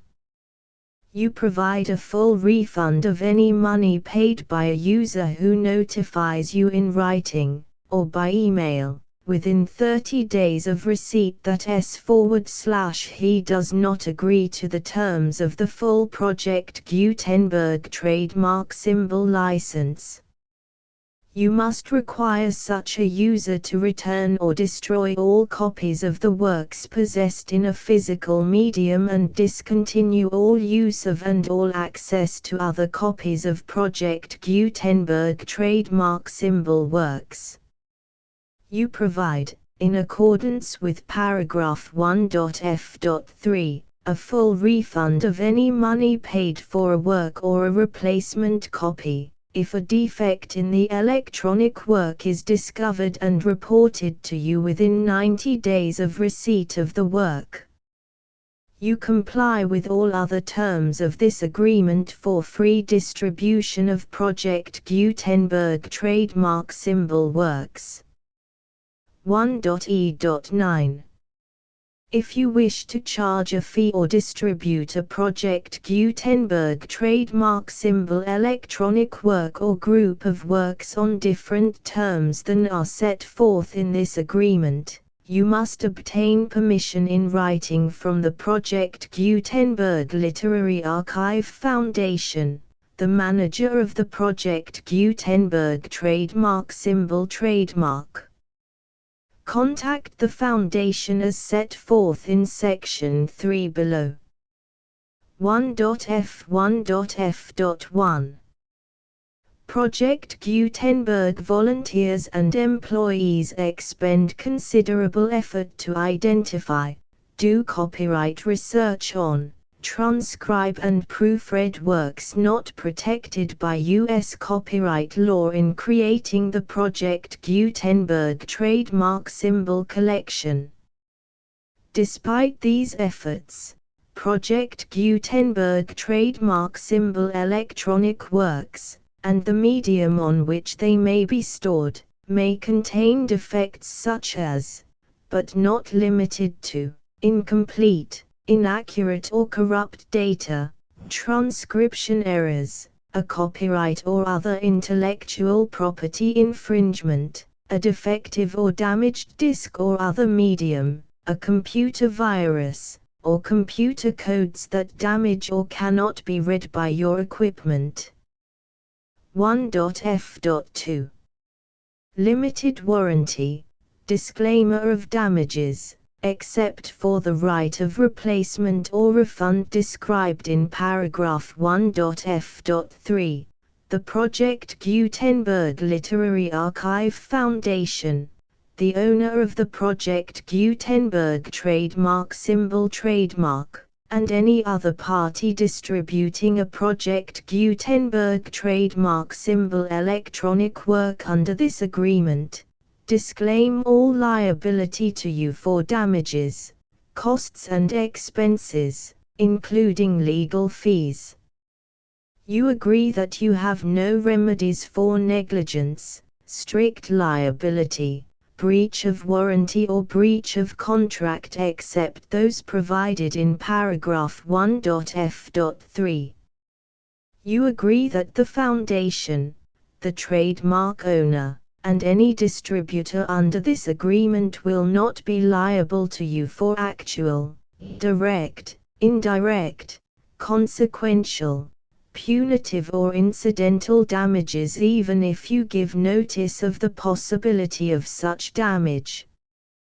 1.f.3 Limited right of replacement or refund. If you discover a defect in this electronic work within 90 days of receiving it, you can receive a refund of the money, if any, you paid for it by sending a written explanation to the person you received the work from.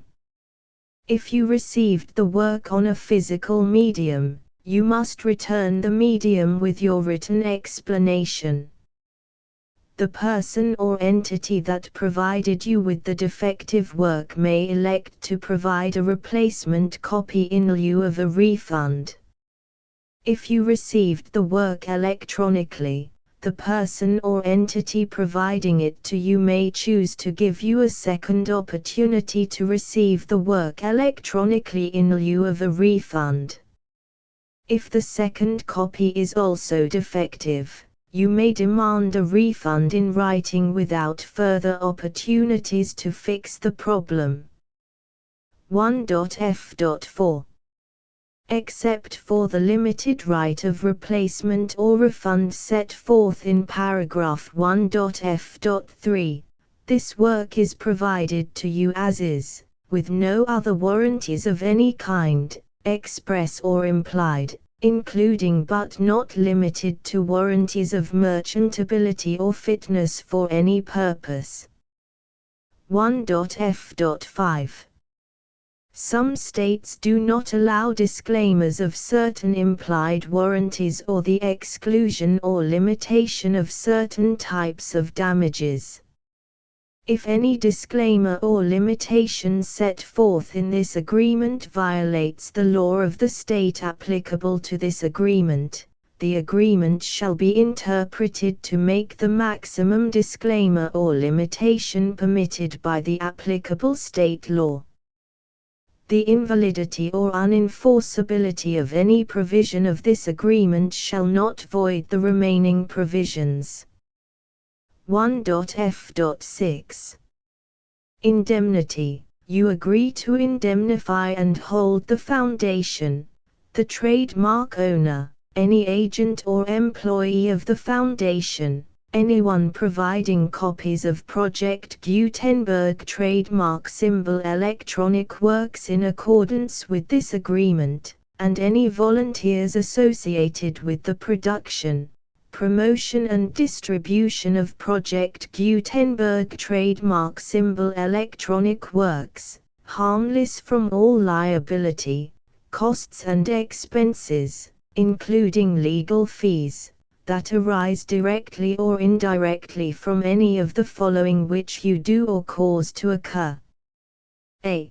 Distribution of this or any Project Gutenberg trademark symbol work. B. Alteration, modification, or additions or deletions to any Project Gutenberg trademark symbol work, and C. Any defect you cause. Section 2. Information about the mission of Project Gutenberg trademark symbol. Project Gutenberg trademark symbol is synonymous with the free distribution of electronic works in formats readable by the widest variety of computers, including obsolete, old, middle-aged and new computers. It exists because of the efforts of hundreds of volunteers and donations from people in all walks of life. Volunteers and financial support to provide volunteers with the assistance they need are critical to reaching Project Gutenberg trademark symbol's goals and ensuring that the Project Gutenberg trademark symbol collection will remain freely available for generations to come. In 2001, the Project Gutenberg Literary Archive Foundation was created to provide a secure and permanent future for Project Gutenberg trademark symbol and future generations. To learn more about the Project Gutenberg Literary Archive Foundation and how your efforts and donations can help, see sections 3 and 4 and the Foundation information page at www.gutenberg.org. Section 3. Information about the Project Gutenberg Literary Archive Foundation. The Project Gutenberg Literary Archive Foundation is a non-profit 501(c)(3) educational corporation organized under the laws of the state of Mississippi and granted tax-exempt status by the Internal Revenue Service. The Foundation's IN or Federal Tax Identification Number is 64-6221541. Contributions to the Project Gutenberg Literary Archive Foundation are tax-deductible to the full extent permitted by U.S. federal laws and your state's laws. The Foundation's business office is located at 809 North 1500 West, Salt Lake City, UT 84116. 801-596-1887. Email contact links and up-to-date contact information can be found at the Foundation's website and official page at www.gutenberg.org/contact section 4. Information about donations to the Project Gutenberg Literary Archive Foundation. Project Gutenberg trademark symbol depends upon and cannot survive without widespread public support and donations to carry out its mission of increasing the number of public domain and licensed works that can be freely distributed in machine-readable form accessible by the widest array of equipment including outdated equipment. Many small donations, $1 to $5,000, are particularly important to maintaining tax-exempt status with the IRS. The Foundation is committed to complying with the laws regulating charities and charitable donations in all 50 states of the United States. Compliance requirements are not uniform and it takes a considerable effort, much paperwork and many fees to meet and keep up with these requirements. We do not solicit donations in locations where we have not received written confirmation of compliance. To send donations or determine the status of compliance for any particular state, visit www.gutenberg.org/donate. While we cannot and do not solicit contributions from states where we have not met the solicitation requirements, we know of no prohibition against accepting unsolicited donations from donors in such states who approach us with offers to donate.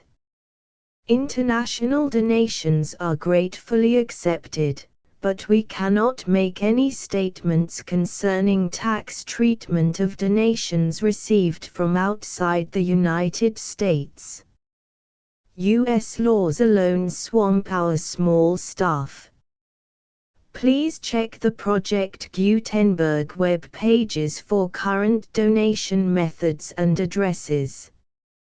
Donations are accepted in a number of other ways, including checks, online payments and credit card donations.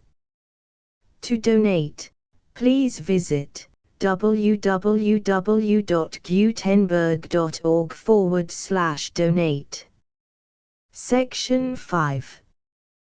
General information about Project Gutenberg trademark symbol Electronic Works. Professor Michael S. Hart was the originator of the Project Gutenberg trademark symbol concept of a library of electronic works that could be freely shared with anyone.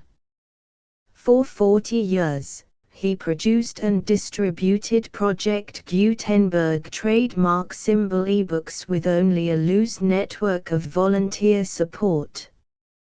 Project Gutenberg trademark symbol ebooks are often created from several printed editions, all of which are confirmed as not protected by copyright in the US unless a copyright notice is included.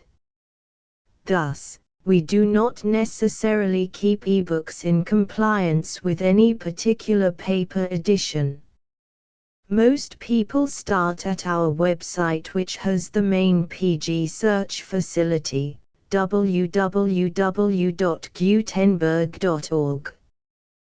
This website includes information about Project Gutenberg trademark symbol, including how to make donations to the Project Gutenberg Literary Archive Foundation, how to help produce our new ebooks, and how to subscribe to our email newsletter to hear about new ebooks.